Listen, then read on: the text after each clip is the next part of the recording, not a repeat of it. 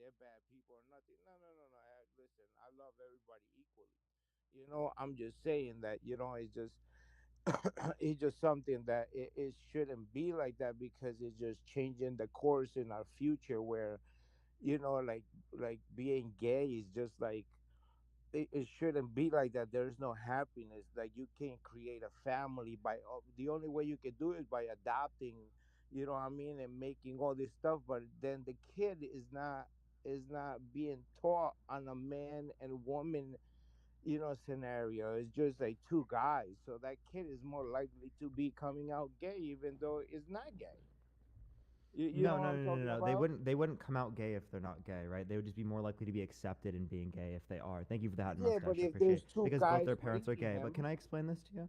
Right. go ahead, go So ahead. for example, right, you can have a biological child if you are gay within the context of a gay relationship through something called IVF. It's in vitro fertilization. So essentially, what they use is like a little petri dish, and they put a like a sperm and egg there. They engage in fertilization, and then they put the zygote inside of the context of like someone who's a surrogate, someone who essentially gets paid to give birth to like a baby, and that can be biologically your kid, not with your partner necessarily, right? But it can be biologically your kid, and then you can have another kid that's biologically their kid. You both But see, necessarily okay. reproduced and multiplied, right? But you're still within the context of a gay relationship. Also, you can again adopt children. Like for example, though, can I give you another circumstance? Thank you for Mm. the cap. I appreciate it. Like my wife, she like will say that she is infertile. She had uterine cancer, and then she got her uterus taken out. So we can't produce a child from intercourse. Is it immoral for us to be together and to have intercourse No, in a not at all. marriage? But see, that's Why different. not? Though, you know what I mean? It's a Thank you for sickness. that You know what I mustache. I mean? It's appreciate it. like it's something that you know what I mean. But see, to go to all that trouble just to you gotta fertilize this egg into this and into all that just to have a That's what baby. I would have to do in my Doesn't that marriage right as there well. You just kind understand of that, like right? open you? But that right there just tells you that it shouldn't be the hard. It should be you find a woman, and you do the freaky, and then here comes and you got a family. Now with a guy, you got to go to labs. You got to take eggs from here. You got to. It's just so much work because it's not supposed to be like that. You know what I mean? I don't care to No. each their own because at the end of the day, we all gonna be judged. You know what I'm saying? And then if it's right or wrong, I know the Bible says it is wrong. You know what I mean? But hey, listen, like we never seen God, we never seen what happened back in the day. We only have the Bible, and the Bible is the one book that never gets old. It never gets new. It never loses its position, no matter where you. You muted yourself, by the way. Hello? No matter what. That book Yes. right there tells you every single question that you ask me. It tells you there. He just muted himself, by the way. This isn't me muting him. I just to me, just it's not right. Yeah, essentially here, thank you for the hints, I appreciate it. Nature doesn't actually infer anything prescriptive. And what that means is that it doesn't infer what you're supposed to or what you should do. All it infers is what is. Nature is simply descriptive. And I can show you other reasons. Like we can look at like animal behavior. Thank you for the marvelous confetti. I appreciate it. Like for example, like animals, they might grape other members of their species. That happens within nature. Hmm. That's what you would consider natural. Would that infer that we should do that? No, well, see, animals too, though. Animals are also taught No, by right? humans, though, because you go No, to no, the not in this zoo, context. you This is start this is teaching this all these this is not has monkeys and nothing to do shit with how to humans in hunt this and Sergeant stuff. context. Destroy. Stop. This has nothing to do with this has nothing to do with like humans teaching them. This things that happen You've within the secured the context of device. nature. So again, nature doesn't make prescriptive claims or like things that you do what you're supposed to do. So you'd have to infer that God exists in order to make that claim about what you're supposed to do within the context of nature in the first place. So again, if you would like to do that, you can provide an argument for God if you'd like. Thank you for the No, cap. I no, appreciate it. listen, I believe there's a God. There's a God definitely, and there is a Creator for all of us. We And lost there's that no way round. you're gonna live Ready in up for this the next world, one. do all this wrong, and you're gonna die, and then you're just gonna go in the dirt, and nothing is gonna happen. No, no, no. So everybody's gonna pay for exactly what they have done in their Switching lives. sides. You know what I mean? This life is just way so is Search and so messed destroy. up. The only reason I'm telling you right now because you gotta understand, if you believe in God, we also have the devil down here with us. So you All got good Saber. and the bad, Defend the and objective. the bad is working times 20 to bring our souls into hell. So it's misguiding people since the TV. Look at all these Moving. cartoons. Look at SpongeBob. Look at all these cartoons; they're all gay now. They never used to be like that. Now they're all fruity, man. Like like they never used to Thank you for be the like get that. Like together. I why? How appreciate it. everything's Hey, so hey, changed? hey, hey, come on, come on. Let's talk about this, right? So, not everyone is gay within the context of every show, but what it's simply showing is that gay people exist, right? The same sort of way we've shown that straight people Yes, exist. they Hold up, exactly hold up, existed hold up, just hold like up, people. hold up, sir. I want you to listen to me because if you don't listen to me and you keep talking, you're not going to hear what I'm telling you. Thank you for the February. I appreciate it. Okay. Thank you for the hand art as well. So again, the reason why there are gay people within shows is just to prescribe the fact that gay people exist. The same way we've been showing that straight people exist within the TV shows, the movies, throughout the context of American history. Look at every single Disney show with a prince and a princess. That infers that straight people exist in almost every single facet of our existence. Why is it okay to express that? It's not okay to express the fact that gay people exist within the context of these But same that's what I'm saying. No, cartoons and but whatnot. that's no. But see, that's like all equal shit doing all this work on TV and everything, and from showing that on TV, now people have started creating, like starting to believing it more. Even when they're little kids, they start believing it more. So now they're coming out to life and saying, "Oh, mom, I'm gay." You know what I'm saying? Because they see that all around. They being taught. You know, I mean, technically, this all this gay stuff is bad. You know why it's bad? I mean, I don't care what anybody does. Like I said, I don't judge. You know, God will judge everybody.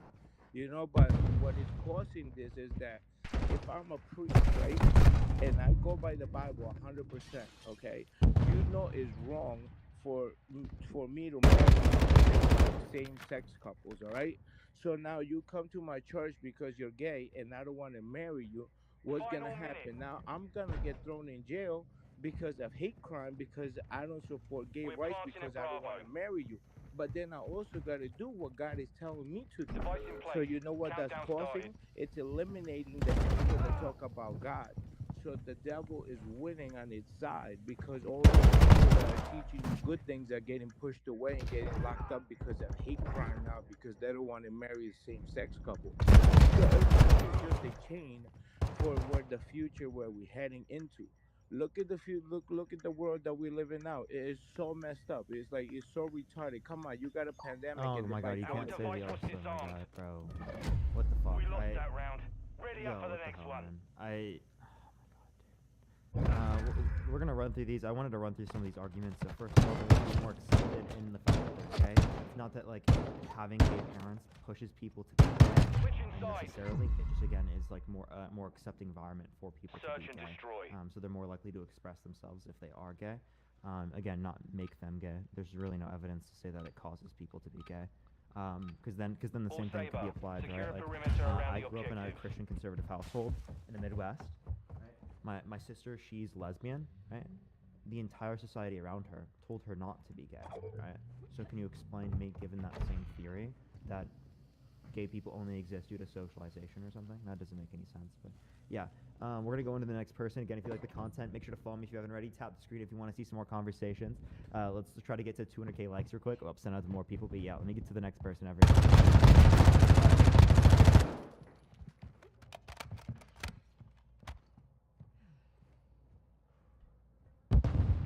Is it gonna come? Yo, what's up? How old are you? Hello. I'm 28. For sure. Do you think that being gay is No, actually, I am with a female. I've been with my girlfriend for about some time now, and it's my choice. It's people's choice how they come out. I grew up in a church, in Baptist church, and yes, but I'm not telling my family. But I support LGBT and I support BLM because my friends was like that, and now it's like it's people's choice. It's like Planned Parenthood, you know? Yeah, absolutely. Your Well, choice. yeah, absolutely. Well, I'm looking for some. I appreciate you coming on. Thank you so much. Yes, yes, sir. All right, let's go to the next person here. Okay. If you want to be gay is immoral, make sure to send a guest request right now, y'all. Is it gonna go through? what is BLM? Being gay? I honestly, I'm not, dude, I'm not gonna lie, I don't know. Um,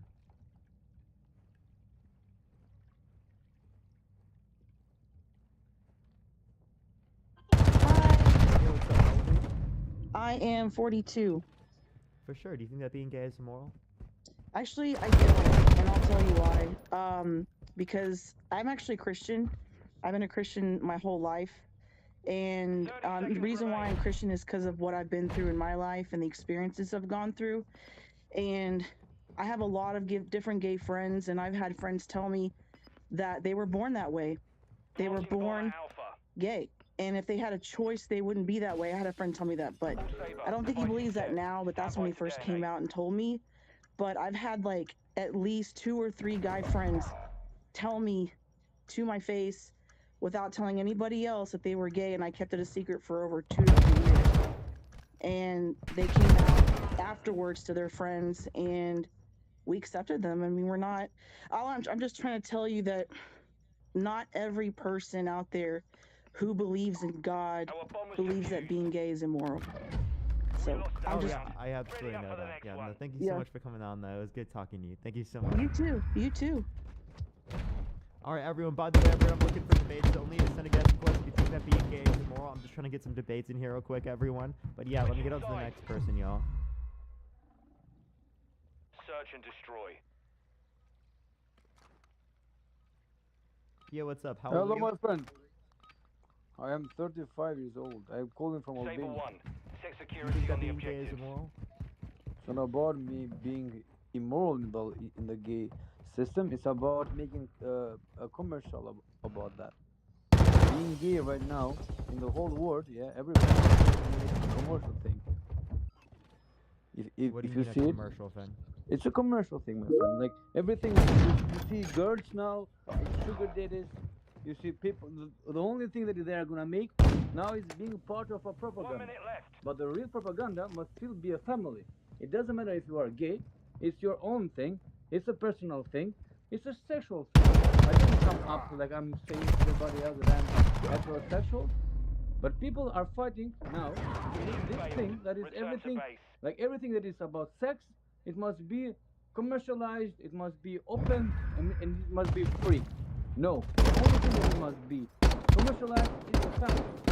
Only the family you need to speak it and to see it everywhere. And it doesn't matter of what it is, but still a family is between a man and a wife. Yeah, so what do you mean by commercialized? I still don't know what you're referencing. Do you mean like My a friend, trend? you open TikTok right now. What you see? You see girls, young girls with old dudes, because this is what is that? Sugar daddy. I think that's your For You page. I think most women don't have a sugar daddy. I think it's very few women that have sugar daddies. Yeah, I think it's I very few know, men but that what have is sugar making mommies or sugar commercialized? daddies. What you see in commercials, what you see, what is happening right now on I see TikTok, I on see normal Instagram, on things in everywhere. commercials. I see normal things in commercials. I don't know what you're referencing. The I think that if reference you're is gonna reference For You pages, reference is on I million think followers. Everybody that has on Rayman, TikTok. Rayman. I think that Yeah, if you're man. gonna reference this, especially For You pages, that's gonna Yeah. reference what you watch most on TikTok. I am a Right? tattoo Because For artist, You my friend. pages. You know that Can you let me most of speak? here. I am from Albania. This is not my first language. So what is on my For You page is mostly Albanian things of my country and my religion and my stuff like that. So what I'm seeing on the whole world, what is being problematic right now, is because you women right now, the young girls want to make fast money, the guys want to make drugs to make fast money. Everything is now about making fast money everywhere. So it's not something about my For You page or your For You page. It's about everybody's, even you right now, and me too, here in TikTok. We're trying to make the same fucking thing, to make fast money without working, without doing shit about it. I'm yes, This has that is nothing not to do true. with money at all. So like, That is not true. no, has nothing to do with money. That is I'd not still true. be. Being commercialized is not true. Coming to be gay, Dude, and when are you you have a just gonna problem in the keep workplace, you say that I'm gay. Rayman? Go free. It's Are not you true. just gonna keep like yelling, or are you gonna like actually like have a conversation with me? Yeah, 'Cause I want to have a I'm having a conversation with you. conversation, and But I'm like, saying if to I you, can't that is actually, not true. Being gay in workplace is dude, not if true. you That keep is talking, being there's no used. way we can actually have a conversation. You understand that, right? There's no way. So Rayman, I just want you to be able to have a conversation with me. So when I'm speaking please Yeah. don't just like start talking over me, because you're not. First of all, you're not listening to what I'm saying, and second of all, right, we're never gonna be able to get anything out. Yeah, but you are not Maybe saying the Panther anything Constitution. about this, right? What? You are not saying anything about this. I am saying, and you are interrupting at this point. What do you mean I'm interrupting? I like if I interrupt, I Because would you just are not ask you a saying question. anything. I'm not Because gonna you just are like making start an yelling over argument. you. You are saying no, that is not true about your For You page. I'm saying everything in the world right now. It's about commercials. It's about money. It's about things. It's about We live in a gold capitalist diggers. It's society. about everything on the life. So we are not on the same topic that we're speaking. It's just not about no. being gay. Let me address that then. Okay, so like, let me address that, and then we'll go back into it, right? So like, what I'm saying here is it's not actually the fact that all these things are so prevalent now and everyone's doing this. It's just this is what you're seeing due to the fact that social media exists, right? These things happened prior to social media. These things happen now. These things have happened throughout history. It's just, again, they're more prevalent. They occur in front of your eyes because of the fact that you have a phone next to you to every reality. So you are telling So, me that when men fight on the wars 30 years ago, men were scared going to the wars. They didn't be gay at those times. Not everyone in the wars were gay people. You know, in the wars, you know that you People had still gays wore a lot. dresses. You know that in the Highlands, Sparta warriors, 75% of them they were gay. Do you know that? I did not know 75% of Yeah, any society was gay. 75% of the Greek, of the Highlands warriors. Do you have a source they for were that gay. claim? Not gay. They were bisexual because of the Eros god, and they went to war for like years and years, like around 4 to 8 years, to go from the Greeks to go to the Persians. They did 4 years by working all the fucking time to do this, and they were mostly fucking themselves because how the where where do you find a girl? I in the honestly, I beginning? don't know. I don't Here, know. one I don't second, know one second, what kid, that's one it. second. Listen me out. Listen what I'm saying. And after this thing, men in there, they were still men. They were angry. They were fighting. They were skilled warriors. Why do men today, to be skilled warriors and fighters, they need to have a skirt to do that? You don't need that. We still need men. We need women. It's not about being gay or homophobic. A woman must be you to be caring, you to be thankful. It's still the woman. What made your mother and your father the good products? Even if a guy is gay, it still must have a man perspective, a man strength about this. It cannot be commercialized everything around TikTok. You know, you are very straight about this. That this is being commercial. Oh, this is gay. Oh, I'm sorry. No, it cannot be like that. It's a dumbass thing. You are gay. I'm sorry. No, you're what is your own bad is your own fucking thing. It doesn't matter to the real world. The real world must work, must fight, must go on. You know that how the problem is on TikTok. The phone to a kid right now. It doesn't matter my For You page or For You page or everybody else For You page or Chinese For You page. But if you leave your TikTok without being afraid if a kid is gonna see that, that's a fucking bullshit. Because you know that there are a lot of disgusting things being commercialized in the beginning. Maybe I'm not finding the right word.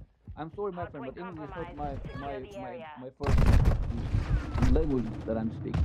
But keep the idea and the mind that it's not that easy. The generation must be stronger.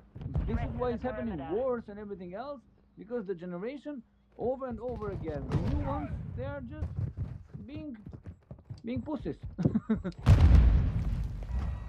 Okay, so I think a lot of these are pretty ridiculous claims here, and let's try to keep it a little shorter so that we can actually interact with these, because I guarantee I'm going to go through a lot of these. Locating the next hard point. Get ready. Okay. So, you're saying that like men need to be men, don't need to be women. They're being like quote unquote pussies, right? Yep. So again, this is just an expression of the fact that you see more people throughout society now, and it's just some generalized arbitrary claim that like people try to make all the time about our current society. Just because people aren't fighting wars anymore doesn't mean that we're like quote unquote pussies. People or are that we're, fighting like, wars, my friend. not strong. You are Can in I finish? America. People Can I are finish? fighting wars. I was born to a war zone. Can I finish, sir? I let you speak. Yeah, the but I'm entire sorry. time. When you say people are not I fighting wars, didn't even finish. what I was go to your referencing. own place. I didn't You are even not finish telling the the truth. context of what I was Ukraine is referencing. You fighting don't wars. even. Middle East is fighting wars. Wars that I America. know. I was about to I am reference from that. Albania. I was about to I reference fought that. wars when I was 8 years old, my friend. A war is still war. America Yeah, or- actually though, or- yo, Rayman, I don't mute people, but if you don't be quiet real quick and let me Hardpoint actually finish, compromised. Secure I'm the going to mute area. you, or I'm just going to either kick you out. If you're Yeah, not but actually trying to speak have interaction correctly. with me, When you I am Confirming speaking next correctly. hardpoint. You Stand just by. don't let me say finish. For the crowns, I appreciate What it. are still words? That's not even what I was saying, right? I was going to make a claim that it's less likely for there to be wars Area now than there was in the updated. past. Move to So the all I was No, referencing no, is it's the the fact same. that it's It's the same significantly less likely It's to the occur same now thing. than in the Open past. television is the same thing. Afghanistan, Thank you, Iraq, Jester, I Iran, Dude, will you let me Iraq, finish a claim? Ukraine, Rayman, Albania, Rayman, Turkey. you're being- you're- Every country okay. that I'm saying to right now, they are in war. Yeah, if you don't actually listen to what I'm saying, you're not gonna know Yeah. what I'm saying. You're just like really screaming at me. You're not gonna do what I'm referencing. I am I just telling you the referencing you right word, my now. friend. The Rayman, word. Rayman, dude. If you be quiet, if you don't let me Marked speak, an this next SMG. time without saying anything, I'm gonna go on to the next person, okay? Okay, huh? Yeah, but be clear about what you speak of. I am. So again, what I was referencing is that it was more likely for there to be wars in the past than there necessarily is now for the average people. Hardpoint The fact relocating. that that's the case. Stand by. Not to reference the fact that we were more masculine back in the past. And really what's different about society now is the fact that people within the context of America or these Western nations that I'm Location referencing updated. are just less Capture the likely to be hard within point. these conflicts. And since that's the case, they can devote their time into, I don't know, doing Excel documents, or like working at McDonald's, or like thank you for the project, or being an engineer, rather than going out and being a part of the military or war, which a majority of populations aren't necessarily obliged to do, right? So again, it's just about the nature of society that has changed. It's not actually about the fact that we're being feminized or we're being pushed in this particular way. And again, it's not a bad thing for this to be the case. It's actually a good thing for us to move away out of all of the and all the violent things that exist. We want to move towards a society where there's less violence, where there's more safety, where there's more security. I don't see the reason why we wouldn't want to do that. And then next, right, I see no issue with first of all, people wearing dresses. So you said that men don't Locating wear the next dresses. hard point. Men in a lot of Get societies ready. now Threat to human the expression. If perimeter. we look at like particular we can actually see Target that area utilize updated. things Move like to dresses the or what hard we see point. to be dressed as today as like some sort of masculine expression. Next, what's the differentiation between like showing the fact that straight people exist within the context of every movie, TV Enemy show, targets at the ads, hard point. everything, versus showing the fact that would imply that one is bad and the other's not. So, can I speak now? So, what are you telling right now? You made a lot of topics, a lot more important topics to speak about. That I speak about is gay, immoral or not. Lack a job. You know about this, right? Because you talk about being at wars. I never saw that men about killing skirts. Albanian men, before they wear skirts. I'm saying it's not a pussy time. It's not about the skirt thing. It's not a being a girlish for men time. It's about being men. And like I said, you can be whatever the fuck you want in your own life. You can be gay, you can be a lesbian, you can be whatever you want to be. It's a freedom of speech and times, and the times are very beautiful, but men still must be men. And women still You're gonna interact with anyone Okay. So, you're saying that like men need to be men, don't need to be women. They're being like quote unquote pussies, right? Yep. So again, this is just an expression of the fact that you see more people throughout society now, and it's just some generalized arbitrary claim that like people try to make all the time about our current society. Just because people aren't fighting wars anymore doesn't mean that we're like quote unquote pussies. People or are that we're, fighting like, wars, my friend. Not strong. You are Can in I finish? America. Can People I are finish? fighting wars. Can I People are finish? fighting. I was born to a war zone. Can I finish, sir? I let you speak. Yeah, the but I'm entire sorry. time. When you say people are not I, fighting I, wars, I didn't even finish the about being context of what I was comfortable to your referencing. own place, I you didn't are even not finish telling the truth. context of what I was Ukraine is referencing. fighting You don't wars. even know. Middle East is fighting wars. Wars that I America know. I was started about to from. I am reference from that. Albania. I was about to I reference fought that. wars when I was 8 years old, my friend. A war is still war. It's not America. Yeah, or, actually or though, Hong yeah, Kong. Rayman, I don't mute people, but if you don't be quiet real quick and let me actually finish, I'm going to mute you, or I'm just going to either kick you out because you're Yeah, not but actually trying to speak have interaction correctly. with me. When you speak, I am speak speaking correctly. correctly. at least. You Yeah, just but didn't let don't me say finish. men Thank don't you for the use crowns. words. I appreciate Words it. are still words. That's not even what my whole claim was, right? I was going to make a claim that it's less likely for there to be wars now than there was in the past. So all I was No, referencing it's is the the fact same. that it's It's the same thing. significantly less likely It's to the occur same now thing. than in the Open past. television is the same thing. Afghanistan, Thank you, Iraq, Jester. I appreciate the Iran, subscription. Thank you. Russia, Dude, will you let me Iraq, finish a claim? Ukraine, Raymond, Albania, Raymond, Turkey. you're being, Every country okay. that I'm saying to right now, they are in war.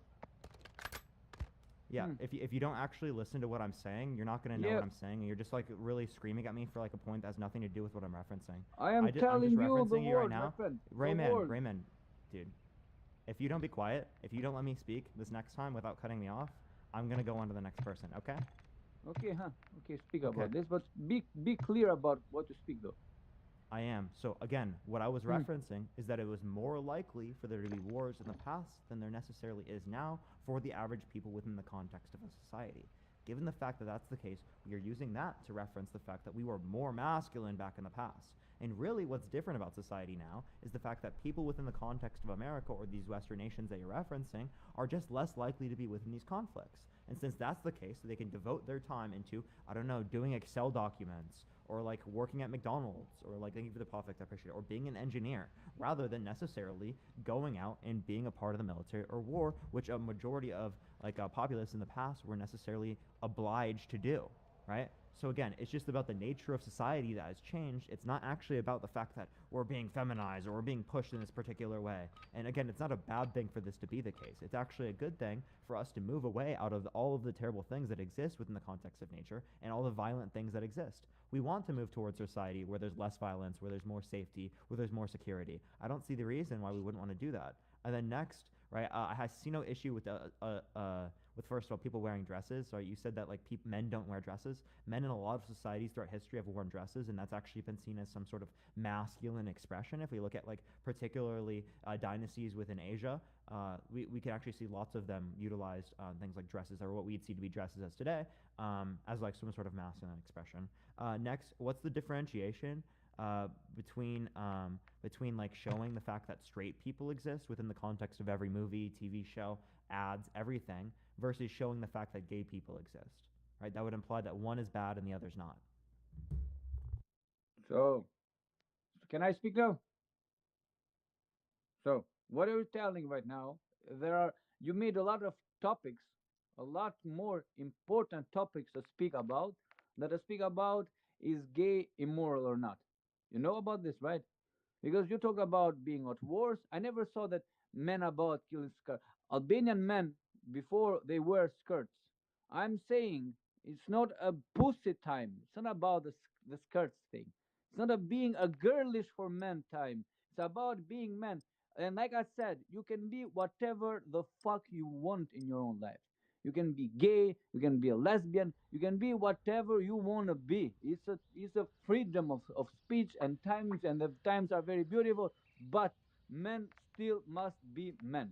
And women still must be women. Not to address like otherwise. Because when the moment that we forget about this thing, then a lot of problems come. Because when you say women, they want to be women, I don't see women working in construction. That's as much men as men do. Even when they are gay, they still work more than women do, though.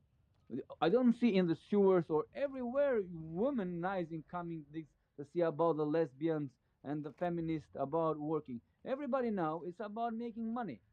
Everybody now is about commercializing money, and it doesn't matter how they make it. It's about only like to use it. And if you need to be gay to use that, you use it. If you need to be a sugar daddy to do that, you do it. If you need to be whatever the fuck you want to be, even if it's not real you still use it to make the money that you need. It's not about the wars. I told you the reason that I spoke about wars, because in wars you have gay men too. But do they be men? Are they fighting? Are they spilling blood? Are they killing themselves? Are they protected? Are not they the same girls, the same gays, the other gays in here with wearing skirts? Aren't they the same? You see a guy, a gay man, 2 meters high, wearing a skirt in the middle of the day. What is the propaganda is making? Is this because he's strong? No, it's propaganda of being gay. But the guy, 1.5 and he can be gay. He's not a propaganda making. He is helping. He is doing something. He's being a fucking man. I am a man. You are a man. For me, if you can be gay, but don't be a fucking pussy. Because we all are and used and grow up like a man. When you were 9 years old and you go to the ground and you cried a little bit, your mother came and told you, Yeah, instead of going on like some rant for like literally like SMG 5 mark. minutes, like you just like randomly like spiel on like 80,000 different things. what Not what gonna you get to said, anything. So, what like, you said, let I me got, reference I, some of these things that you said, and then let's try to get onto a basis of like responding. Enemies Long. inside the Can you ask me only one? Can you ask me one answer? Only one question. Yeah, When you what is were being a a kid- man to you? When you were a kid, you got hurt by something, falling or something like that, right? hardpoint relocating. Stand And by. cried about it. Did your mother come and tell you don't cry because you are a boy? No. Okay, my mother did that. Hardpoint relocated. This Secure is the target. Enemies the inside difference the perimeter. between being American and being European. Because our mother told us like that. Don't cry, you are a boy. Enemies No, a inside lot of the other perimeter. people in my society are taught that as like men, but I think that's Okay. actually very harmful for men Hardpoint because then they're not compromised. able to Secure actually the area. identify what their emotions are, to be able to deal with them like on their own. Rather Yeah, than it gets them just to understand. disassociate from everything, and Yeah, just this is associating from everything. this never is gives why you we the have chance to hold up. It never gives you the chance this is why we have the Doesn't stupid generation right now. and just puts you in a This is worse why we position. have the stupid generation right now. We're not doing nothing. This is why Dude. we are in this condition that we are right now. Because people are not doing shit. Because the new generation is using more time to keep pussies around the world than to be men and to fucking Locating lead next this world. hardpoint. This is why you have Never Joe answered my Biden question. ruling America and the fucking world is fucked up. You have kids like your age fighting Ukraine right now Moving. and other kids like your Target age area updated. playing stuff and having Personnel TikTok. at the hard This is point. what is happening. Dude, are you saying that like the people who are wearing skirts there should be in wars? Hostile Like that's just such a airstrike No, dumb they position should to fucking hold. help, I'm bro. sorry. Why is going why They is must fucking help. Thank my you for the friend. head mustache. They must Dude, fucking help. stop. Why is They must fucking help. The world Dude, is you very just big. stop. It doesn't stop. Dude. Yeah, but the Okay. fucking world is very big. You are not Yeah, and I would helping. like to address your points, my guy. Right? If you just keep screaming, I'm never gonna be able to. Okay. I'm Okay. listening. I'm Why is- sorry. why is It's your my, standard- I am Albania, I'm sorry. Secure the I'm sorry area. that I'm being like that. That is my temper. So, I hear you out. Why is your Enemies standard inside the perimeter. went to war? Because it's a war time. Confirming next hardpoint. Stand You wanna by. be always a war time. You had coronavirus. 1 fucking year and a half. Hardpoint You compromised. fighted Moving government, to the area. you fighted hospitals, The lead you is fighted ours. near people that you had Hardpoint around relocated. you Secure the died target because area. this fucking sickness. After coronavirus, I don't know what's happening in America, Europe right now is struggling with an energetic crisis, with no work, with nothing, and with no money. So, my Enemies friend, inside the we are perimeter. still at war, and we have Ukrainian war, we have Afghanistan, Iraq, Iran. Turkey had a very big earthquake. Albania, my hometown, very big earthquake. People are fucking leaving their houses. I left my house. So we are in a fucking Enemy normal personnel at zone the right hard now. point. And what is happening? What's happening in Ukraine? What the fuck is Ukraine right now? Who's speaking about? You're speaking about giving moral to gays, and you're not speaking about that nobody's giving a shit about Hardpoint war in compromised. Ukraine, my Secure friend. the area. Everything is commercialized. Get ready. This is a commercial thing. It's how to make money. How to make fucking money. How to make gifts, to get gifts on Moving. TikTok and money on television or something like that. But nobody really cares. And you know that this is true. Deep down yourself, you know that this is not the right topic to speak because being gay is not very good right now as much How as you being a never fucking address my soldier. position? You never address my question. You just go on some rant about something that has nothing to do. Enemies inside the perimeter. What was the question? The question you asked me, Yeah. like I said, you told me, are we in wars that you are speaking about soldiers? And I said yes, we are in wars, and we are That's need not to what I speak about said. No, soldiers. no, no. What did I just ask you? I asked you why, whether or not you go to a war, the standard for masculinity, right, for you. That's what I asked you. Would you like to answer You that? at war, you need your mother to defend you or your father. Hardpoint compromised. Secure the hardpoint relocated. War. What do you need? You are alone. You have only Dude, one wait. person to have That has to nothing to do with fight by you. it. You're assuming a your position. father Listen, or your mother. you're assuming a Updated. position Move given to a the hard condition. point. What I'm telling you is that people within the United States or people within countries that are not engaging in war, right? They don't have to live like there is a war going on. Right? Why would they No. live like a war is No, going that on? is That's not just true. delusional, right? No, That's just you are delusional to live like that. You are Why would I delusional live? and Wait. delusional No, to Rayman, think about the listen. people in war. Listen to the notion that I referred to as that, right? That's If so I live in the fucking United nonsense. States, You say that I know the war is happening, and I don't think about it. I just close my eyes and everything is good, and it's butterflies and flowers. Where that's the fuck not do what you I'm think saying. about That's that? not what I'm saying. Hold up, man. Other places are having wars. This is what you're doing right now. Is called diplomacy. You're saying just because there's war Okay, in but some. yeah, Just be because, careful just, when you see how you go- don't go let, you don't tell let me this. speak. You see how you don't let me speak. Just because there's wars in some nations would imply that there are wars everywhere. That we should all live Confirming like next there are hard wars. point. Right? Stand Just because by. something is part of the operates that way within our world doesn't mean that the entire world operates that way. Thank you for the cap. I appreciate it. So why would we tell people who live in say Los Angeles, Location United States, updated. to live like Capture the they're in a hard point. war zone? That Okay, makes can I- no fucking sense. Okay, can I speak now? Can I What speak? world do you live in? Can I speak? I live in Europe. I come from Albania. I live in Germany. I lived in Italy too. And it's very hard for me to come to America. I am one of the best artists in Germany for tattoo, my friend. So it's not that I'm a fucking Enemies dumbass. inside the I'm perimeter. 35 years old. I have a wife, family, said and I'm that, by the trying. way. See, I'm trying to. What is happening that now? Everything is changed. And what I'm saying is that it's not about being gay anymore. It's about the things that we are in approach. You cannot be in California anymore and not think about the World War III because Joe Biden, your own president, that dumbass guy said that we're in the war zone moment, and they put on Russia the new bombs, and they talk about the atomic bombs being close to the Georgia Target spot. area updated. So Move to the hard Russia point. is bombed right now. Germany is getting a lot of work and bombs, and it's about being favorable. And if Germany becomes friends and allies with the Russians, then Americans are fucked because you are in a different continent. So, my friend, if you are doing that, then you are gonna be in the war, and you know what happens in Germany. What fucking Enemy happened personnel at the because hard point. you left Germans and you gave too much. So what do you think if Germany gets strength against Russia? Do you think that you are not gonna be in war anymore in America? Because I'm gonna be Albanian. I'm gonna leave this fucking guy. But we are still in a war zone right now.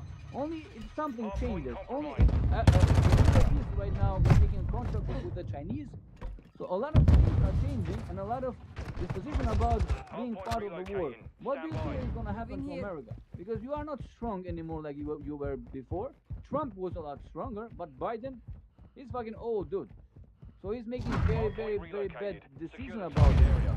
So America is Enemy still personnel at the in a hard part of the war, forgetting what is happening, but the war is here. The war is here. You don't understand things here. See Macedonia, see Montenegro, see Serbians with Kosovo, see Ukraine, see Afghanistan, Iraq, so everybody, and the Chinese bullshit, and the Koreans. So, my friend, it's not that easy. We have a lot of other things to speak about it.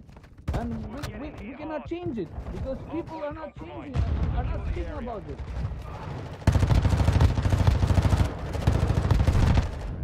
First of all, Germany is literally a part of NATO. I don't understand where you got that notion from. Secondly, I know that you are part of NATO. Secondly, Confirming next hard you said Biden is old. Trump is 50 years younger than Biden. Like, Yeah, but Trump is he is also losing old, his mind. given that He is standard. losing.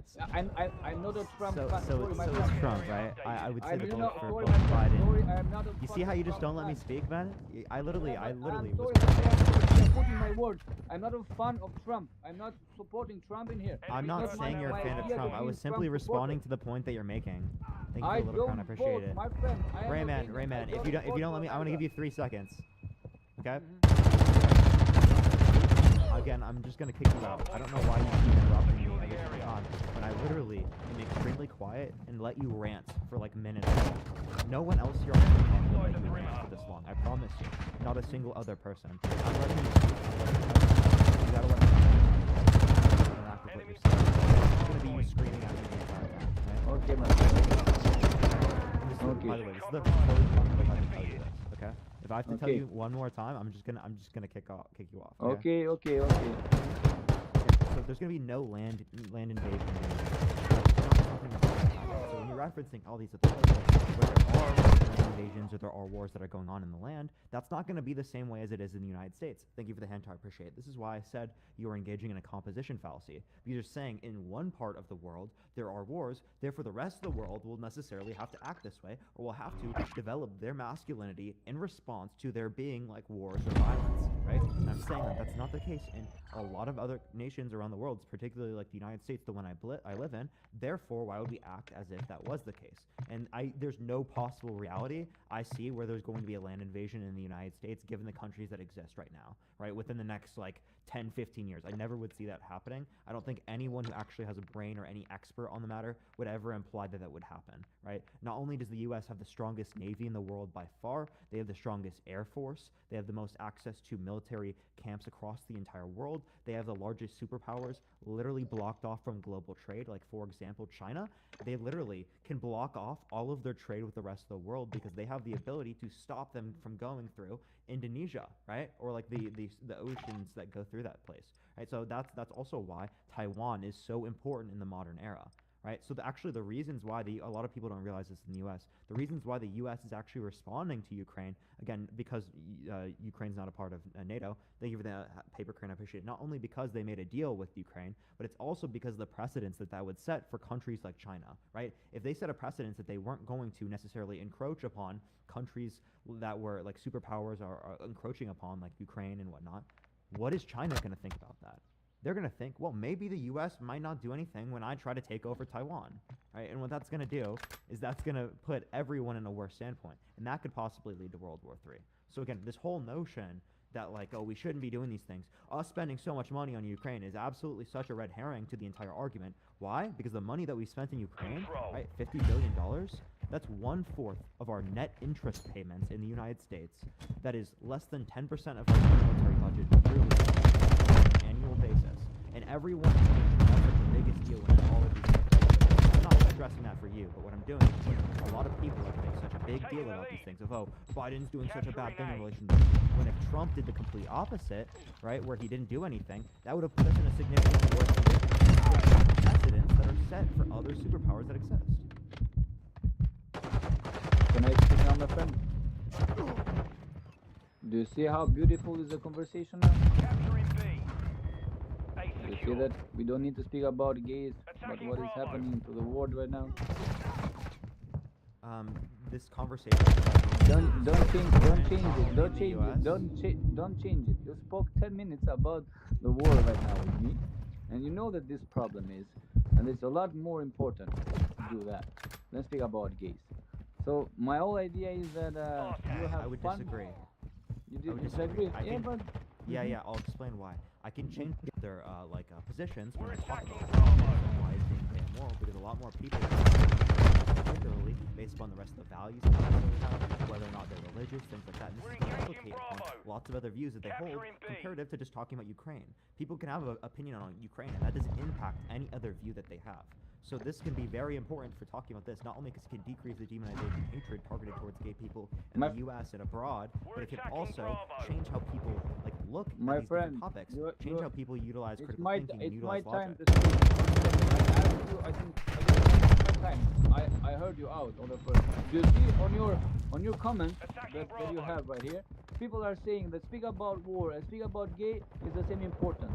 Do you see how fucked up the things are right now? Do you see that how hard it is right now to speak with people and the things that are about a human sexuality, speak about human dying, it's the same guy in here said the same fucking thing, and I'm seeing that everybody is judging and fucking is doing the same fucking bullshit because I'm swearing or I'm doing something, even though this is not my first language, though. And so like, if I'm having a little bit more trouble to speak about this, but my main topic that I started on this conversation is about that we don't need to speak about the gays as much as we have fucking words and things like that, and it's not true. Most of what you said about Biden and things that about being America, the very strong and the atomics and everything else. Because see here, my friend, what is beautiful about the atomic bombs? If you don't remember Nagasaki and Hiroshima, one of the things that happens is that human beings, our body, it cannot survive at any point an atomic bombs. And what is the problem is the Germans, Russians, and Americans, and the Chinese, and the Afghana, they have a lot of that. And not you or me or everybody is gonna fucking can't do anything about it. Stop it. So the only thing is about who's gonna press the button first. So if Putin got out and go to Ukraine and fuck them up and killed young people and tried to steal their city, and Biden is not doing shit about this, and Germany is not doing shit about this, Putin can do a lot of more things because Putin, he is still in trouble with England. You know that Kosovo has more problems in the Balkans? Our alternative has been Kosovo, we are nearly in war with Serbia. And when we are in war with Serbians, then the NATO must join us in the war with the fucking Serbians. So then it comes a war with the Russians. We don't have to we have Russian, Serbia, Albania, Kosovo, Italy, Germany, every fucking body because we are part of the NATO, not like Ukraine. So what is America gonna do about this? It's gonna still work? It's gonna still fight? Where was America before? Because America never cared about the Europeans or Balkans or everything. Do you think that America cares more about gays or the wars? No. Even this is still it's a propaganda thing. So, again, I already outlined this. You didn't listen to a single word that I said, and because I already talked about this.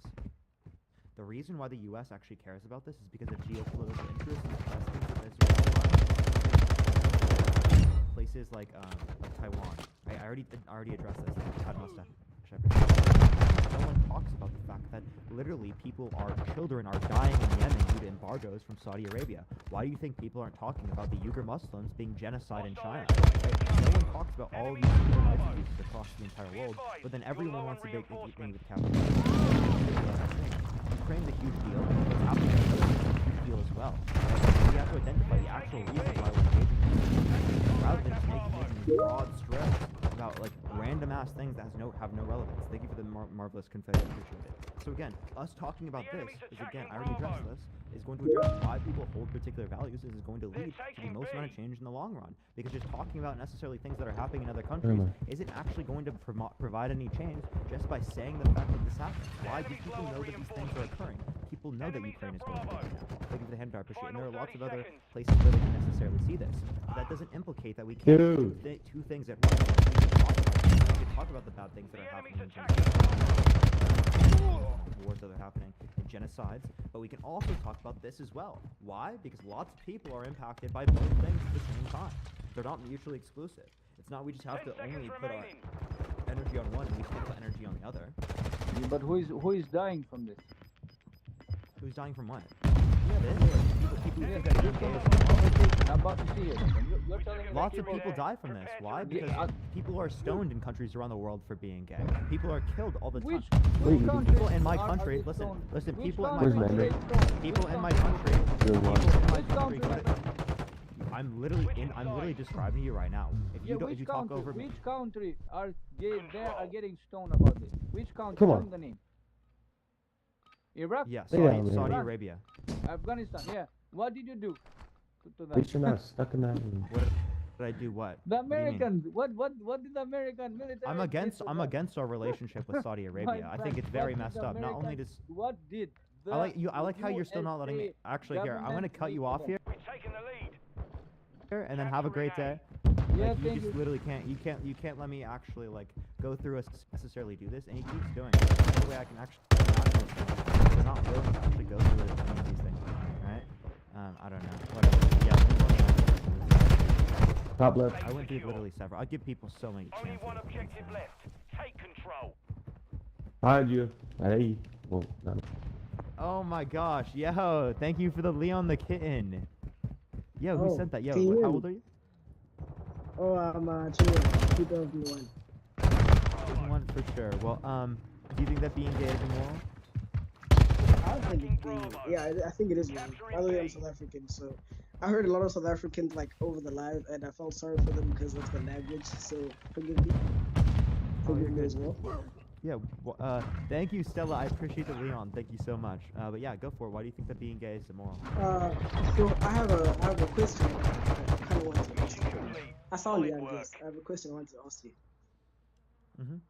So do you find incest to be moral? Yeah, so I think that there are family dynamics like this, like if you grow up with them or things like that, that can infer there to be like a relationship in which consent would be removed. But if we're gonna imply that like, oh, there are two people that are just necessarily like related.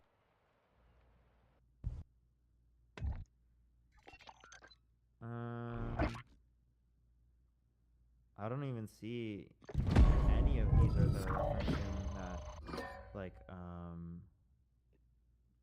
anything that's referencing parents and children here. Okay. All I see is it's Okay. research on adolescents, regardless of their sexual identity or orientation. Okay. Okay. I think the issue is that it comes from my direct university source, and I can't really.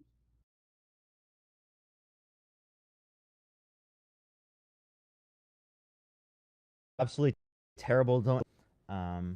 But yeah, no, I'm serious, y'all. Do y'all think it would be funny if I actually? Okay, I don't know if that would actually be traumatizing for some people though. The whole prove to me gaslighting is real topic. Like, hopefully people would know I'm being satire, right? Moshi debating Parker. Yeah, we're setting up a time, but April 1st. April 1st. That's what we know for now. Thank you for the hint, I appreciate it. Thank you so much, Jackie. I can't tell if Parker is being free about the Moshi debate. No, that's actually like a for real thing on April 1st. You can watch out for that.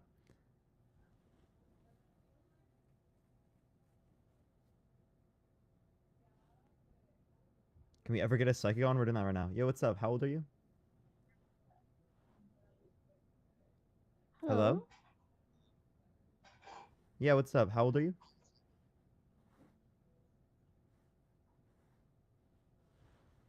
Hello? Okay, alright. I'm so confused, y'all. What's going on?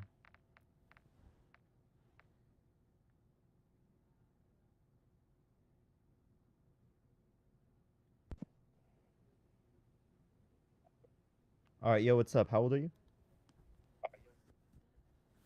You don't need to know my age, but I want to tell you something. No. How old are you? Okay, fine, bro. I'm 17, but please. You I gotta just be wanna talk to 18 you plus about to join the live. TikTok rules, not mine. That's unfortunate, bro. Unfortunate. That's all I gotta say. Yo, what's up? Are you driving? Thank you for the hand tart. Yo, what? Are you driving? I'm driving? Are you? No, I'm using the car, man. Are you in the passenger seat? Maybe. Okay, alright. Yo, I don't even know life anymore. Is chat lagging for anyone else? I hope not. Yo, what's up? How old are you? Yo, what's good, bro? I'm 19. For sure. What's your birth year? My birth year? Yo, that's kind of personal, bro. But I was born in 2003. Okay, for sure. Go for it. Prove to me you're psychic. I'm not a sidekick. Actually, there's only one sidekick, and his name is Jesus Christ. If you read the Bible, there's over 400 prophecies that have been fulfilled, written down in the Bible. So for everybody, Can you name a few? Watching, Jesus is the only sidekick. Can you The name a few Bible, of the right prophecies? now it says that the Euphrates River will dry up. Yeah. It says the Euphrates River will dry up. It's drying up right now. Yeah, so actually the Euphrates River has dried up many times throughout history. This isn't the first time it's dried up. Hey, my brother. I just wanted to come on and tell everybody Jesus is King, Jesus is Lord. He'll put a smile on your face. He love you. God bless, man. Appreciate you, dog. Wait. So what are the prophecies again? Because that was supposed to be like the reason why Jesus is psychic. Well, you could look it up for yourself. You could read the Bible. Just like everybody in the chat can read the Bible. God wants So everybody you to don't read the know? Bible, not just me. So you don't know? Oh, my brother, you doing too much right now. So you don't know? No. Thank you for the Peace out, Panther bro. Paws. I appreciate it. Oh, yikes. He just left. Okay. All right, we're going to go to the next person. If you like the content, make sure to follow me if you haven't already. If you want to see some more conversations, tap the screen. Let's try to get to 100,000 likes real quick. I'll send out to more people. If you want to prove to me that you're psychic, make sure to send a guest request right now. Let me get on to the next person here, y'all. You can't prove that? I don't know. Oh, by the way, oh wait, fuck that person. Whoever just sent the request, send a guest request back, and I'll accept you in. I was gonna let chat know. Like, by the way, this is like my sister's favorite topic. Like, both my sisters and like my sister's girlfriend watched this topic. Right? They loved it because like they actually get to like they know like stuff in my life, so they know if like people in like the box what they're saying, nothing necessarily like whether or not it corresponds to my life or whatnot. Like my sisters were telling me about that. I was just gonna like say that to chat for some reason. I don't know why I just did. That was weird. Yeah, what's up? How old are My you? sisters are telling me about that. I was just gonna like say that to chat for some reason. I don't know why I just did. That was weird. Huge echo. Huge echo. All right. Thanks for sharing. Yeah, of course. Let's go. Yo, what's up? How old are you? 24. For sure. Go for it. Prove to me you're psychic. Yeah. So I've been a practicing witch for 7 years, specifically. There are specific readings that I offer. One of them is what's known as a shadow dive. So specifically dealing with like shadow work and whatnot. I was wondering if I could hop on and give one to you, because those are generally the most telling that I do. And through every single one that I've done, I've pretty much read everyone to filth. For sure. Go for it. All right, cool. So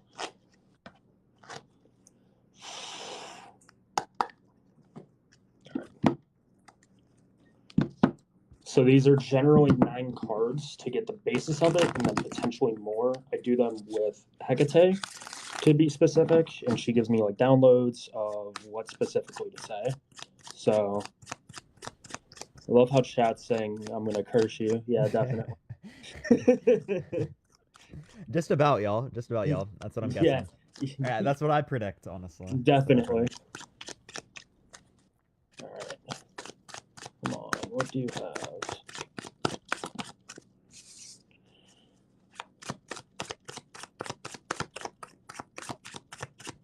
It is ASMR card shuffling, low key. I was a former Yu-Gi-Oh player as well, so. Hey, that fits up real perfectly. Definitely.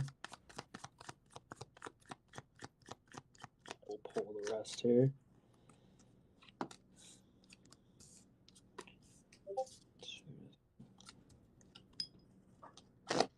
Okay. So for context, I do know, because I have watched your lives quite a bit before. For context, I do know that you said like your upbringing wasn't like terrible or anything. Mm-hmm. From what I know, and then obviously like you did say that you had sisters and whatnot. So I just wanted to mention that first off. Yeah, you're good, definitely. Yeah.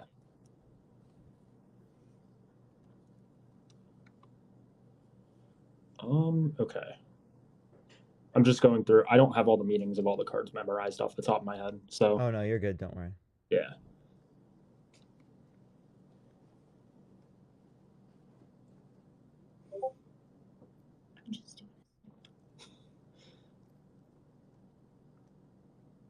So this is actually pretty positive. I think this actually deals with. Hold on. Gets a little bit not so positive towards the end. Isn't that typically how? Yeah, that's typically how they go. My fiance is right behind me, kind of snooping. So, there's Pentacles. There we go.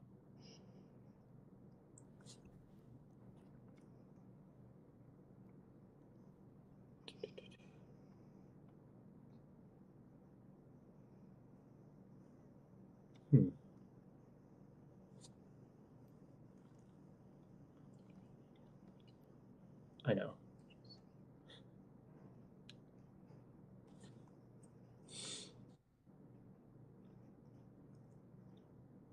The suspense is killing everyone in the chat. I've been trying to ignore chat with this. So yeah, everything kind of checks out here, and this is honestly also what I've observed. So we have, we have Four of Cups, which is like temptation, like apathy. Then we have Six of Wands, which is, I'm just trying to get the exact keywords, which is like victory, success, public reward. And then we have King of Cups reverse, which this kind of leads me to believe that it's more of like maybe a male parental figure that this is alluding to specifically. Because that's specifically coldness, moodiness, bad advice. Then we have the Sun, which is joy, success, celebration, positivity. Ace of Cups, which is new feelings, spirituality, intuition. Really can generally deal with like creativeness and whatnot as well. Then we have Six of Pentacles reverse, which is strings attached, stinginess, power, and domination. 10 of Wands reversed, which is inability to delegate. Where is it? Here we go. Inability to delegate, over stress, burnt out. And then we have the Nine of Cups, and then Knight of Pentacles. So Nine of Cups, sorry. Satisfaction, emotional stability, luxury, and then Knight of Pentacles being that still getting more of a download as well, so I'm trying to focus at the same time. Efficiency, hard work, and responsibility. I think this actually kind of points towards specifically your growth as a content creator. So it's telling me that there was some sort of like temptation. It's telling me that there's a male figure in your life that was constantly trying to lead you away from being a content creator. Not really. If anything, like I would say my parents have been very supportive with like what I do on TikTok and whatnot. Okay. Well, I'm not infallible, so I'll definitely accept that. But yeah, it was telling me that maybe someone was, and it is telling me that you ignored them. Maybe not your parents specifically. Maybe somebody that you were close to. Maybe is it family? Hold on. Is it a teacher?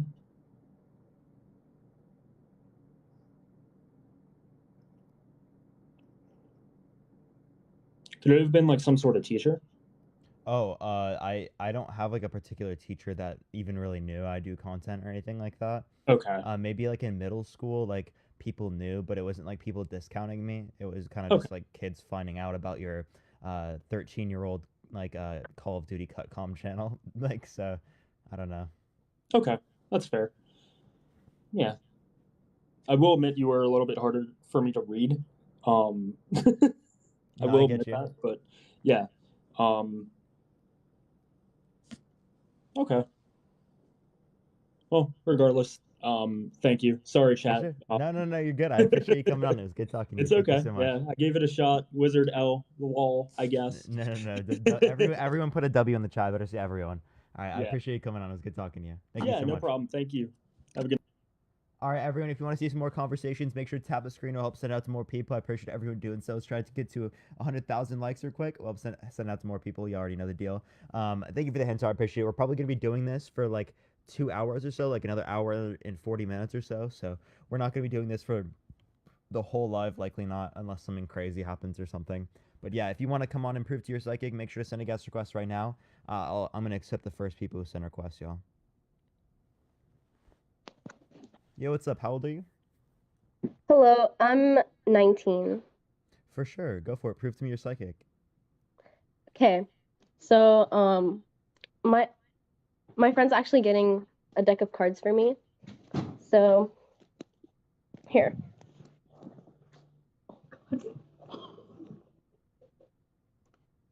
Okay. Here we go. Here, can you hold this like this? Okay. How the open this? It's not that hard, Charlotte. Wait, hold this 1 second. Sorry, 1 second. Alexa, skip. I have a question, right? When was your birth year? My birth year? Alexa, pause. Just. I guess I'm psychic, y'all. Yo, what's up? How old are you? Hey, what's up, man? I'm 24. For sure. Go for it. Prove to me you're psychic. Okay, perfect. Hold on a second. Let me just. I kind of pick up on vibes, so I'm trying to let the vibes come in real quick. 1 sec. Okay, cool. Okay, so I feel like. Okay, are you open to being read? Mm-hmm. Okay, perfect. I can feel that from you. So that's the first thing that I got right. So I feel like you are open. Definitely picking up that vibe. I feel like you maybe have like maybe like a girlfriend or a wife, right? I have Maybe a you have. girlfriend, yeah. Okay, cool. Okay, so that's 2 for 2. Doing pretty good. I also feel like maybe you have like I'm picking like up on like sorry. I'm like a little bit sick. Excuse my voice. I'm picking up on like other close like female energy in your life, like maybe like a sister. Like maybe you have sisters. Do you have sisters? Okay. This is going way better than I thought. So 3 for 3 so far. And I also feel like sorry, it's just I'm trying to like let them come to me a little bit.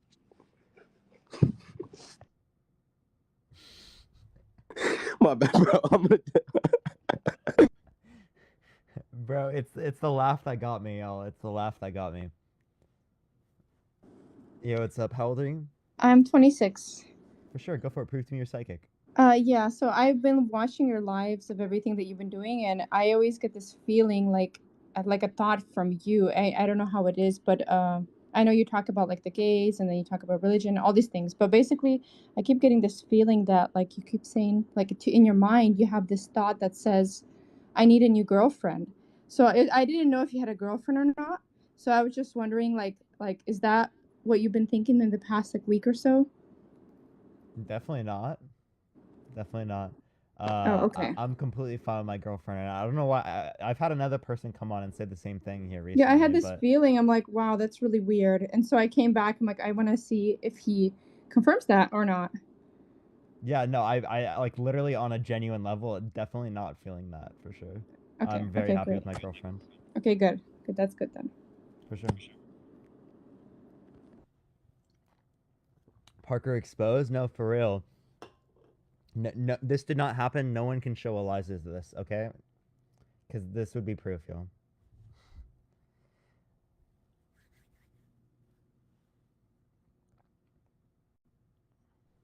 Yo, what's up? How old are you? Hello, I am 25 years old. For sure, go for it. Prove to me you're psychic. Right, I just do this for foreplay. So, I think you have a girlfriend, am I right? Yep. I think you are a meat lover. A meat lover? Yes, that you eat meat. Sometimes. I think that you finished your college. I have not finished college yet.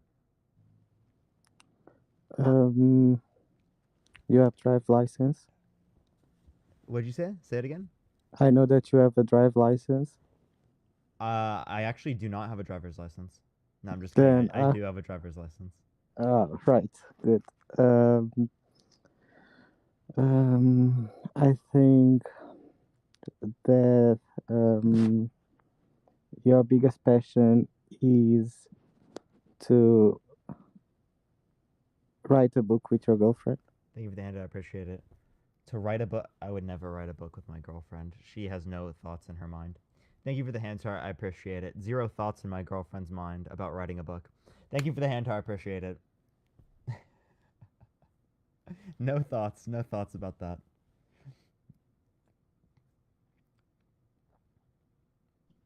Yo, what's up? Hello? How old are you? My name's Misty. Yeah, for sure. And I don't want to talk about my age. Oh, as long as Okay, you're so above 18, that's fine. okay. So I just wanted to know what your motive was for this chat. Yeah, I'm like interested in like learning if there are other things that are like related to the supernatural or spiritual that necessarily exist, and this is one of those things. Have you conducted research or looked at research? What kinds of research would you be referencing? Like I've looked at like different types of sort of like references to like DMT in terms of out of body experiences. I've like talked to a bunch of people in terms of like who hold these different types of beliefs to sort of understand. Not outside of that though. Okay, well, I would ask you to look at Feeling the Future, a meta-analysis of 90 experiments of anomalous anticipated random future events by Daryl Bem. Feeling the Future. What was the That will name help. of the study of the Daryl person? Bem. How do you spell Daryl Bem. Yeah. DARYLBEM. And that was actually published in a very notable journal. It For actually created what they called the Great Replication Process crisis in psychology, because he was able to prove psychic, or at least anomalous events occurring, which basically proves psychic ability to a certain extent. Well, there's no proof in science, obviously. You know, you have suggestive evidence. So it was really interesting. Methodology? There was different forms of the methodology. You can read through it. I don't want to go through it. I'm going to type some more research for you if you'd like to look it up. We also have Jessica Utz, and she was I believe she was the president of the American Statistical Association. And she did this research. It's called Predictive Psychological Anticipated Preceding Seemingly Unpredictable Stimuli, a meta-analysis. That's also another one that you might want to look up. The reason I'm bringing up the research is because what you're doing does not prove anything, right? We look at research and we look at what we're finding. There's no proof in science. There's only suggestive evidence. And so when you come on here and you are asking people to prove themselves, to me, it's the same as asking a homosexual, prove to me you're homosexual. That's not right to do that. Now, we can look at, and we can always know that, you know, people can read body languages. People can, people wouldn't even know if me and you were working together to even produce some kind of like, oh, she's right, she's wrong, right? We don't know. When we're on the internet, we don't know who these people are. We don't know. They could be hackers getting personal information from you, right? This is not real research. This is subjective evidence, right? And so when you come out here and say these things, I guess I just find it very harmful to the real research that's out there. And that's the only reason I wanted to come on here, because I do find it harmful. If there are real psychics and they identify as psychics, what I would suggest that they do is go to psiorcade.org. That's an institution for research. And so what it does is they give them some tests, and it's on a random generated number website, and it is high security. So you could be able to go on there. And it will give you a test to see if you actually do have these abilities. And after they can get an average of your abilities, sometimes they will call you to actually do engage in other forms of research for their institution, organization. So I really feel that it's not helpful for the community of people that identify as psychic, because we also have to take into consideration other forms of issues such as mental illness, you know, good pattern recognition, poor memory retrieval, mental disorders and neurological disorders that could be occurring as well, right? So we have to be able to separate the difference between that happening and real legitimate psychic research. if there was a scientist watching this live, they would never, they would be laughing at it, because this isn't real. This is obviously, but we are also being harmful to people that really do have these abilities or really do have experiences, regardless of how they came to be. And that's the only reason I came on here, is to discuss that. Yeah, so if someone has those abilities, at least when we're referencing like what we generally in a colloquial sense refer to psychic, they would be able to express those abilities within the context of something like this. So I don't think that something like this would necessarily remove one's ability to be able to do that. Second of all, what's the parallel between saying prove to me that you're psychic and prove to me that you're gay? That would mean that they're comparable within this circumstance? Because I wouldn't see the Because they have actual like parallel neurological, here. it's because considering homosexuality is considered psychological condition, right? What do you mean That's by what it's known for in condition? that they're born that way. Okay, so you're just saying that's something And that so, someone has as a part of their like brain psychology. So right, like we can there actually is that we can possibility. actually see that people are gay in terms of like their sexual preferences, and we can identify that within the context of their brain. Are you saying we can do the We can same now, thing yes. for people who are psychics? There are research that's going on about it, yes, and that is through Gary Nolan, and they're trying to find neurological issues that may be occurring. But have they found that? No, they're trying to do research, and that's the whole thing. When someone identifies as something, right, and they claim to have experiences, we don't know the answers to these experiences. What we do is we show respect for them, regardless of what they're identifying as. And that's Yeah, all I'm asking, yeah, because but there could we be a might neurological underlying thing that's occurring, correct?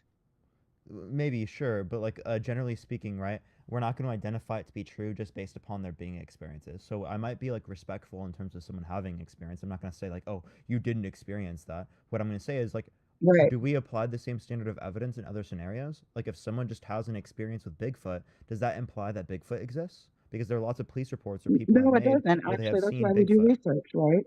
That's What's why that? we do research in lab, Exactly. not That's why on we not that's on why we the try to internet. test it and reproduce the evidence. Exactly was the point I'm making. And that's why I'm pointing to the research, because those are reproduceable studies. But you're saying that we And so haven't that's come why to any conclusive evidence at this point. That's the claim that you're no, just we making. don't know how it's occurring. We know something's occurring. We just don't know how it's occurring. So And so that's what I'm trying to what do say. you mean by something is occurring? Like they were able to predict We can lots see of things, anomalous or things occurring. what does We it can mean? see the What does that anomalous mean? things occurring. And so there's suggestive evidence that what people are saying when they say they experience something is occurring. Now, how it's occurring, we do not know. What But experience we know what? that something is occurring. Psychic ability of some form. The body is receiving information Yeah, I'm asking what that before psychic something ability is is occurring. referencing. Yeah, I'm asking what that psychic ability is referencing here. What do you mean? Yeah, like what does it mean for them to have a psychic ability here? That's the whole thing. When people say that they have a feeling before it happens, right? So their body is responding before the random generator is even picking up a picture, for example, like in the Gonsfeld experiment. So And they, so they tell what a picture is before it comes up. their body is responding to the picture before they're actually physically seeing the picture. That's Oh, I would that's I what's would like to see strange. that. Were they shown this That's the picture Gonsfeld. before? It's called no, it's on a random generator. So what it is people are hooked up so they can understand the biofeedback of the body, correct? And then they're put in a room basically. They have a computer in front of them, and so there's a picture. There's pictures that are neutral. There's pictures that for love, pictures that are very traumatic. And what it is the pictures are picked by the random generated number program thing, and it pops up. Well, what happens is the body is responding before the random generator even knows the picture that's going to be shown to the person, and that's called the Gonsfeld experiment. So what I'm How do saying I is the spell that? body is receiving Gonsfield experiment? Gonsfield, yes, and I believe it was. Let's see if I can look at.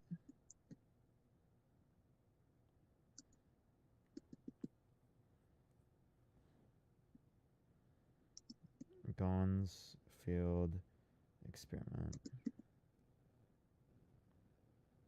Yes, GANZFELD experiment. Now, there's various forms of it, and this is why I always believe in having very strong skeptics, because skepticism helps make better science, right? Mm-hmm.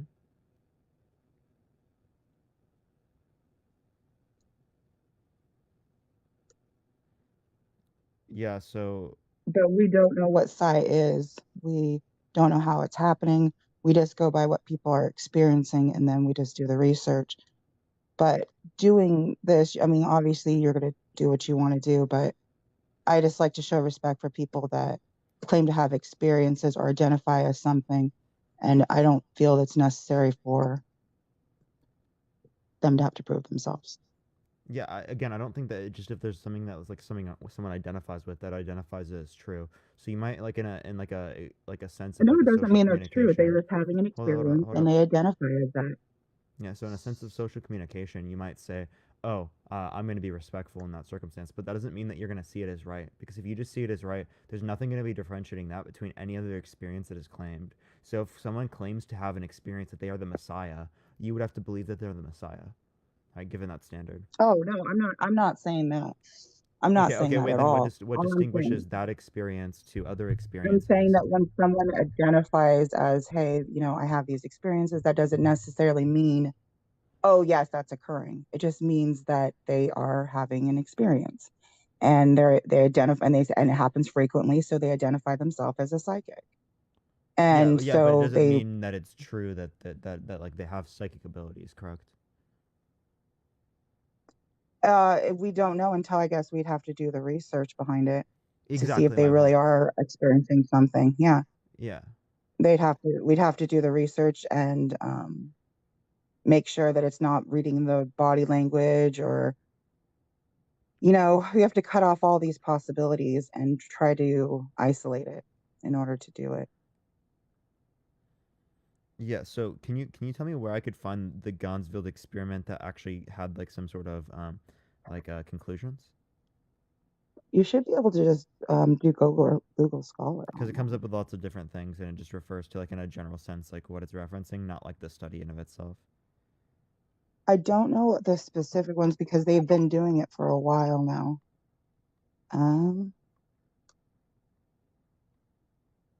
I know Ions Institute has some work there, and they have some published papers through there. And so usually they keep something there, so you might want to look there. Yeah, because this one that I see here, it says, we found an MMGF-induced state to be associated with a decreased thalamocortical coupling and an increase in centrality of the DMN. Taken together, our data suggests that an imbalance of intact top-down signaling in combination with unnatural reduction in bottom-up input could explain why participants sometimes experience hallucinations during MMF or GF. I don't think that they say at all that it comes out with like that. Oh, they have true psychic abilities, right? No, the best one that we can do is we're just trying to develop a relationship at this point. We don't understand how things are occurring. And then the 90 experiments that Daryl Bem did, we have to look up, because we could cherry pick research, right? Oh, this one was successful, this one wasn't, right? Wait, so And Luna, where are you getting this conclusion from? Conclusion for what? Yeah, your conclusion earlier was that like there's evidence pointing towards like psychics existing. Suggestive evidence. That's the Daryl Bem Where's the suggestive research. Evidence? The suggestive evidence is showing that either basically their argument is this: either the research methods for psychology are flawed or psychic ability is true. And so there's that conundrum right there where we don't know which one to do. So what they did is they issued a lot of psychologists to start reproducing their work, and they found that only 35% of I think it was, oh wait a minute, let me make sure this is right. 35% of well-known psychology theories were actually unable to be reproduced. Say that one more time. 35% of well-known psychology theories were unable to be reproduced. Okay. Like we're not able to have a replication for it. So that's why the research was so interesting behind that. Yeah. So which one do I look at to see like that there were these suggestive The results? best one, like I said, was the Daryl Bum. That would be the best one. The Daryl Gonsfeld, what? there was Daryl Bem, the one I Daryl told you Bem. about Yeah, no, earlier. I see that one in my notes. Feeling the future. But see, the one that the Gonsfeld, some were successful. I know through the Rhine Institute way back in like the 1920s. But then they redid it again, I think, through Ions Institute. And that one was successful. But see, that's the thing. Like you can cherry pick, oh, this one was successful, this one wasn't successful. What we have to have is replication, right? To be able to see a steady progress of something. Yeah, I would say you see a steady progress if there's like some sort of like indication of this being the case. It might not Right, determine and the so truth that's or not, but like it would point as like an indicator. So see the I will anomalous read things that through are these. occurring. I will read through these to let you know about my thoughts on them. But I'd have to go through them. Okay, well, I hope that I want it to be, I'm sorry, go ahead. I've been interrupting you. Go No, ahead. it's fine. Go for it. No, the only reason what's frustrating is a lot of people don't look up the research, and I understand, and it's good to have a skeptical mind, a healthy skeptical mind. But it's really important that we look at the research as well and try to understand what's going on behind this, because there could be some neurological basis that's happening. It could give us an indication of what could be really happening. I mean, is there something wrong with our physics? What exactly is happening? So it's interesting. Anyways, well, thank you for your time. Yeah, for sure. But I was gonna say if there are neurological indicators, yeah, we'll determine that to be true. But without the neurological indicators, I don't know why we would necessarily hold the position. That's what I would just say. But yeah, no, I appreciate you coming on. It would be Gary Nolan that was doing the research on the I think it was the limbic or the basal ganglia and the caudate. I'm not quite. He was doing the one on. I will definitely. That's Gary Nolan. It's GarryNolan,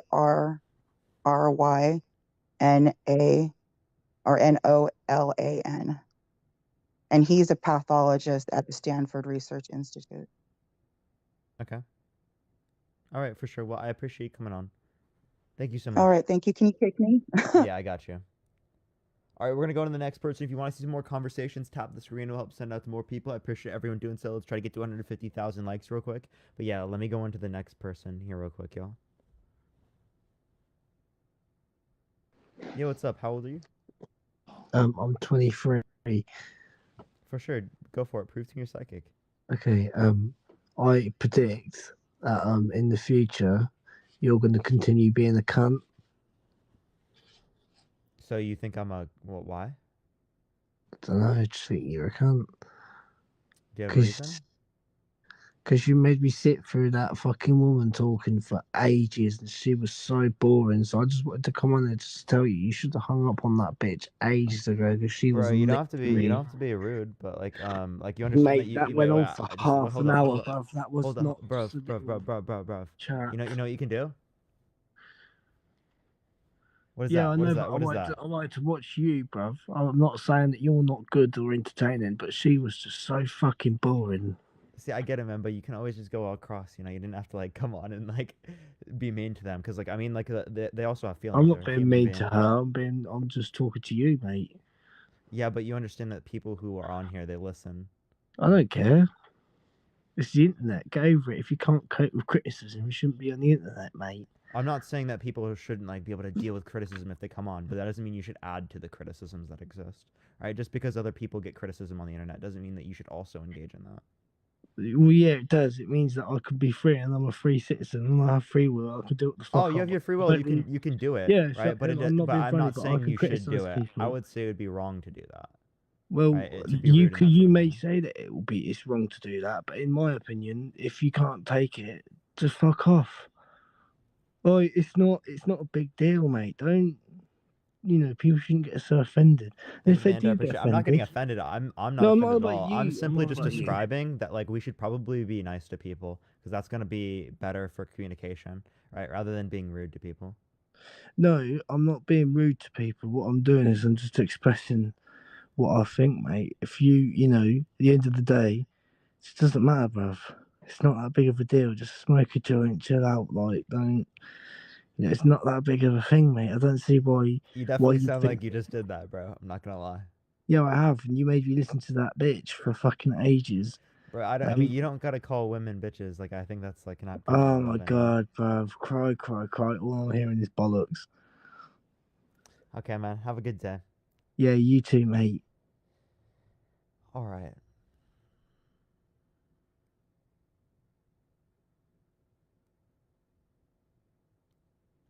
Yeah, what's up? How old are you? Hello?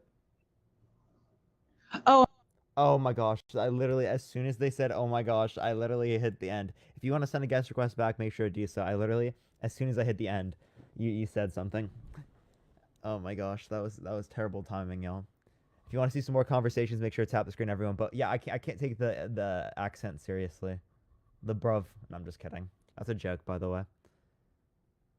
Obviously, I can take British people somewhat real. You know what I mean? Like, somewhat. Yo, what's up? How old are you? I'm 26. For sure. Is there a way you can get closer to your mic? It's kind of a little quiet. Yeah, can you hear me? Yeah, it sounds good. Go for it. Prove to me you're psychic. Okay. I've never done this, especially on a live.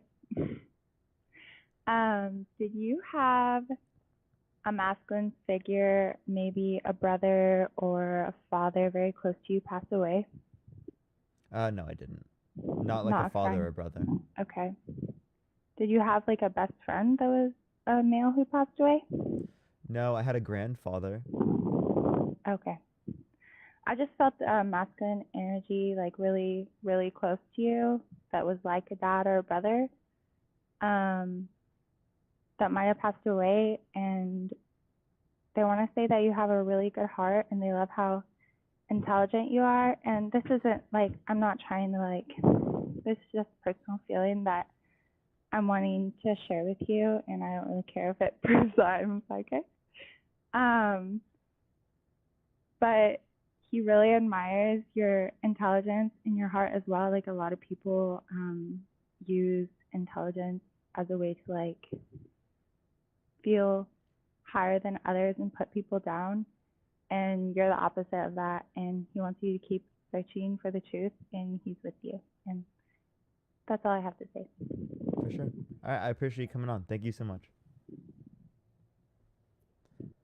All right, we're going to get the next person on here quick. Again, if you like the content, make sure to follow me if you haven't already. Tap the screen if you want to see some more conversations. Let's try to get to 150,000 likes real quick, everyone. By the way, everyone, we're going to go for the next, I think, hour and 10 minutes on this topic, and then we're likely going to switch to a different one unless anything crazy happens in the meantime. But yeah, let me go on to the next person here real quick, y'all.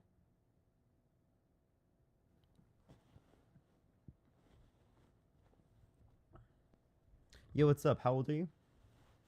Yeah. Oh God, 65. For sure. Go for it. Prove to me you're psychic. Yeah. I came in because I seen you twice and you're pretty respectful. So let's do this. Are you okay with me telling you who's around you? Because that's what I can give you now. Yeah. And then if you have questions, I can give you some examples of experience that I have that has been authentic. So let's begin. So you're probably going to have to write this down for your mom. Yeah? For sure. Because the person that I see, you have 4 that have passed, okay? So the first person I see around you is a woman approximately 5'7". She has a gingham dress, so that puts her in 1960 or so. So you're definitely going to have to ask your mom. And she says her hair is brown with golden highlights, and she pulls it back in one of those almost 40s buns. but she says to me, in your history, in her history actually, is when, in her lifetime, is when the people crossed over to the USA. So there is immigrant in your background. And then there is, so she's quite lovely. So you're going to have to ask your mom, because that puts her at 1960. But I see her in the 24 age range. So about 24 in the 60s. Okay. Hold that thought. Just write it down for your mom so she can tell you yes or no. Yeah. So she was 24 years old in the 1960s? In the 1960s. Yeah. Okay. So just leave that there so I can move on to the next one. The next one, more forward, is a man. Now I'm giving you specific ages so you can check. Is a man 65. He wants, to me he looks 80 to tell you the truth, but he's 65. He has almost like a farmer shirt, so it has all the little checks, and I would say flannel. It's blue. So to your mom's memory, she will pick this up. Not heavy. He has the thin belt on the brown pants. So thin belt to me says, says around 1980. That thin belt says that he was 65 in the 1980s. Yeah. Okay. So check with her. The next one I think is an uncle of hers. He's very faint. So, oh boy, he's very faint. So maybe removed, like it may have been her aunt's husband. So removed because he's not as strong as the other two. Yeah. And then there's one young person that's very close. It's a girl between 8 and 10. And that one is on your other side. So that you also have to check with her, because I think it's like a young cousin of hers. So between the ages of 8 and 10, young girl. And those are the ones immediately around you. I was trying to keep them in my head while all the talking was going on. So I wanted to get that out to you, and you can cross that with her. Now, I don't have the year for the young girl. I don't have the year where I can see her clothes, and she actually looks to be like 20, 25 years ago. Yeah. But I don't have a real strong feeling of why she went. I'm hearing drowning, but I can't tell you. You're going to have to check with your mom. So all of these you have to check with her, because I have a feeling you were either too young or she never mentioned. Because, passing of people, nobody talks about it at the dining room table, So now from my experience, I have a really long experience of serving people and being correct.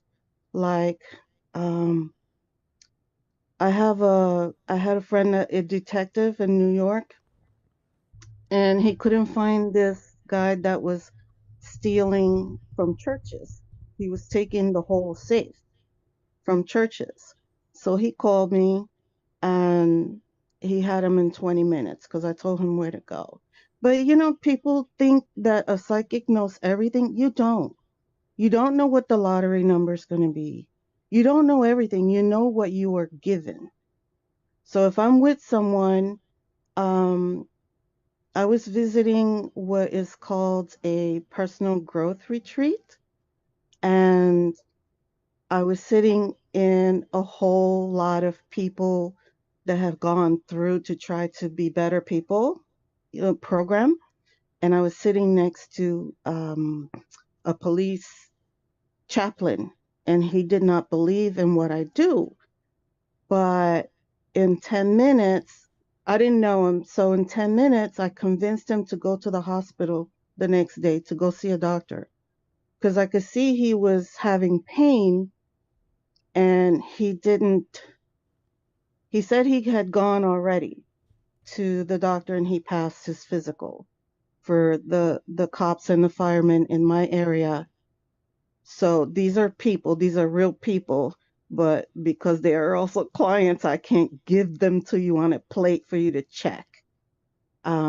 But they are there. I do have a few people you can actually check with, but he had a pain that I could see that he would not say. But in 10 minutes, I talked to him. I said, listen, they're giving you medicine for this and this, but that's not what you have. You have to go. You have to go to the doctor. And I left it at that, not knowing if he would go or not in those 10 minutes. And the next day he went. They sped him to surgery. He had a hernia that was about to burst, and it saved his life. So then the doctor asked him, and then they asked me, and I said, it just happens.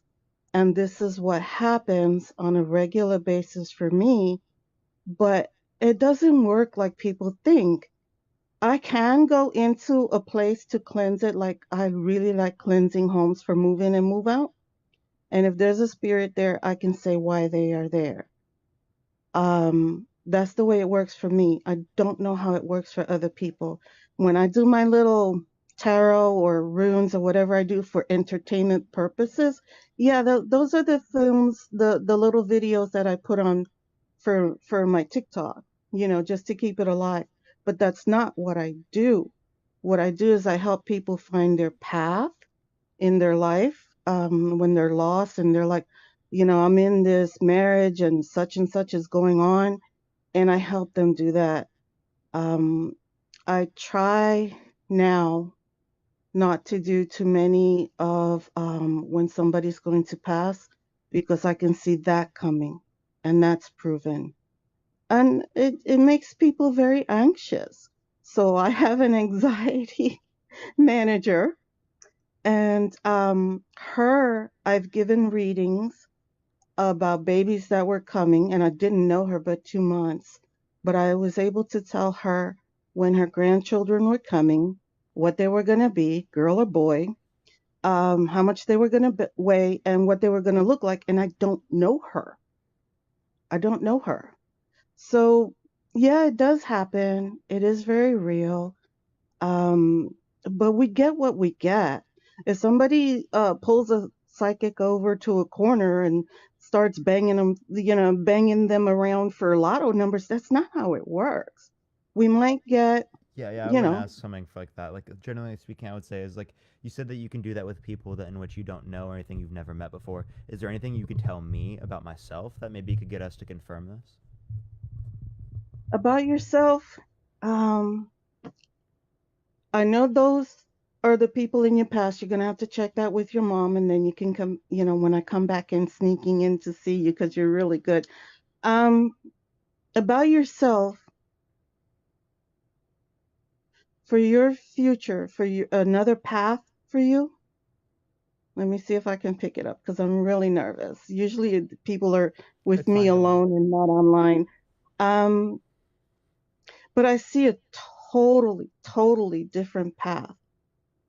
I see like cars. There are cars. There's an interest in the future, in for one, you're brilliant. You could be in a think tank, but it looks like there is cars there, and like I said, I don't know you. I've only been here twice, but there's definitely cars. cars at the place of work, like I do something with cars, like I'm a mechanic or something, or like there's cars like in the parking lot. There's cars like almost a car show. So I think you're gonna be very interested in. It looks like coming up like really getting into design and things like engines and things like that in your future.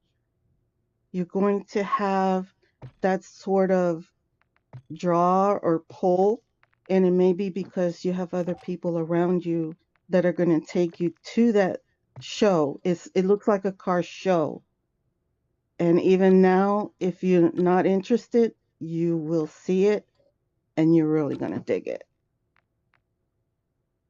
Okay. Well, I mean, cars is definitely something I've never really been into, not gonna lie, but maybe I would end up going into it. Yeah, because I'm sensing you have a little bit of sciencey thing going on, and when you see the road that new cars are going, where the right now Toyota is coming out with hydrogen and another auto is coming out with hydrogen powered instead of electric and that. And when you go, I just see you at the car show, man, and I see you really digging it. So you must be going with somebody else. So I see that in your future. So when you get there, you let me know. And then I also see, it looks like, oh gosh, there's so many books and things for you. You just have the ability to really almost think tank things. I don't see, like some people are telling you you're going to change girlfriends. No, I don't see that. I see you very comfortable and very open with what you do. Give me another question. I don't have anything in particular. Maybe I'll ask the chat to like bring up any questions they want me to ask real quick. Yeah, that's all I know is that when people ask about the whole God thing and all of that, I'm like, it's not the way you think. And spirits is not the way you think. When a lot of people try to put spirits into, human thinking, and why would a spirit do this? Because they're spirit and they can do what they want. And they're not human, so you can't put human thoughts, emotions, and actions into a world kind of like Meta, where you can do anything in there. You can't put us into there and expect them to do the same. But I know that that's the way my psychic works, and I've done that. I've done the babies. I'm able to do animals where I lay my hands on them, and the same detective. He had dogs, and they they do what dogs did. So then he called me, and he was so upset, and I said, well, you're gonna have 9 puppies, and this is the first day, okay? And I do have their AKC papers that prove that they came on February 14th. I told them they're gonna come on Valentine's Day, February 14th. So, they were coming, and I'm riding in the snow up to New York to deliver these puppies. And I told him, 7, you're going to have 9 puppies. You're going to have 8 alive and 1 not, unfortunately. And I went up, and 14 hours of delivering these puppies for him, the 8 of them came, and when the 9th one came, it was stillborn. So how can somebody tell you from the time the eggs get together what's going to be born and what's going to be happening in the birth? And I have 2 witnesses, a cop and a nurse, to that. So those are live witnesses that would not lie to your face. I also have done that, many times when somebody has a cat or dog, and I'll tell them, 2 alive and 1 not. So I also worked with a vet that said I saved him money because all he had to do was put the animal in my hands, and I was able to give him a diagnosis. And he retired, and I'm good with that. I'm good with that, but I just felt that you might have a little bit of at least a little thought, yeah, at least a little thought of she's calm, not crazy, so maybe I can think that there is something more, and then ask your mom and she'll be able to tell you who those people are, and then you'll know at least that there's something out there. Yeah, I'll Yeah? ask my mom about those things in the past. Is there anything else in the past? Because people are asking if you can notice anything like maybe in my past that we could reference here. Oh, in your past? Let me see. Because like I said, it doesn't work like that. Yeah, just I anything can- you necessarily could. Yeah, the I only understand. thing I can get is you about age 4. And a red truck. Definitely a red truck, but it's not one of those plastic ones. It's not a plastic one, but a red truck. So you're gonna have to scan your brain and think back to when you're 4. Stay inside, stay inside.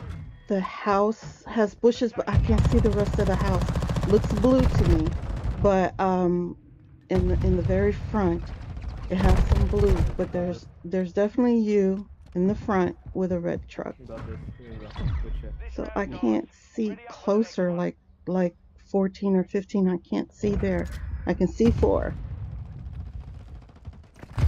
Yeah, so I wouldn't necessarily know what that would be referencing because I didn't live at like a blue house or anything like that. But maybe No, not a there was whole blue different house. Not a whole blue house.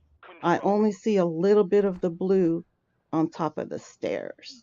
I'm going for You, A, I see in the front with a red truck. But I don't see a whole blue house, no. So if you can remember that truck, and it may come to you like when you go to sleep and you're like, oh damn, she saw it. And then we'll see. But I don't have visions of grandeur or anything. I don't have that insecurity where I need to be somebody or be noticed. I actually stay pretty quiet. But when I saw those around you, and I know that you have questions, and those questions can be answered by asking your mom, then at least everybody knows there's something more. Yeah? Yeah, absolutely. I'll let you know when I ask my mom and whatnot. But yeah. Oh fuck. I Yeah, appreciate now you you coming see, yeah. Now that guy in the picture, he's ready for dinner. So I'm gonna go and I'm gonna keep watching you, but I gotta get. You can boot me because there's no little X. So I boot got me. you. Don't worry. Gotta I feed appreciate that you coming on. dog. It's Thank been you a so much. pleasure. Have a great Okay. day. Bye. All right, let's go on the next person. If you like the conversations, make sure to follow me if you haven't already. Tap the screen if you want to see some more conversations. Let's try to get to 200,000 likes here quick. We'll have some more people. We have about 50 more minutes left on this topic, and then I'm going to switch over to another topic for the other half of the live. Again, if you do have any questions, put in the comment section right now. I'll try to answer them in between, but let me go into the next person, y'all. Call mom? I can't do that right now, y'all. She's busy right now.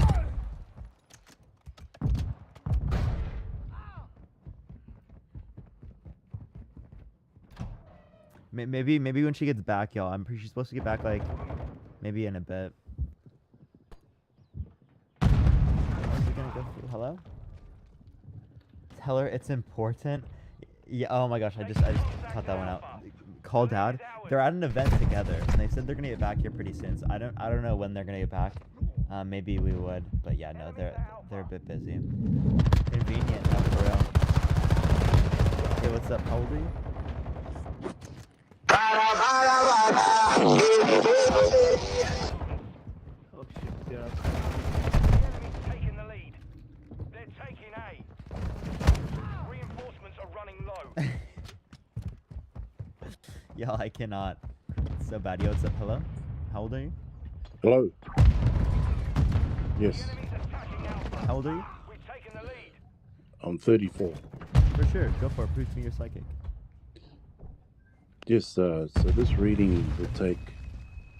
I need to connect with you and connect my mind and my soul and spirit so I can read the outer circle to give you your reading. Is that okay? Absolutely. Okay. Does the number 5 resonate with you? Not in any specific way.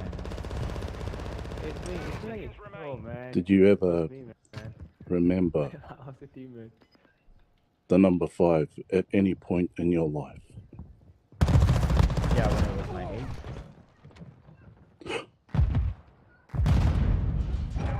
This is very important. This is a breakthrough. This number 5 is telling me that at some stage in your life, you were with that number, and that number leads me to tell you That was close. that as of today, you have. Would you like to ask me your future, or would you like to? Okay. You're going to be 5 times. See the number 5 that appeared on your screen? 5 times richer than what you are today. The number 5 will take you to a whole new meaning of this life moving forward with you. You're going to be very successful. Yeah. So if I'm gonna be 5 times richer and I currently have debt right now, does that mean I'm gonna be in debt for the rest of my life? No, you're going to be out of debt, and you will be in prosperity. You will be living in a mansion, and people will be working for you doing social media. I see this. You're going to have many women, many relationships, but only one will stand out. Go get A. Yeah, the one I'm with right now. I don't want it anymore. Or you'll have many opportunities because these I foresee with your richness. Yeah, You're going to be rich, young. You're young, rich, and wealthy, and this will attract so many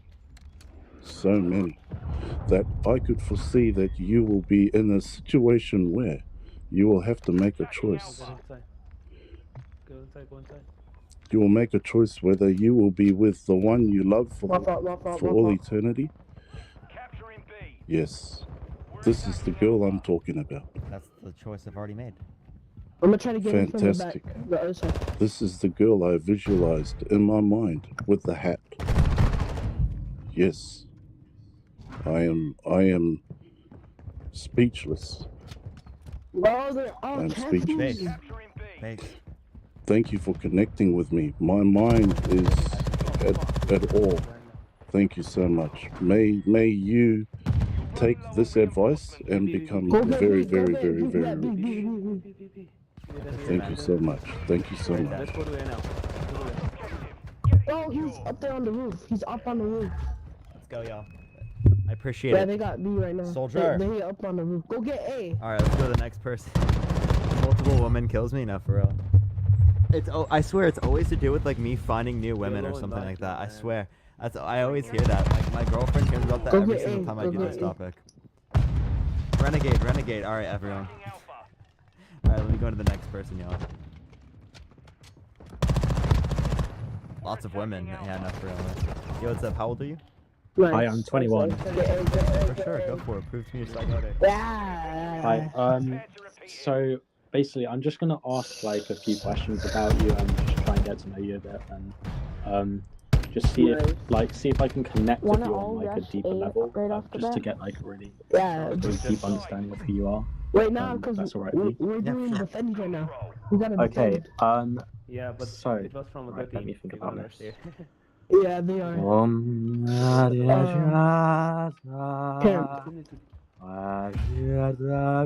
Just can't pay. Okay. Yeah.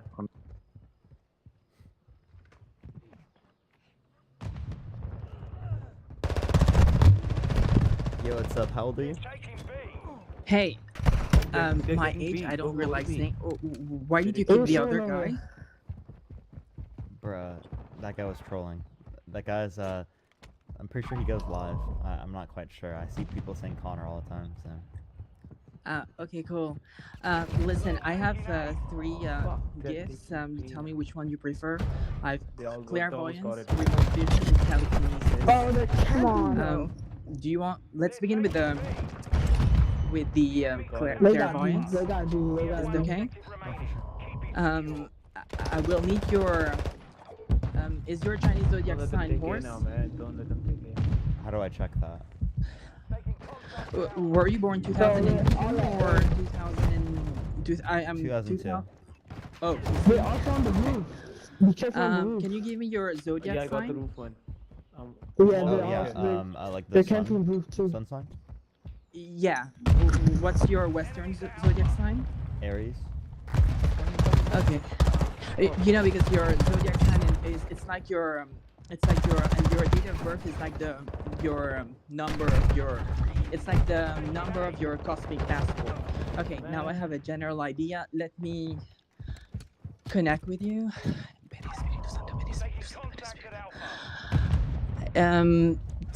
Let's do this simple, okay? Tell me a year that has marked you, and I'm gonna tell you what happened exactly, okay? For example, 2010, for example.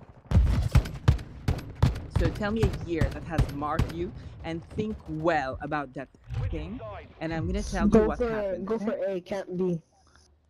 Okay, for sure. Give me a second to think. Go for A. Oh, No, actually don't. Alright, I got it. Yeah, that's fine. Yeah. Okay, tell me which year was that, and Go I'm for gonna tell A, you go for what A, go for happened in A. that. 2014. 2014. Parker is your real name, right? You were born with that name. Okay. Parker. Okay,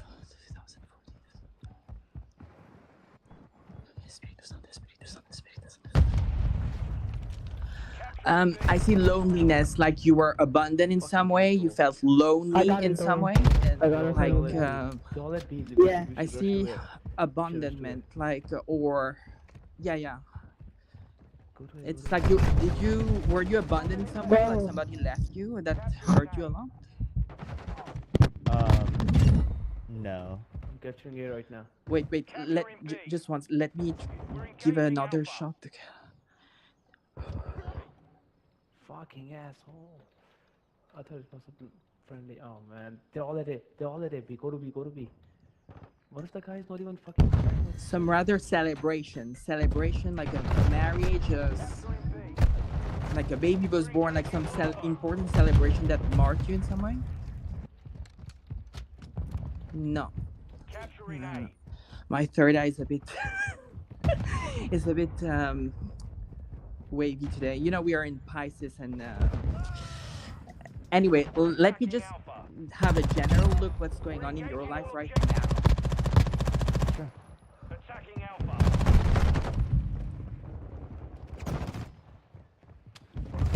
You're having a money problem, like a huge money problem, like you're all together, man.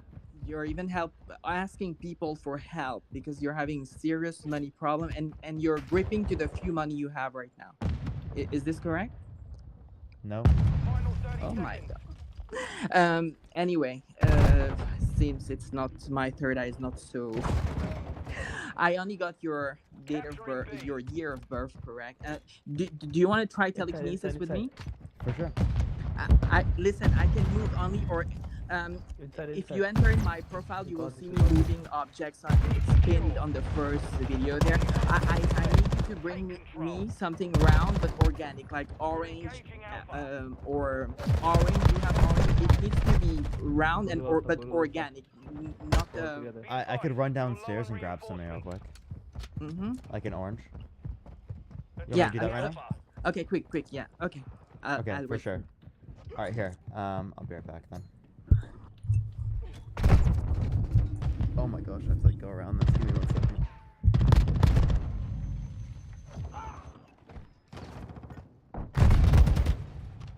We're engaging Alpha. Come inside. Everybody inside. Everybody inside.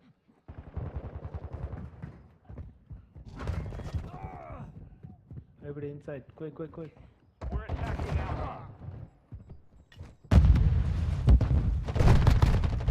The enemy's low on reinforcements. Fuck, man.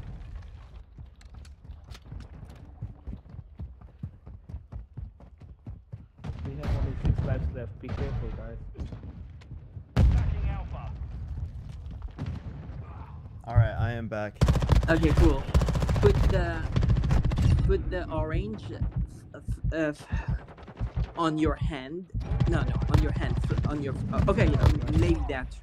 But make it easy for me, you know, because you're at distance. This is easier when when yeah, you're I in got you. person.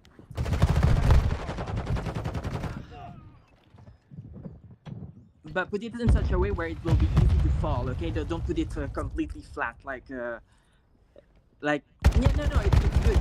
Just bend your hand a bit, like okay.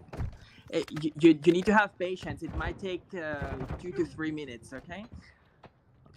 Om Nityanandam Paramashivoham. Om Nityanandam Paramashivoham. Om Nityanandam Paramashivoham. Om Nityanandam Param. You might feel like I'm in you and I'm shaking you. Just let it fall, okay? Don't resist. Om Nityanandam Paramashivoham. Nityanandam Paramashivoham. My teammate told me 3 times in a row. Nityanandam Paramashivoham. Om Nityanandam Paramashivoham. Om Nityanandam Paramashivoham. Om Nityanandam Paramashivoham. Om Nityanandam Paramashivoham. Om Nityanandam Paramashivoham. Om Nityanandam Paramashivoham. Om Nityanandam Paramashivoham. Om Nityanandam Paramashivoham. Om Nityanandam Paramashivoham. Om Nityanandam Paramashivoham. Om Nityanandam Paramashivoham. Om Nityanandam Paramashivoham. Om Nityanandam Paramashivoham.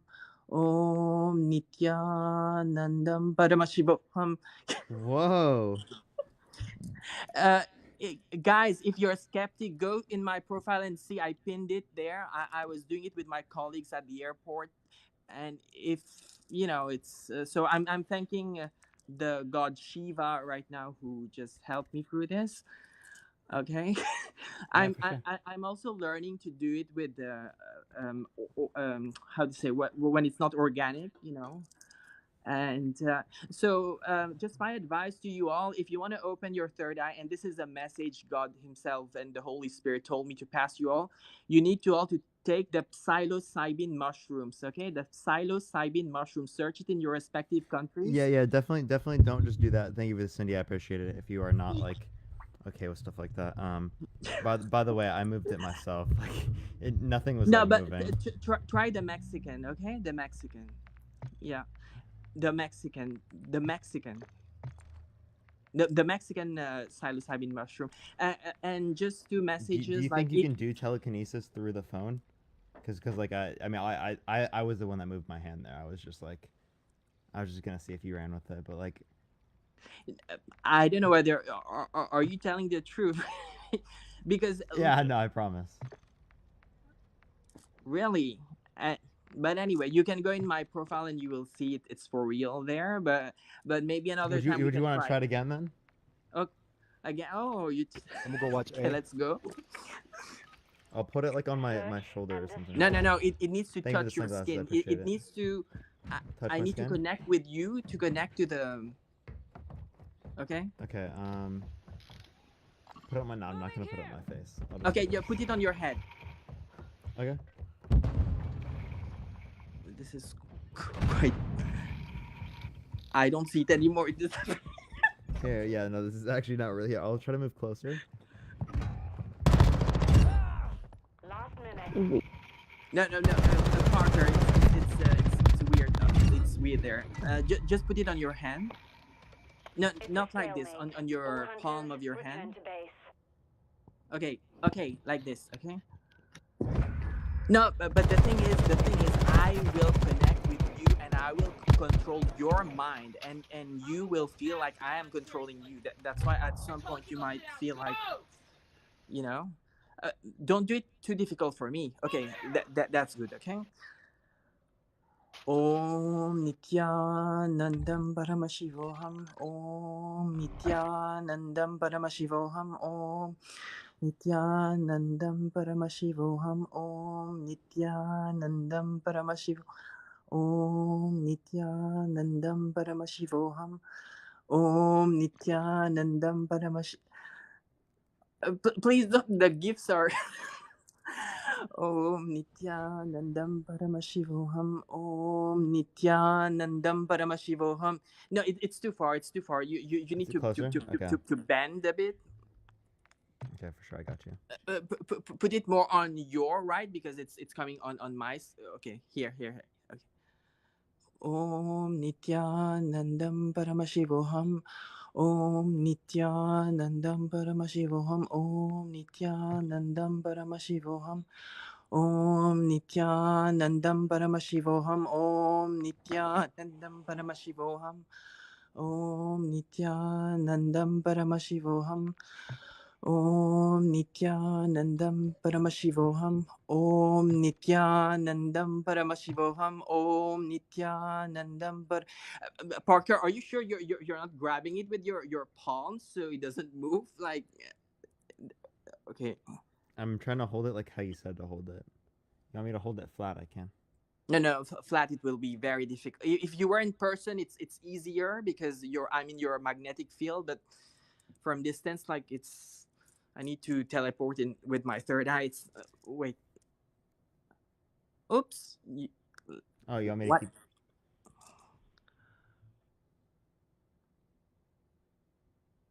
Is this like a good angle to hold it, or like? Put it in your palm, okay? Om Nityanandam Paramash. Om Nityanandam Paramashivoham. Om Nityanandam Paramash.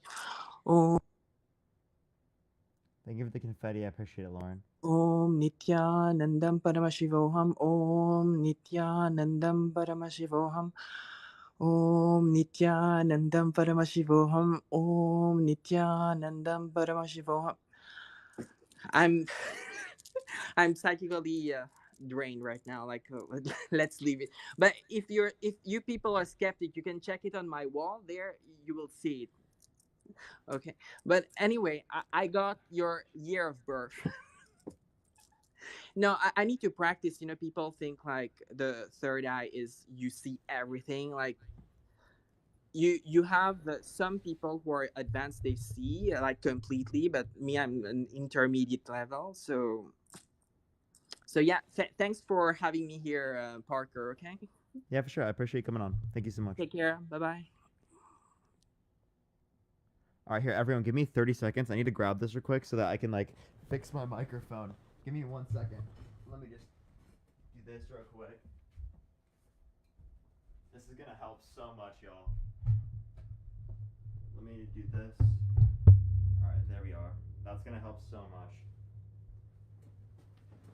All right, hold up, chat. Give me 1 second. I have to put this down. Oh, okay, hold up. Oh no, this is. Oh gosh. Oh no. Oh no. Oh no. Oh no. Oh no.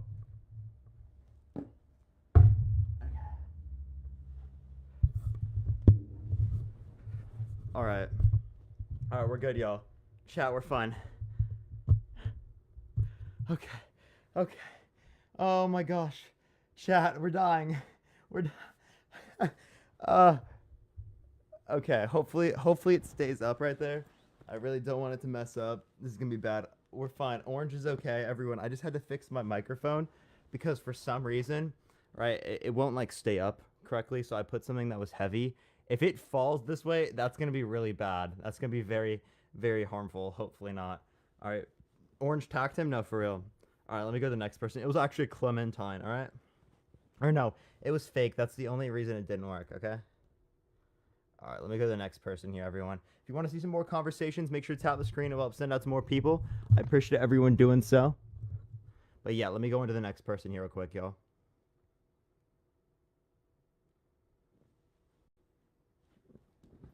All right. Yo, what's up? How old are you? Hold on 1 second. You're definitely not old enough. I could hear. Hold on 1 second in like the 12-year-old voice. Hi, can Yo, you hear what's me? up? How old are you? Can you hear me? Yeah, how old are you? Okay, I'm 32. For sure, go for it. Prove to me you're psychic. Okay, so I don't know anything about you. What is your first name and then your birthday month only? April and Parker and then April.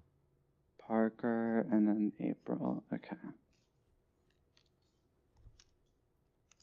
Okay, so I'm an energy reader and I go off of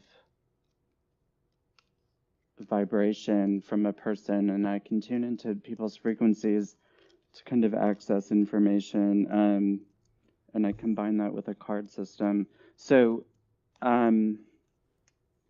okay, I was listening for a little bit of time. I think I heard that you have a girlfriend.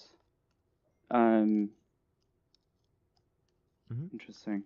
Okay, so so for your girlfriend, what is her birthday month? March. Okay, so is there anything? Is she working Right now or in general? right now? Is Right there now, work no. around her? You don't know? No, right now she's not working, but she's like today, but she does You- work right now. Oh, she does work. Okay, is there something health for you or for her? I mean, like in the health industry? I Or wouldn't know anything in particular. oh no, okay. And then I get moving. Something about moving. At very least, this is moving. At most, this could be travel, but it shows up as overseas travel. Have you talked about traveling or moving? Specifically with her, though. Oh, we've definitely talked about traveling in the future. Okay. Okay, this would be, but would this be in the US or would this be abroad? We haven't planned anything abroad, but we've talked about abroad. Okay. So I do see something like that happening for you. And then do you have a sister? I have sisters, yeah. Okay, who? Is it two sisters? Yeah, two sisters. Okay, and then are both of your parents still living? Just yes or no? Mhm. Okay, and then but what? So your hold on. Do your sisters live at a distance from you though?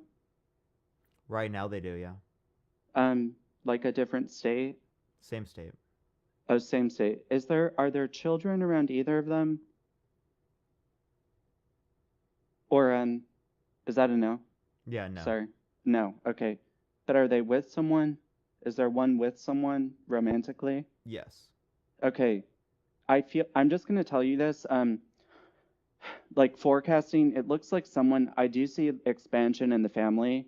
With one, it might be the older sister, the oldest sister. I'm getting, but I see pregnancy in your family, and then or news of pregnancy, and then there's I don't know what you do for work, but your career light and your energy is shining really, really bright. I see like massive advancements in terms of your career, there's like a lot more recognition. Like it seems like there's a lot of people in the room right now, but it's like you're gonna be like even more people, reaching even more people, over the coming months. So, you know, it's kind of like really figuring out what you want to do with your audience and the following that you create, kind of comes up here. And then, but is there a grandmother on your mom's side that passed? No. My grandmother on my mom's side is still alive. But I was gonna say It, in relation to like the sister, uh-huh. she's lesbian, so she wouldn't be having a child unless she Oh, like planned it. adopted. Yeah, or adopted. Yeah. Okay. Um, the oldest sister, Yeah. when, so she's with someone, Yeah. and then the other sister, is she with someone? No. Oh, well, what is her birthday month? The middle one. Yeah. July. Okay, you need to keep this just, I don't know, this could be future information because it shows me out to May and June. So just keep this in mind. If it's not someone in your family, this is someone who is close to you. Oh, hold on, sorry. Well, okay, well, I'll just say this. If you don't want pregnancy, you need to be careful. So there's something about that that comes up, but So you think it's um, gonna be me and my girlfriend or something?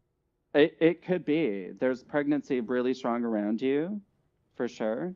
So or news of pregnancy. So it's like if it's not one of your sisters, it's like maybe your girlfriend's best friend or something, or like this is a news from a female that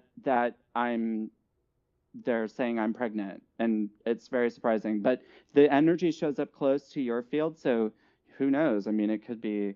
I mean, I would just say use caution if you don't want pregnancy. Um, are there twins or anything in your family or girlfriend's side of family? On my side of the family, my dad's a twin. Okay, so see, I feel like when it's time for you though, for children, you could have twins, and I see twin girls right now. So Oh well, twins they pass down the female side of the family. They don't pass down the male side, and I'm pretty sure on the male side it would pass down to like my grandkids. I mean, pass down the woman to the grandkids. So like my sisters, they wouldn't have twins. Their kids would have twins, likely speaking. I'm pretty sure that's how it works. okay, I don't know I'm not a scientist, so I don't know. Yeah, I for don't sure. know about that, but I just pick up on twins and so okay. I at least this is me aligning with your energy and trying to read for you. So I pick up on career, I pick up on some moving in stuff with you and your girlfriend, and definitely be cautious if you don't want pregnancy and things like that. So um do you have any like specific kind of question that I can try to answer for you? Yeah. Is there anything in the past that you could necessarily point to, or is it just like future oriented? I can look in the past, but so but what do you want to know though about the past? What do you mean look into the past? Um, I would just say like anything in general, but I could just reference like something about like my childhood or how about my teenage years or something like that. Oh, um, okay. Are you close with both of your parents or no? Yeah, I am. Okay, but in the teen years, were there issues around, well, Or were there issues? No. well, schooling though? Were there issues in schooling, education for you? No? Okay. I'm not picking up on your past so much, maybe, as I am for your present and future. You could do present though. What's that? You could do anything to do with present as well. So in your present, has there been anything like directly correlated to work? Like conversations regarding some significant opportunity in a career aspect for you, where there's um where you're like, okay, this is longevity. Like I'm looking at like a plan that extends out like 5 years or something like that, or any conversation around anything like that. Like you must have an influence, so I don't know what you do, but I see like a conversation and a contract, something about a contract in your present. Anything like this though for you, that makes sense. I don't have any contract right now. Okay. Anything to do with a job would just be in relation to like TikTok, because this Mhm. is my job right now. That I don't have a job outside of this. Okay, well, okay, so what I'll speak to is that you need, okay, you have a significant opportunity in front of you because of TikTok. And it's like you need to figure out what you want to do with the platform that you've created, where you want to go, how you want to extend it, because this is really going to just continue expanding for you. And so, and I really see you there's a move eventually, but for right now, it's like it's talking about your career. Really, I don't know if it's like a niche that you're in or something that's just particularly successful, but you need to prepare yourself for long-term success and create a plan of like what you want to do with the audience that you're gaining, because there's like a lot more prosperity, I guess, in that regard. Like there's money. I mean, I don't know that you like really care so much about, I mean, money is important, but it's not like you're in like um figuring out where this goes, all this TikTok stuff. Um do you have a brother? Yeah, I do. Oh, so okay. Is he are you close to him? Not really. Yeah, I don't know. But okay, I don't want to bring up his stuff, but I pick up on brother with you, and then your girlfriend, does she have a brother? Nope. Okay. Okay, lastly, dog. Something about a dog. Is that around you or for her? It would be around me. You have a dog? Well, my parents. It's your parents' dog? Okay.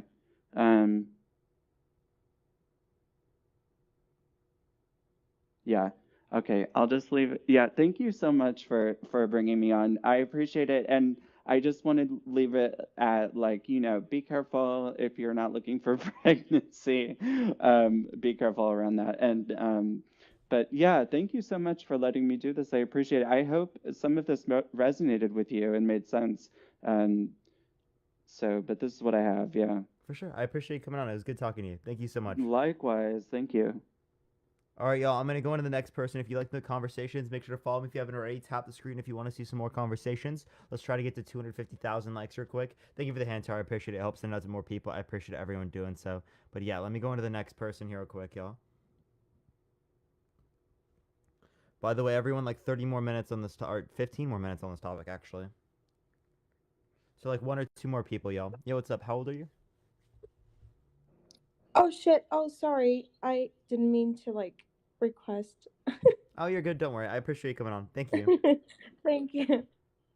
All right, everyone. Thank you for the hand chart. I appreciate it. We're going to get like 2 more people, and then likely I'm going to go and talk about like prove to me God exists. Y'all already know the topic, but yeah, we're going to go into that here in a second, but let me get this person on here. Yeah, what's up? How old are you? Oh my god, I'm so sorry. I don't know how that happened either. I don't know what's going on. I just got like a thing that popped up. Sorry. Oh, you didn't mean to I'm request? definitely not a psychic, and I'm all about what you're saying. I appreciate you I've coming been in on. the comments aggressively, like, yeah, like, what the fuck is this guy saying? It's so vague. It can apply to literally anyone. Anyway, sorry. I won't. I'll get off here. I appreciate you coming on. Thank you Bye. so much. Yeah. All right, let's get the next person on here, y'all.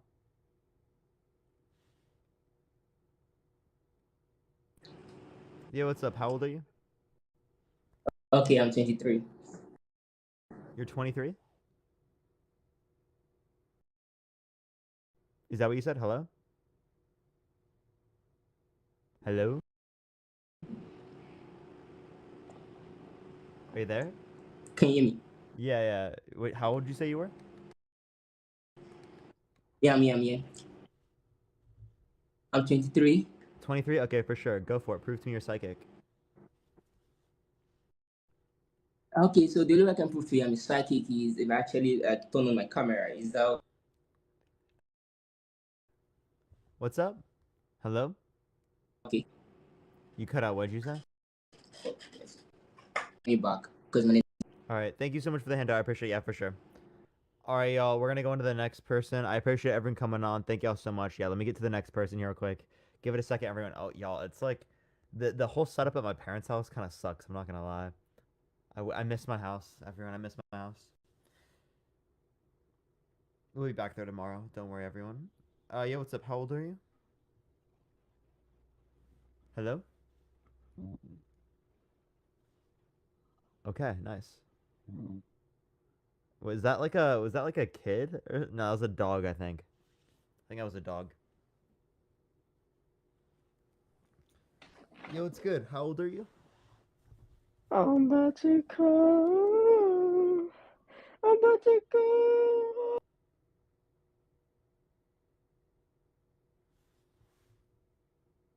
Yo, this is bad. There's no way. By the way, everyone, if it doesn't accept, I apologize. Sometimes the connection's a little weird, everyone. Alright, y'all, it's not working. What the hell's going on?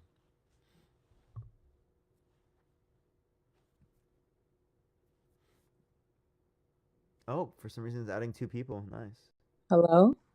Yeah, what's Wait. up? Yeah, Oh, I'm how old are sorry. you? I'm 21. For sure, go for it. Proves me you're psychic. So I want to say that we're all psychic in some kind of way, and this is like an exercise that I would need you to practice if you're down. Mhm. Do you know what a pendulum is? No, I don't. So a pendulum is where you basically see those people that ask yes or no, and you see the string that moves forward or back. Do you know what Oh, yeah. I'm talking about? Mhm. So, I want you to try to be the pendulum because we have very strong energy where we can be one. And the way you're going to do this is, so listen to my instructions before you do it. You're going to close your eyes. You're going to ask yourself, push me forward for my yes or push me back for my no. Just ask which one's your yes or no. So ask yourself, which is my yes and which is my no. No, ask yourself out Do loud. I say it out loud or oh, okay. Yeah, be like, can you show me my yes? Can you show me my yes? Can you show me my no? Did you feel a little push in any direction? Put your knee down. Okay, now breathe in and breathe out. And now ask yourself in a clear, oh, don't ask it right away, like the no part. Ask one question first. Can you show me my yes? And when you do that, focus on that question and see if you feel pushed forward or back. Can you show me my yes?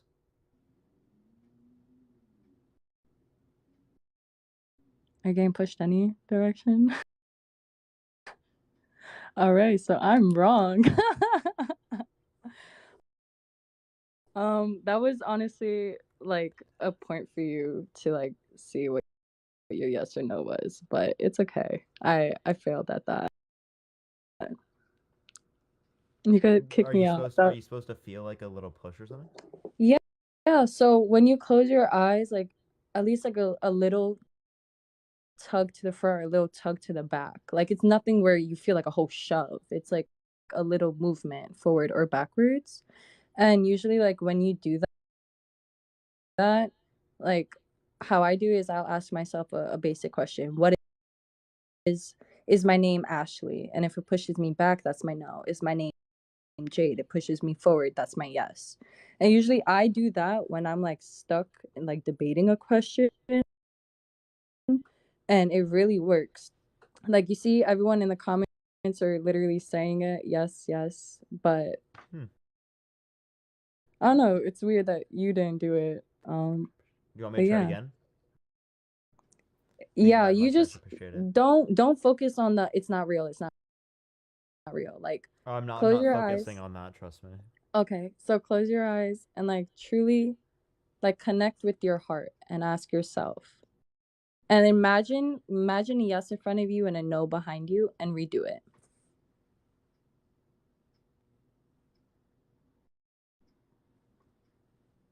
Show me my yes.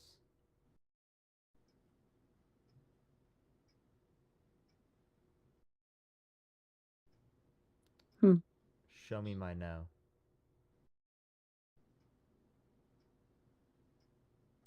I didn't feel No. anything, to be honest.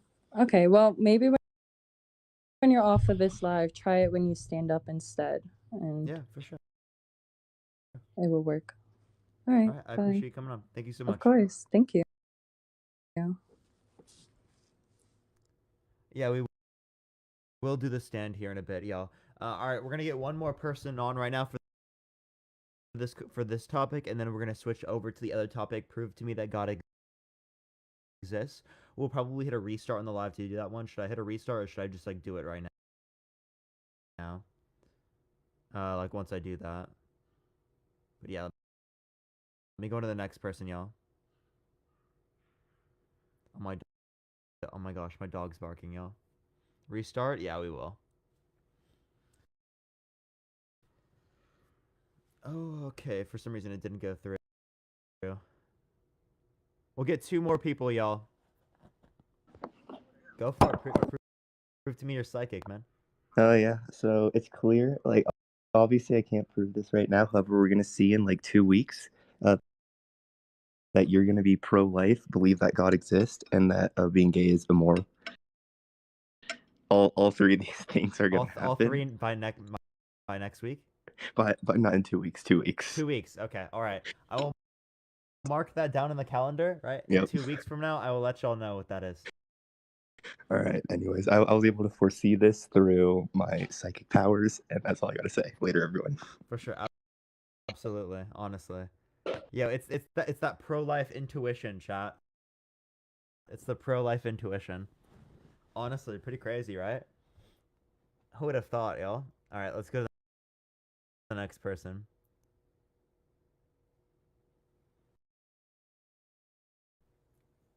Pluto out here trolling. Yo, what's up? How old are you? Hi, I'm 21. For sure. Go for it. Prove to me you're psychic.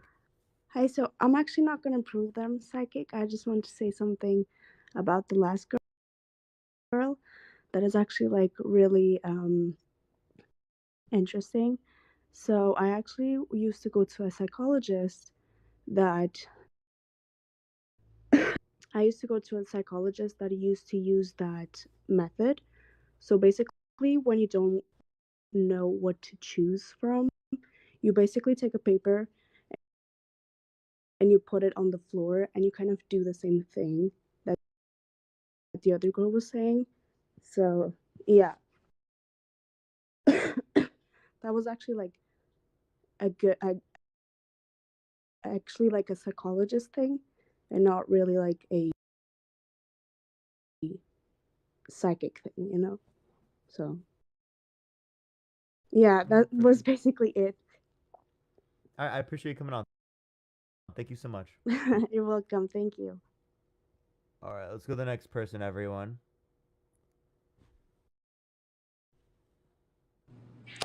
Parker, good to see you, brother. Good to see you as well. Go for it. Prove to me you're psychic.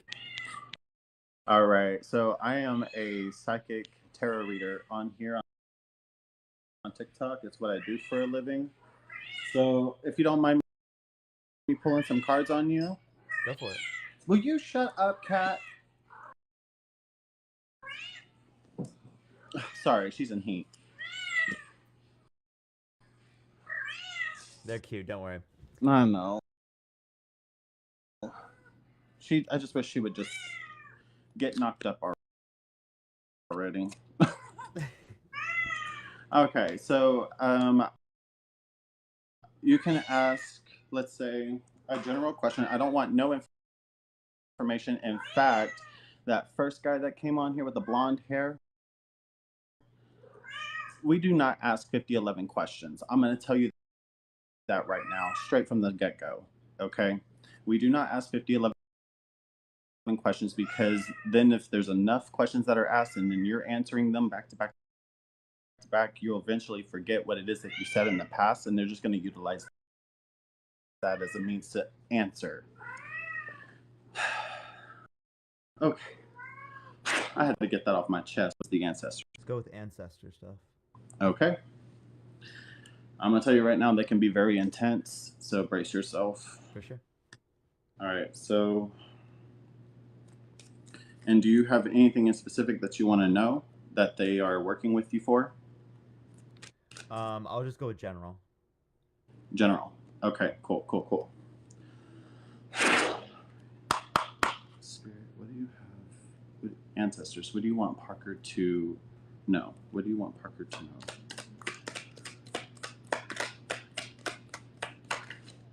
Oh snap. Oh, okay.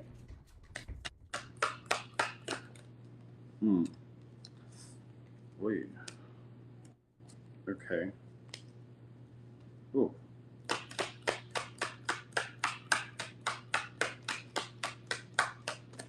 Ooh. Chill. All right. Spirit's talking. You obviously want to know. Actually, while you're doing that real quick, I have to let my dog in. My dog's like Oh yeah, go ahead. I got this. Opening the door. Guys, go ahead and share this live to everybody you know. We're gonna improve some stuff today. All right, go for it. Okay, so Parker, as you know, I mean, I've only come up in your life like maybe once, and we talked about some stuff, but I mean, we haven't ever gotten into like a reading or anything like that. Mm-hmm. I don't really know nothing about you. Can you confirm that? Yeah, I wouldn't think you do or anything. Yeah. Okay. Now, whew. Okay, so I want to say as of recently, you have come into a newer insight, a newer inspiration. This is coming in from your like most recent past stuff. This is something that the ancestors are talking about. You do have you need to work on not pouring too much of your emotions into certain things. Okay, like it's like it just accumulates and then it just like pours in, and you actually hold yourself up in high regard in certain things. And this is really wonderful because you're able to actually maintain a great, profound sense of a boundary. You are really good about making sure that people don't cross lines with you. And like, for real though, y'all, I would not piss him off, for one, because when you do, it's done. It's a done deal. He's gonna call you out, and he's just gonna make you feel like crap. Now, I do sense here that with the Ten of Swords right here, that you have been betrayed, or you have felt the feeling of abandonment in the past, and you have been healing in this process. This has caused a lot of insecurities to really come forward. Now, within this sense, it's actually shake the foundation in which on how you perceive people around you, like who you can trust and all the things that you have endured in the past. Okay, yeah, see, like Knave of Coins came up in reverse, which this is just talking about how this is a change in your foundation and the way on how you feel comfortable around certain individuals. Let's see. Let's see what else we got here. Oh, okay. So yeah, you have been going through a lot of healing processes, and it is something that you yourself intrinsically have been really moving forward in. You have been putting up a lot of barriers in this sense, intrinsic barriers. Like anytime somebody was to approach you and try to make an attachment to you because of the things that's happened in the past, it's like you're still healing from that situation, something that had happened back then. Okay, I don't know. You would know. It's not something that I would know. Okay. You might be able to assign where it's coming from.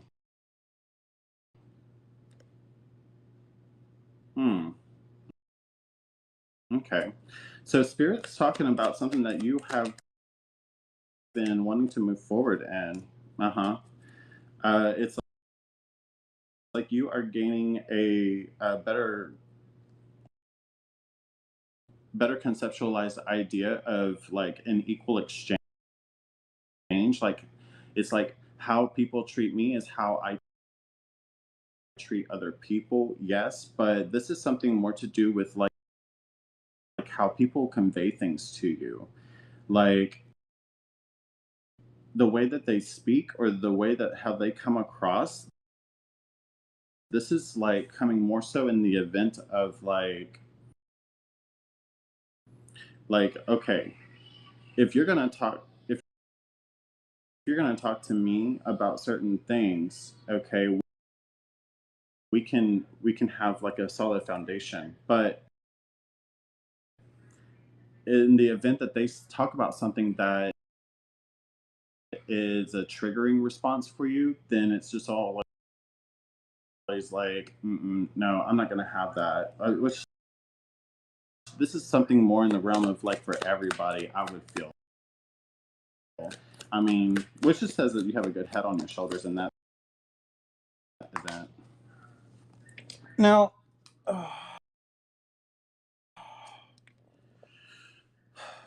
okay. You've been having some trouble manifesting some things lately, like things that you have been really working towards. It's almost like as if you've been having just that it's taking longer than anticipated. Like something in specific that you yourself have been really pushing forward to. Does that make sense? I would.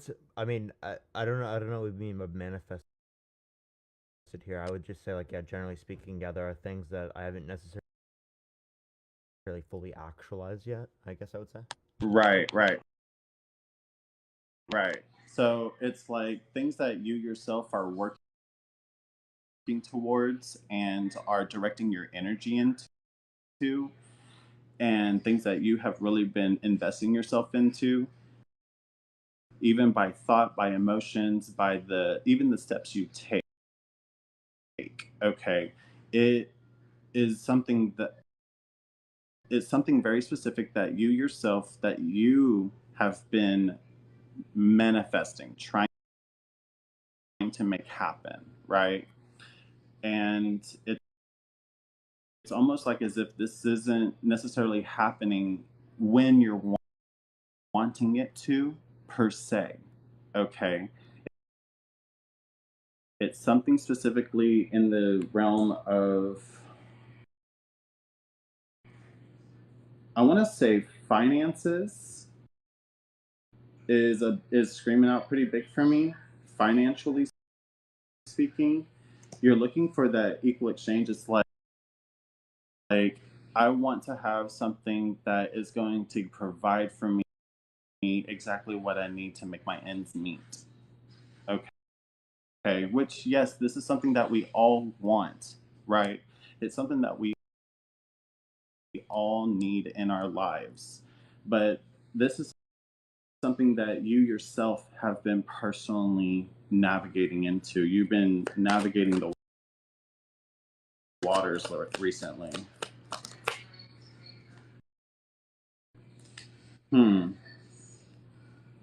I don't know. Okay, so I got Lovers in Reverse right here. What is that supposed to imply? Lovers in Reverse, okay, is talking about how we're not loving ourselves more, or we're not being receptive of the love that others are giving to us. You're also pouring too much of yourself into other people, like what I was saying before in the beginning. You put too much of your own self into it, but I'm gonna tell you right now, like, you cannot pour from an empty cup. Okay, like, whatever the situation is, if you're not getting an equal exchange back from this other person, it could be family members, it could be friends, it could be anybody in specific, but you're not giving, like, you're not getting what it is that you're giving out. Okay, would you say that that's fair or no? I would say that there are probably some things in my life that are like that. Yeah. Okay. It's those particular some things that are actually creating a stagnation, a blockage in your path. It's literally like weighing you down like a rock to your balloon. Okay. You need to sever that off. Okay. And as psychic readers, okay, I'm going to tell you something. We don't tell you all the grander things. Okay. Maybe you regret something specifically, but as I said before, like, these are certain things that we have to, this is what I'm talking about. We do not give you all the deets and all the answers. Only you would know the answer, right? We can't like just say, oh, this, that, and the other, and then it actually resonate with you. If it's not resonating, then that's perfectly fine. It might be like a couple of weeks from now or a few weeks from now, you end up thinking about it, and it's just like, oh my God, Derek, you were right. Like, this actually was something that was happening, and I just wasn't in that right mindset. You know what I'm saying? Yeah, for sure. All right, Yeah, but well, I absolutely appreciate you coming on. It's definitely good talking to you. Thank you so You much, too. Derek. All right, have a great day. Bye-bye. All right, everyone, we're going to end this topic here for right now. We're going to be going on to the other topic right now. I'm going to hit a restart in the live. I should be back here in about 30 seconds or so.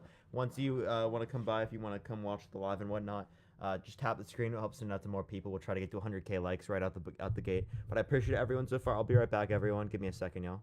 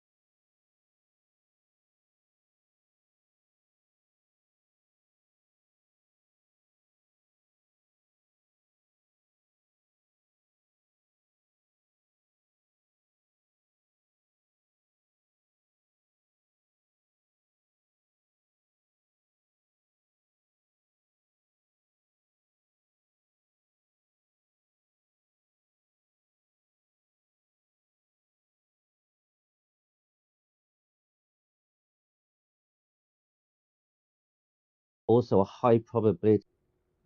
That's not as so you don't think that's as possible to you as it being just completely random. It's logically possible, but I'm not going to say that like it increases the probability for that to occur. I don't understand the argument that just this existing, right, just us existing would infer that there's a greater likelihood of it being all predestined by one entity. I don't see the argument for that. By one entity, okay. So, well, okay, you don't see the argument, but I do see the argument for it. Okay, so go for Because, it. Tell me the argument. well, what? Because your argument is exactly the opposite of my argument. Because you're saying that the possibility of us meeting now and talking is, I don't know, trillions to one, right?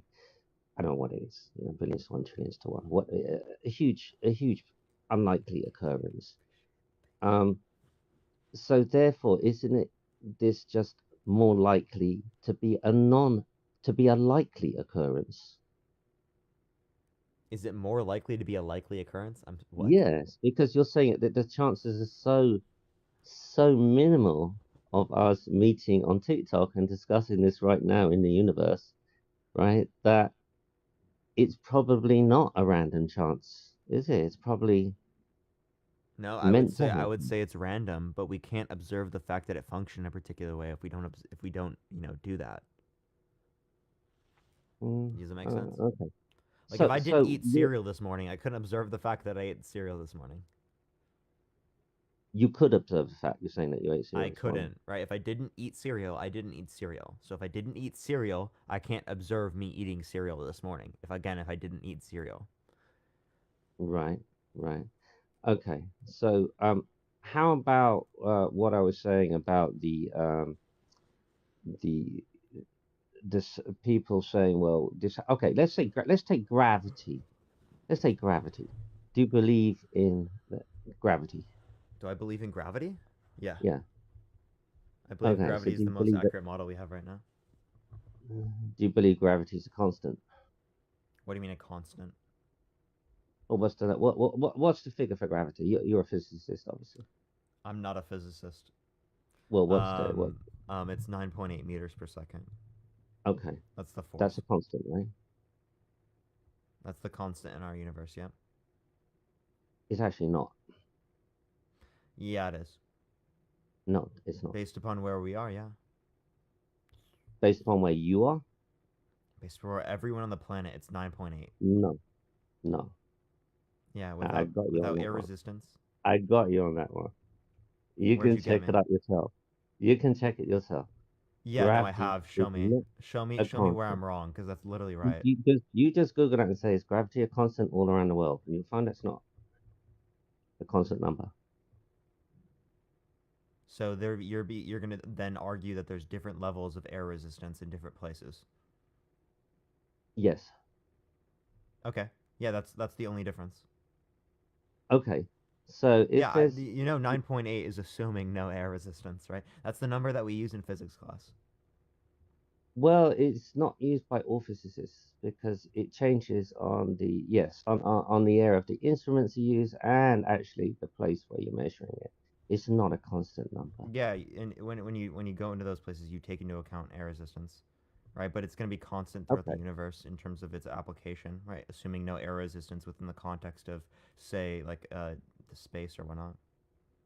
So what I just asked you is gravity is constant. You said this. I said no. I said okay, and you're giving a reasonable argument about okay, there's errors, etc., etc. It depends what you mean by But constant. Like okay, again. a constant number, I said. Yeah, okay, well the constant number, yeah. So constant number, it's gonna be different based upon the air resistance.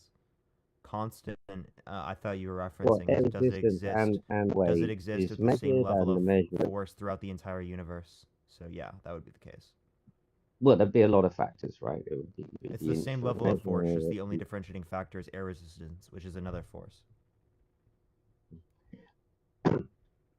So the reason I said is do you believe in gravity? You obviously said yes, and is it a constant? You said yes. Well, the reason I said that is because that's not an error you made, but it's an error that a lot of people make. Is that they say, well, science says, but they haven't actually tested it themselves.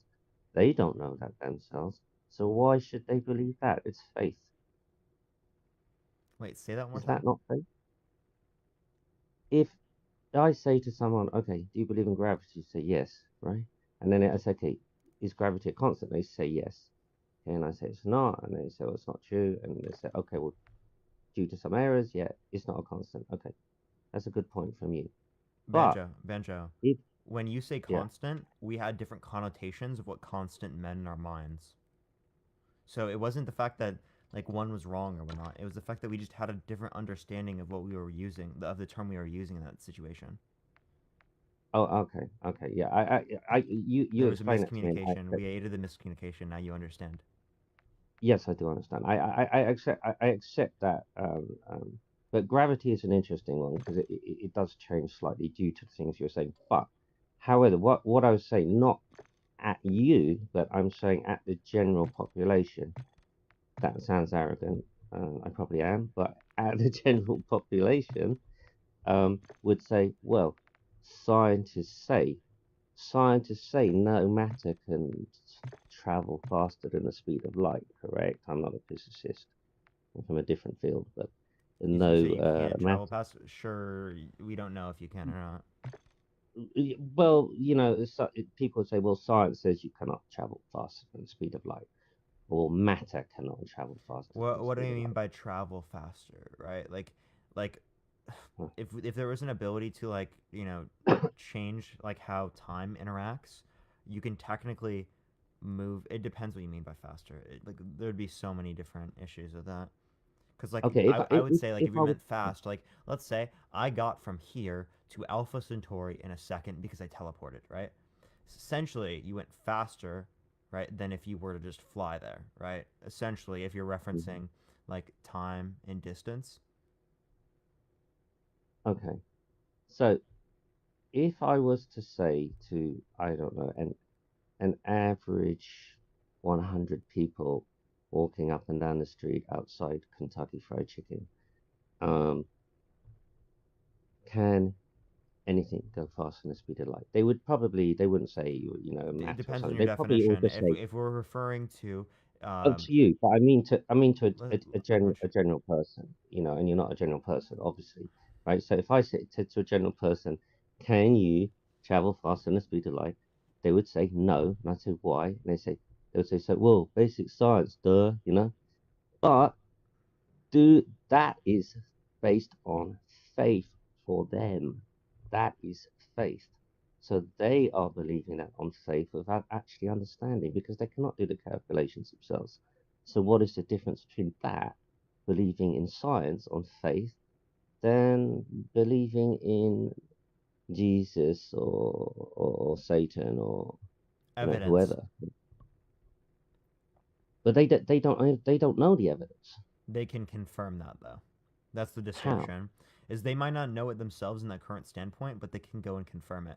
Like I'm not gonna know everything about every little thing. That doesn't infer that I can just believe anything that I want. Like if I don't know how my car operates and my mechanic has to do it, that's not gonna then justify that I can just believe in whatever I want because I didn't know how my thing works and I still thought it worked. Right? Because then we're just going to infer I can think Stewie Griffin created the universe through a temporal loop. Do you have a critique of the position? Well, no, you don't. Why? Because you can just believe in whatever you want. Like, Well, they're not actually believing whatever they want. They're believing in what scientists tell them on faith, just like people would believe what priests told them on faith. it depends on how you define faith. Thank you for the Gus. I appreciate it. Since it has evidence, it's not based upon faith. Okay, so, but if they don't understand the evidence, then it's based on faith for them, right? If they don't understand the evidence, it's still based upon evidence, right? But they just don't understand the evidence. So, from their perspective, then they're believing the evidence without understanding the evidence. So, therefore, it's faith. No, not necessarily. You'd have to define it in a different way. There's still evidence. So if your definition of it is belief without evidence, right? And there is evidence, well then that's not going to be faith. Depends on how you define faith, my guy.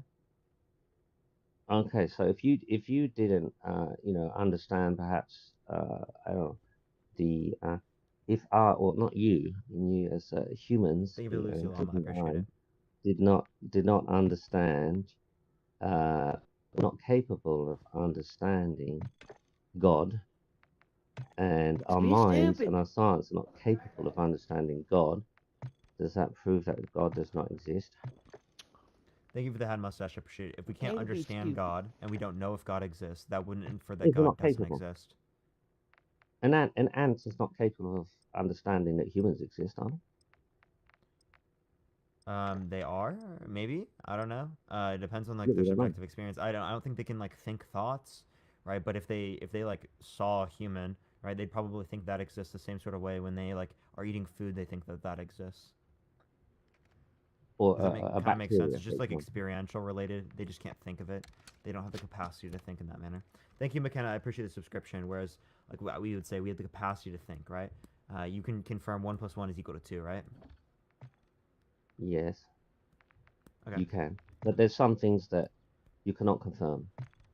Sure. For example, you would teach maths by 1 + 1 = 2, but that wouldn't always work well. For example, in teaching languages, because some ways of spelling are different to other ways of spelling, right?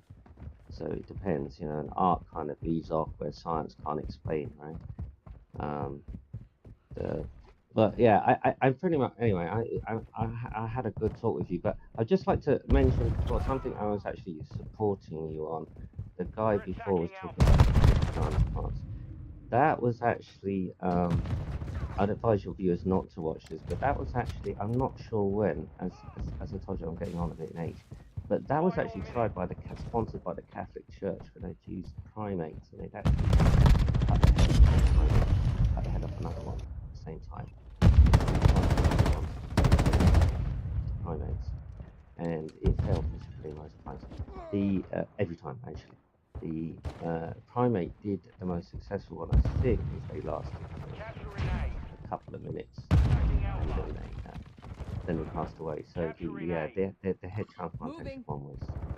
Yeah. But okay, I think anyway. I don't think obviously I can't convince you, and I do believe You can. I think that we're just kind of getting lost in the weeds here. But I appreciate you coming on. It was definitely good talking to you, man. 30 seconds remain. Oh, thank you. Thank you so very much. Have a good day. Yeah. All right, let's go on to the next person. If you like the content, make sure to follow me if you haven't already. Tap the screen if you want to see some more debates. Let's try to get to 200,000 likes real quick before I get off today. We got probably like a few more people, maybe 1-2 more people here on the live. But yeah, me and Moshi are setting up a time. April 1st is one day, we know for sure. So definitely look out for that one. Let me go on to the next person, y'all.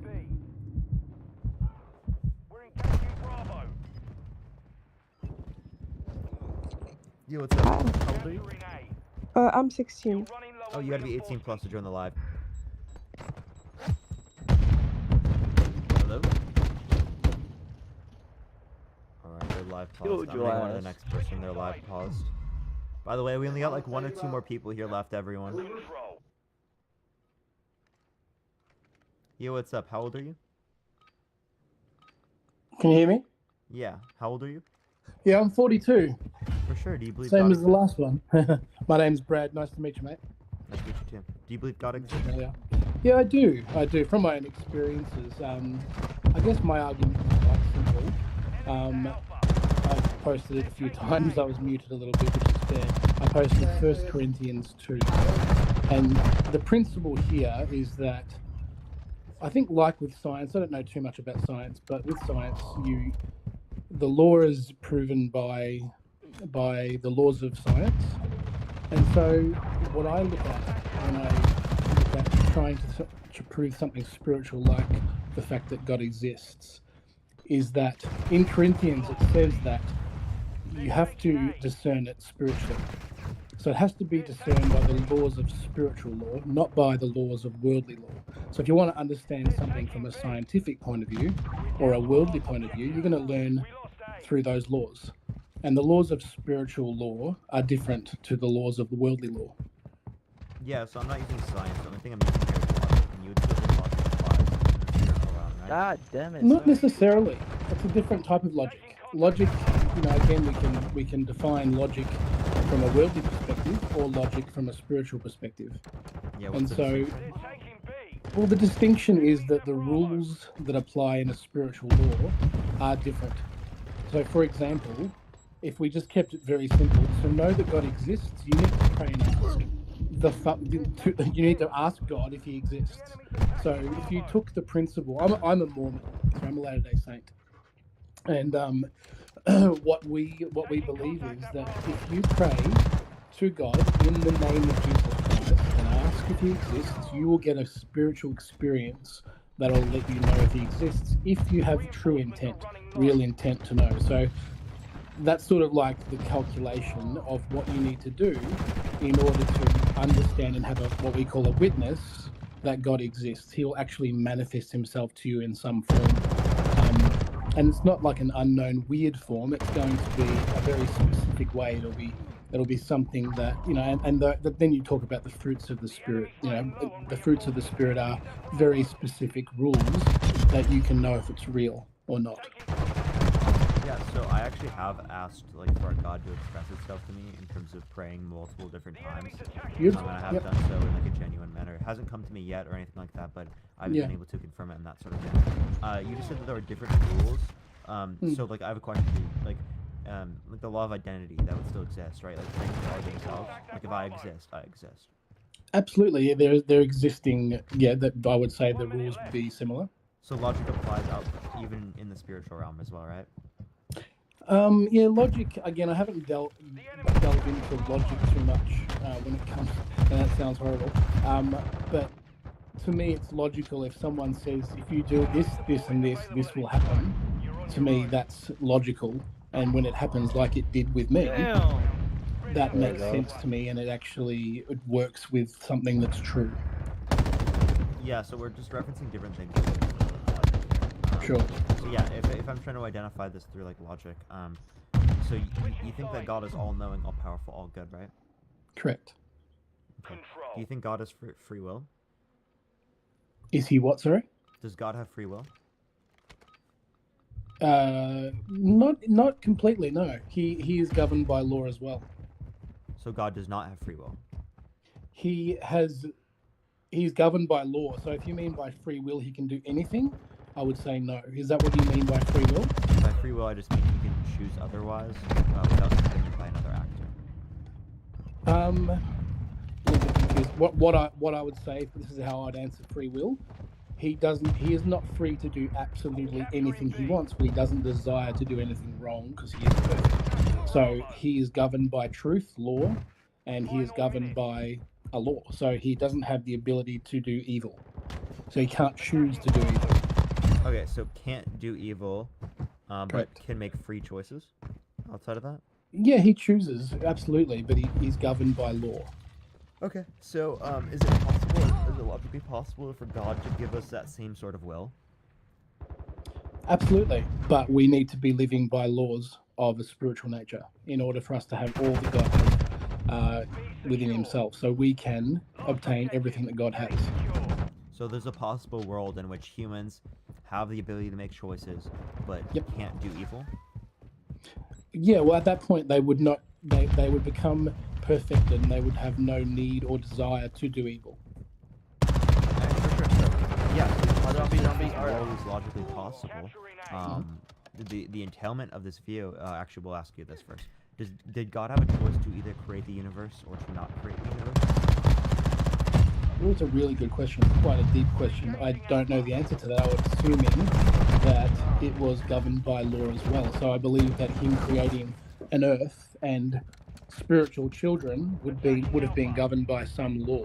It's not something I've gone into too much. It's a really good question, but yeah, I'm not exactly sure what choice he had in the matter. I think choice is a huge thing. So will and the free agency that we talk about in the gospel that we talk about as Latter-day Saints, and I'm assuming most Christians speak about, is something that's very imperative to what we teach. So the ability to choose. So right now, as imperfect beings, we are tempted with evil. We've been given the opportunity to have, good and bad in this world. So we are now growing. So we believe that God went through those same things and got to the point where he overcame those temptations and now has no, no ability to choose wrong anymore because he doesn't want to. He's become perfection in terms of his choice. He's governed completely by truth, and he doesn't choose anything wrong. He will never lead us wrong. That concept. He'll never lead us in the wrong path. He'll never do anything wrong. Yeah. All right. Well, for sure. I actually, would you like to come on another time to finish this conversation? I have someone who wants to talk right now. Absolutely, mate. Lovely to speak to you. Yeah, good shit. Thank you so much. Yes, sir. What do you say?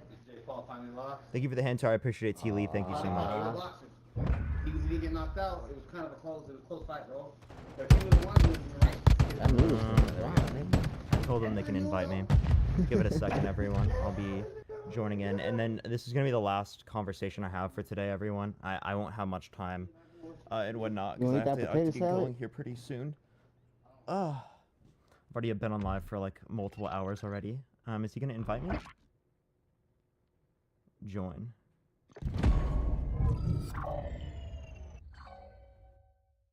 Yo, what's good?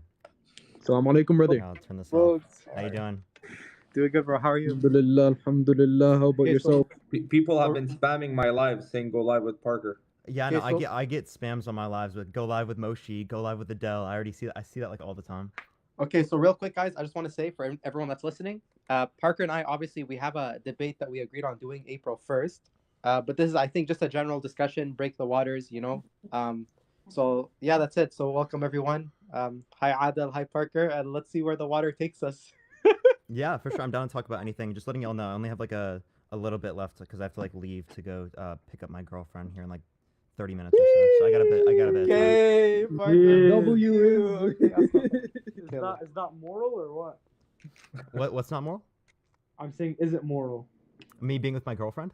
Yes. It's immoral. It's immoral, man. Prove it. There's no proof. Proof doesn't exist, my guy. I'm a dial atheist. I think contradictions can exist. Oh no, Parker, please. Oh no, brother. Wait, critique of the view. So look. Let me start off a premise. I believe that we, based on Justin Barrett's studies, that children, all of us here, everybody in this chat right now, when we were children, we all believed in a higher power, and then we eventually disbelieved. Meaning, Parker, yourself, you used to be a believer, regardless of whatever God used to believe in, but you believed in a higher power. Then something happened in your life and you disbelieved. So the premise is everybody believes in God and then disbelieves. Do you accept that premise based on the studies of Justin Barrett? I'd have to check out the studies for that and whatnot. But actually, I did believe in God for like a majority of my life. I grew up Christian, so that premise is still, even without Justin's, it's good. It's going to be true regardless. Therefore, now, wouldn't you have to agree that we would have to disprove God for the majority of population as opposed to prove it? So the premise would be to disprove God as opposed to proving God.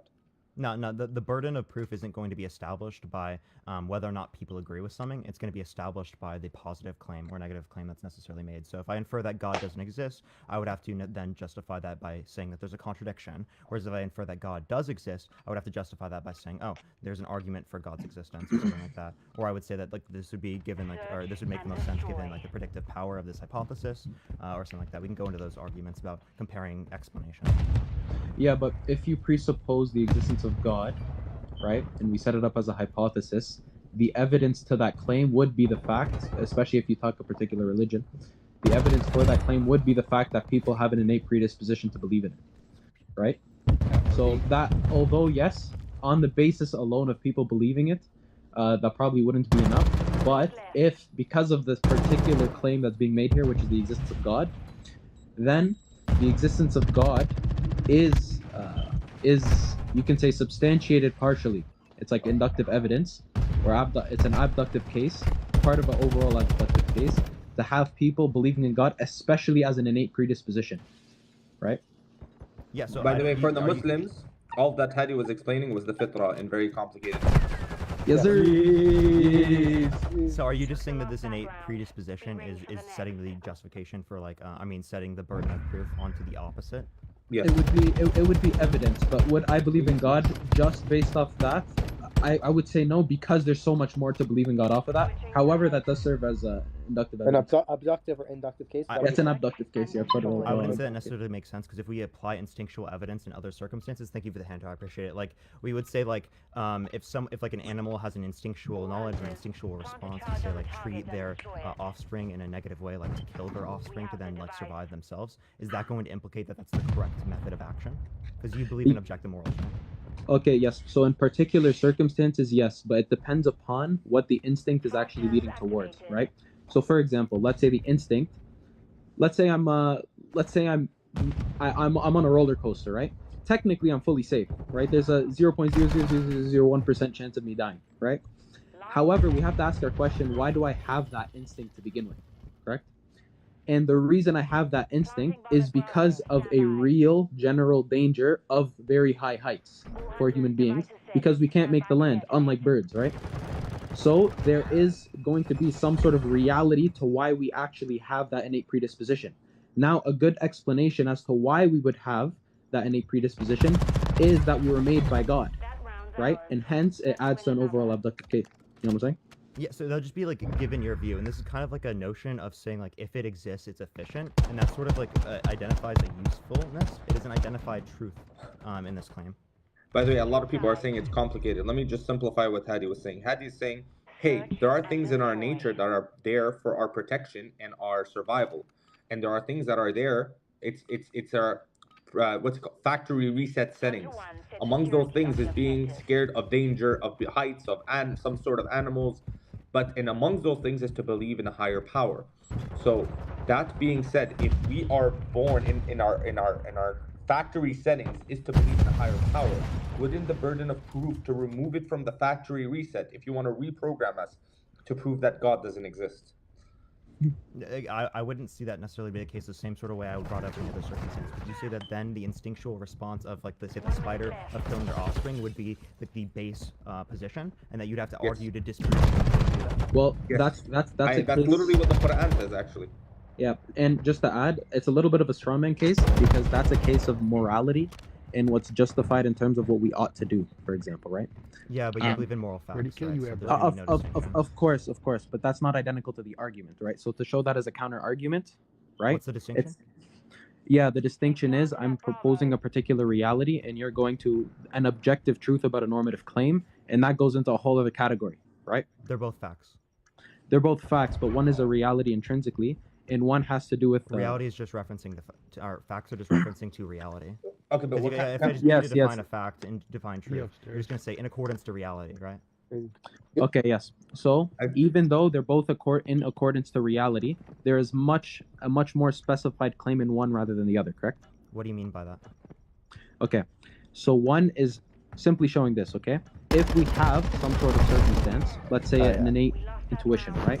That is going to have an explanation, correct? If we have an intuition, that's gonna have an explanation. What do you mean by that? Thank you for the panther. Yeah, if you have an intuition, right? There's gonna be a reason why you have that. If you see a lion, you get scared. Well, there's an explanation to this fear, or else it would be irrational. For us to have an innate inclination to believe in a higher power, there has to be an explanation. If there is no higher power, because we don't have an innate inclination to believe in the fairy, we don't have an innate inclination to believe in I don't know, unicorns, but we do have an innate inclination to believe in a higher power. Yeah, and simply put, it's that if there's anything, then that thing's going to have some sort of explanation. We're not going to see a phenomenon, especially a common phenomenon in all humans, and that not have an explanation, correct? I would probably disagree with that. I think some things can have not have an explanation, but I would say generally speaking, they would have an explanation. What doesn't have an explanation? I would just say that, like, generally speaking, there can be something without explanation. Give me an I wouldn't be able to give you necessarily something there that doesn't. Give But I would say me an that there example. definitely can be the case. You'd have to see Give the me an example. contradiction of there being like not an explanation or something. Like that. Give me an example. For me to say it's not possible. I already just told you I don't have an example. I don't require an example. I require all is the conceptual, right? You have to then say like, oh, this is not conceptual in terms of saying that there's a contradiction. Okay, so if you wouldn't give an explanation first, one presupposes in order to even run science that things have explanations. That if I see a phenomenon, that I can actually come to a conclusion, correct? So even to do science, number one, the presupposition is that there is an explanation to something. If you want to say that we should presuppose going into life and understanding reality as not having an explanation, then number one, philosophy almost is really scrambled. Science wouldn't even work properly, right? Because you're assuming there's an explanation, you're seeking an explanation. Why would you even seek an explanation if you don't even know there's going to be an explanation to begin with? Yeah, so doing things because they're useful is different than doing things because they're true. We do this within lots of different things all the time. In economics, or like within like economics and law, for example, we'll use a particular model to see like what the outcomes are of the model, but we don't necessarily always agree with the model's outcomes. So we'll like assume something because it's useful. Like in economics, we might assume that humans are rational to then understand how they would act within the context of a market economy. Here's the difference, okay? In this case scenario, it's not just useful in general for any random reason. For example, me shooting with accurate form is useful for me to get the ball into the net. But in this case, it's useful for me to get to the truth of a reality. Correct? Well, yeah, And I if- would agree with you. Yeah. Yes. So if the question is why is it useful for me to get to the truth of the reality? Well, if I presuppose something and it gets me closer to truth, that it's likely that that presupposition is grounded in reality. And what is that presupposition? That things have explanations. So that's just at face value. Oh, okay? it could be. I don't disagree with that because the thing is, like, that's the same sort of notion as me saying, oh, if it exists, it's efficient. It would be necessarily useful to identify truth of why things exist in the first place. Like if, for example, like Iceland has a particular law set up in a way, if we apply the notion of if it exists, it's efficient, we can then identify why they have it that way in the first place. We can identify the explanation. But that does that mean that within every single scenario that if it exists, it's efficient? Well, no. Obviously, that's not going to be the case because we can identify lots of things within society which we Not- see to be efficient. yeah, Like yeah, so- children marrying adults, that's been something that's acceptable in a lot of places in society. But Yeah, yeah, okay. we wouldn't see that to be good or beneficial. So or although I could provide you further arguments for why it is the case necessarily that every single let's say circumstance has an explanation, correct? Nonetheless, based off that reasoning alone, I agree. You can't just derive everything is explained on that reasoning alone. However, it serves as evidence, and I'm sure you don't just accept absolute logical deductions. It serves as evidence that things do have explanations, correct? Innately, yeah. for the most part, especially for the most part, typically things have explanations. I absolutely agree with that. Yeah, okay. So then it would be reasonable to say that this innate disposition to believe in a higher power probably has an explanation. Most likely. Yeah, it could it's probably reasonable. have an explanation. Yeah, it's Especially reasonable. that it comes from children, and in the studies, you could look it up, the Justin Barrett studies. It is easier to explain to children how there is a higher power than to explain to them natural phenomenons, as if, for example, your mom or your dad dying. It's harder to explain to a child that your parents might die one day than to explain to them that there's a higher power. It's easier to conceptualize a higher power. So, coming to that conclusion that there is, like we always say, the fact that every time in history, the majority of humanity has always believed in some sort of higher power means it has to have a universal truth to it. The fact that we could have went to India, to China, and to whatever, even here in the Americas, and they had a higher power concept, means that there has to have been something that is innately instilled in us to believe that there's something bigger than us. It doesn't have to be instilled by something greater, but it could just be instilled given like a biological reality. So it doesn't actually like that's compatible with both views necessarily. Like, but like for example, Newtonian physics is easier to explain to a kid than say quantum mechanics. Does that mean Newtonian physics is more true than quantum mechanics? No, it just means both it's of them easier are true. explainable. Yeah.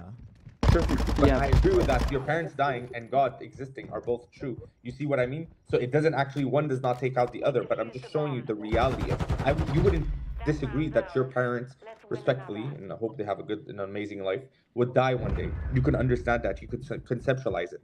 But imagine it takes you more time to understand the concept that they're going to pass away than the concept that there being an all-powerful, all-knowing creator that has brought this world into existence is a more easier concept for children to conceptualize because they were grown up with this idea that there's a higher power. And I just don't think this indicates truth value of the claim, but I understand like the notion of you like using this as an explanation of like, oh, this could then necessarily be the case given that this hypothesis would be true, but it's not going to identify like a preferable explanation over another one.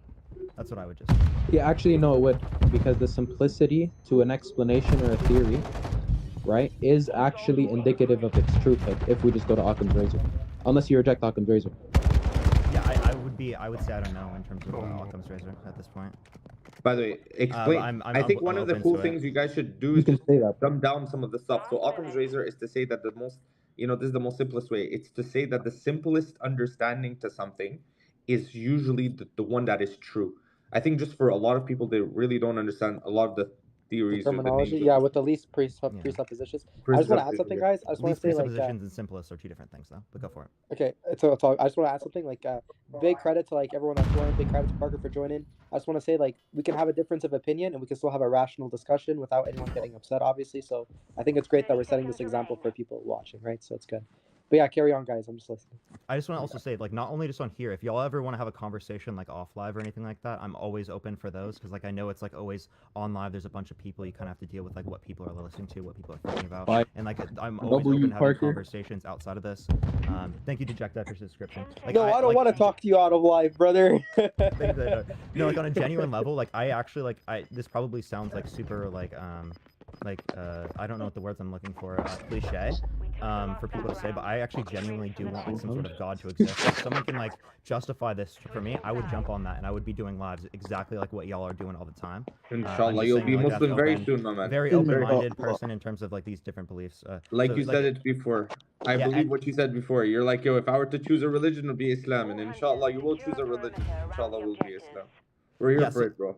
Yeah, so, like, any skepticism applying, that's just something that I would apply to any type of belief. It's not something I'm only going to apply to, like, your belief or something like that, or, like, I'm trying to, like, run away from this reality. That's fair. A lot of people bring this up all the time. I don't know if it's, like, the whole, like, idea of, like, oh, you're not accepting me, therefore, like, I'm going to, like, try to make a position that, like, you're not willing to accept my position. But, like, yeah, No, I'm just making sure y'all know that. I think it's fair. I think a lot of people bring up a lot of things to explain why. I see a lot of the people you debate and talk to, and sometimes even me, I'm like, come on, bro. If you can't debate, don't go on. Like, unfortunately, sometimes people discuss things they don't know about because they're passionate about it, but their passion make themselves stupid. Oh, trust me. I think the same thing with y'all lives. When an atheist comes in and like ignores like logic, right, or is trying to argue that like logic isn't going to be the case, and you have to argue like, wait, can 12-sided triangles exist? Yeah, this is going to obviously be absurd. I think any of us would say that. And regardless of whether we hold these positions, I think that we should still be critiquing these people. Like, as an atheist or agnostic, I just consider myself agnostic.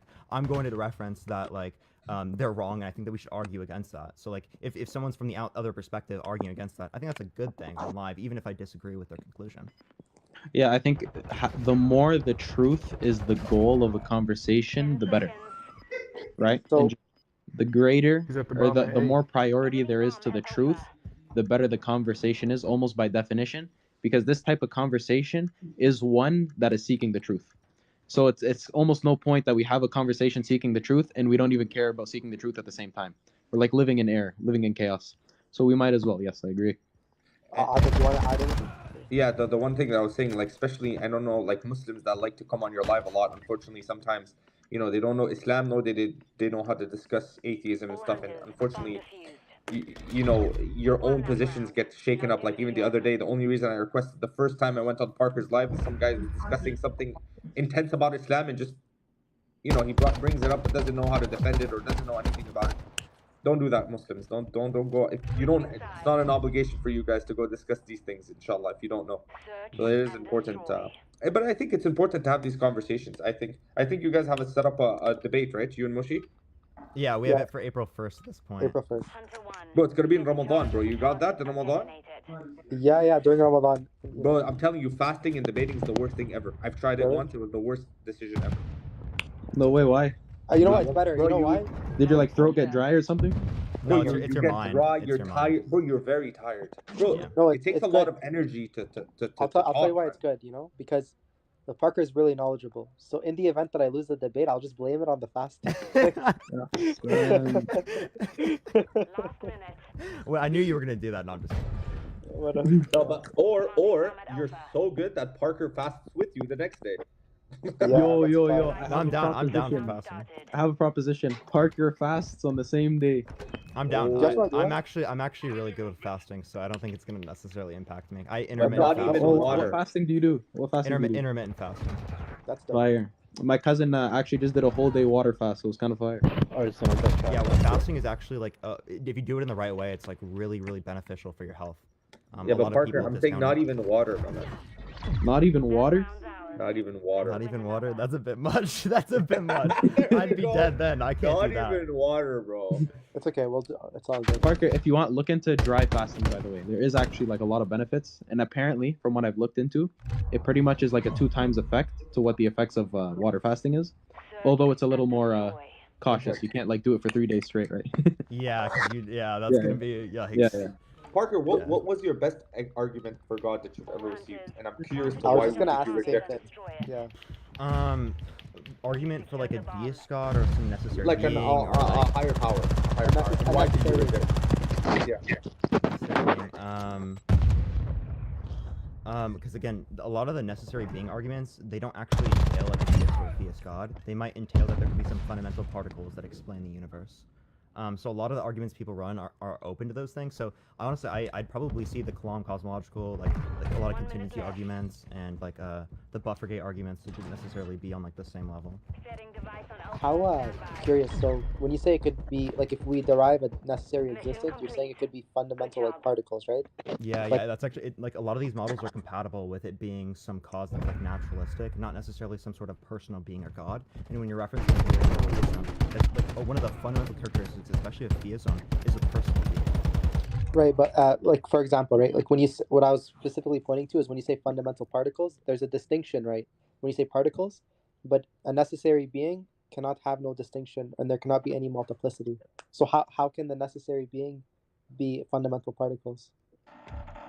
Wait, you're saying there can be no distinction in terms of Yeah, it's a logical impossibility for that which is necessary to have multiplicity, right? So, or like there can't be more than one necessary reality, so it can't be fundamental particles. Yeah, there can't be more than one, and simultaneously, it can't be a composite of any sort. So So if you just said fundamental particle, it'd be the same sort of thing. Are you just referencing because there's multiple particles? Yeah. I mean, I could see there being multiple particles, and I think that's fine. I don't see the issue with that because it's still referencing the same sort of existence. But I'd be fine with saying that there's like one or whatnot. One but it still fundamental can be naturalistic. Yeah. Interesting. Okay, that'd be interesting because then the fundamental particle would number one have to be changeless, right? It would have to like within that particle, like completely be like infinite in the sense that it's not lacking anything, like all these different characteristics. So it'd be a very weird fundamental particle. And it must be You just unlike refer to it any... as independent, given like the Buffergate argument and whatnot, which independent is gonna be like it explains itself, right? Which honestly, independent explaining itself makes no sense to me. I'm gonna be real with y'all. Like that's why like a lot of these arguments, especially when you say like Why independent? Why independent wouldn't make sense to you? because explaining itself. Like if I have a ball right in front of me, right, and I say this ball's existence explains itself, does that tell you anything? No, but you it said doesn't. independent. Independent. It does for one. It does Wait, how tell are you me referencing something. independent? Because in philosophy, we're referencing it in terms of either it explains itself or dependent is going to be explained by another. Oh, okay, that's what you Yeah, okay. So yes, something that explains itself does tell you something because it's positive. Quite literally, it's telling you something. When you say explains itself, that means something. That means that the grounds for its existence is not found in another existence, rather found in its own essence. Right? Yeah, So but it is that telling you whole something. concept doesn't make any sense. It is telling me something, but it's not demonstrating anything to me. It's just saying words. Well, that's the conclusion of a demonstration. So of course obviously it's telling you something, and that's the conclusion off of the demonstration. So if you want to say if someone just says, "Oh, independent, self-sufficient, necessary existence," you don't believe it, that's one thing, right? But then after that fact, when you know for certain that there is that independent, that one independent, self-sufficient, essentially necessary reality, long story short, explains itself, right? Then yeah, it's gonna tell you a lot. And the amount of attributes. I see what you're saying, but it still just honestly doesn't make sense to me in terms of a descriptive claim because I can just reference the other as being independent. I can reference other things as being independent, and I don't think that we'd make. No, you that can't. makes You any can't. sense as well. You can't. Why not? Why can't you just reference there being another existence that would be independent? Yeah, because outside of the personal being that you're referencing. because from essentially necessary reality, you can go from there only being one essentially necessary reality as well, one independent reality as well. You're just saying there's only one independent reality, but you're not. Yeah, giving an one- argument for why the independent reality has to infer your personal being over other types of existence. Okay, so now that's a different thing, right? So first, Yeah, that's a different. personal being has many connotations, right? Which, if how most people mean it, I would disagree that God is a personal being in the sense that he's human-like, right? That he has like a characteristics in a human-like manner. I would disagree with that, right? Yeah, it's more of a colloquial understanding of personal being. It's a very colloquial understanding of being. If you look at the Islamic lens, ليس كمثله شيء, and وَلَمْ يَكُنْ لَهُ كُفُوًا أَحَدٌ, which is essentially negating all likeness from anything other than to God, right? But number two, from the essentially necessary reality, you derive that it's one, right? And from its oneness, you derive God, right? That it's one independent source that everything is deriving its entire existence on. And in order for one to even say that there's anything else, it can only ever even be anything else if, with respect to it, it's a pure dependent reality. There is not even independency apart from the one independent reality, right? So it's like that alone justifies the theistic claim, plus like 10 different like additives you can add on. I don't see how that justifies like a theistic claim. That only justifies that there's some sort of necessary being which could entail some sort of naturalistic existence. If you wanna word everything I just said to that, sure, right? But I just but if it's compatible with a natural point of view, that doesn't move us anywhere from the initial stage of the argument. Sure. But the question here was, what is the importance of essential necessity? Why is it relevant, right? And from essential necessity, which is what you boil down everything that I just said to, you get everything that I just said, right? And then from there you get even more, all the way to the point where it just becomes the matter of title, where many different civilizations are talking about the same one monotheistic reality from the beginning of time, right? Up until now. So you're saying that you kind of just didn't even say anything in the first part. I'm not trying to be mean or anything. You didn't say anything in the first part, and then it kind of just referenced that like, oh, they like agree upon some sort of notion of God. That's all I got out of that. I'm gonna be real with you. Your goodness, brother. What the Sultan? Oh, were you gonna like explain? But you didn't respond. You just said I didn't get anything. Like, yeah, I wasn't clear. Want to be more precise? Yeah, I said it wasn't clear to me. I mean, if it's not clear, I don't know. I explained a lot. Then? You can go for it. Because I didn't get anything in the first part, and then you could have stated Mehdi, that, can you lower the that volume? Understood for people. My bad, my cousin's just playing the volume. The same live really loud. It's kind of funny. Okay, so the whole point is, what is the relevance of essential necessity, especially with respect to the truthfulhood of God, correct?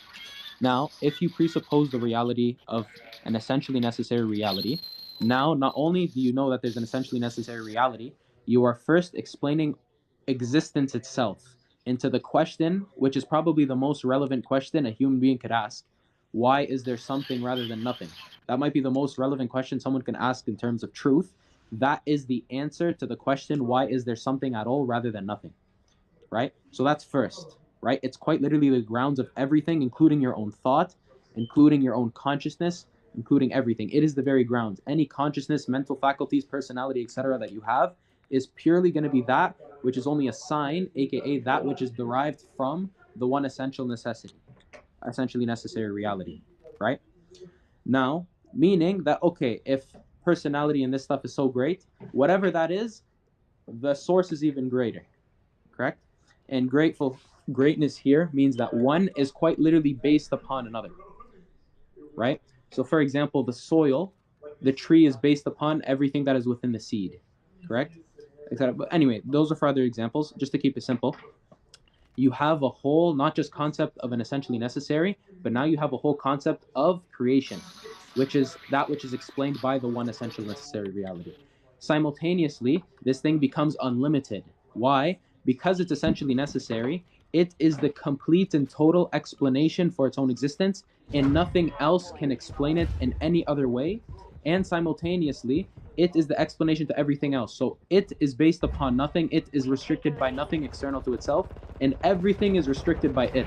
So now we even have the concept of limitation, and now if we negate every single limitation, in reality, you land at this fundamental reality, right? I can go on for like 1,000 years preaching about this reality, but that's called religion, you know? Let's just dumb it down, inshallah, for the people. Yeah. Wait, before we do that, I kind of want to reference at least my responses to this. So, like, we're obviously basing it upon, like, an assumed necessity, so we can go into that like, later on or, like, another day or whatnot. But, like, generally speaking, right, we can say that, like, you're referencing, like, the dependent or independent. There's another option that you can have, and it's just referencing not dependent. So some things do not have explanation. Right? You don't require explanation. You should just be assuming the PSR, right? Yeah, I know you can say that, but with the question, that's not a 1 second, Rashid. So with the question of what is the response to what I just said, all you did was you, rather than presupposing the very essence of my question, the very essence of the question we're even talking about is that there is an essentially necessary. Your response to everything that I just said was, well, what if there's the third category of something not essentially necessary but independent? But that's not a response to anything that I just said. Wait, it's not independent. I never said it was independent. I said it was not dependent, right? And we're just not going to reference it as either independent. That's what I was But referencing. independent, first, independent just means not dependent. It's literally dependent and then in before it. Yeah. Like I'm saying not dependent, theism not and independent, right? It's atheism, just not gonna dependent and reference either independent. or. Yeah, I get it, but first, that's not a response to what I said, because with what I said and your question, no, your question was presupposing what is the relevance of essential necessity. Then you just said there could be another thing that isn't essentially necessary or dependent. Sure, great, it's cute, you know, but like, what does that have to do with the entailments of an essentially necessary reality? Because it's saying it's not necessary if there's another alternative. Like, I don't know why you would understand this. No, but we're presupposing that there is an essentially necessary reality. I am understanding it. Okay, so just to Yeah, so simplify you're the example, presupposing that there has to be an independent. You guys have to simplify. No, There's no point in the argument. one There's no point in the second. argument. You are presupposing that reality as well in the question. You're asking what is the relevance of X, meaning X is presupposed not by me, by you. Now to the question of whether you can prove the essential necessity, that's a different conversation. But we already have established within the framework of our discussion that there is an essentially necessary. Then how do we go from essential necessity to a God? Correct? Okay, so if you say that there has to be some sort of independent being, well then yeah, you can make this argument, but we'd have to get up to that point in the first place. That's why I'm saying it's not like actually demonstrating anything if we just base it upon like we're assuming this, then it would follow. Like I don't necessarily disagree with that. And again, I think it's something that's Yeah, I think most people are very confused, by the way, in my chat, and so you. Your apologies, guys. Yeah, I know. Yeah, this is why I always like doing these off of live, but yeah. Okay, I think what Hadi's saying is, because Parker, I don't want to put words in your mouth, but you're saying what's the relevance of like an essential necessity, and specifically how does that relate to God, right? Oh no. I was saying what's the relevance of us assuming it to then say like it follows like as it like some sort of evidence that wouldn't necessarily justify it if we're gonna assume it is the case. So that's all I was saying. It's not like an argument. Okay, it's just like and I think that's fair. And I think what Hadi was trying to show is like the entailment of this presupposition would show somewhat of a God, like some of the attributes. But then now Parker's just saying, what if there's a third option, right? Yeah. What if there's no okay, the third option would be outside of the assumption. So like yeah, if we're assuming it, then there wouldn't be the third option. What the fuck was that? But why is it only my kind of like isn't it yours? Cookie analogy, but no, it's the assumption for the hypothetical, like what we're referencing here. So I know, but it's assuming it for like a thought experiment, sure. Of course, but at the same time, you would understand that I'm not proving the essentially necessary based on what I just said, right? The proof is different. I know. It's just like it's just a thought experiment, so I understand. Yeah, I understand. your That. goodness. It's just a miscommunication from the beginning. So, Your goodness. Yeah, but like again, like the argument that I was making here is that it's still compatible given some sort of naturalistic laws to the universe. So you could say that these traits could be indicated in some sort of God, but it wouldn't be like only has to be something. So what is it then? Could it be a non-conscious being? It could be a non-conscious being. Okay, but we don't see that in any non-conscious being in any other circumstances. You don't see a non-conscious being in other circumstances, right? What do you mean by being? Because being doesn't have to reference like an entity like me or you. Being can reference an existence. You could say that it's the explanation of why you have consciousness, right? Like, how could that being or that thing not have consciousness, but everything that is the cause of that non-conscious thing? Yeah, you're coming from a presupposition that come from conscious, right? Which actually would be a composition fallacy, because then we'd rely on. Okay, but intelligence has to come from intelligence. Okay, but then forget consciousness. Intelligence has to come from intelligence. If no intelligence, no That's intelligence. the same fallacy.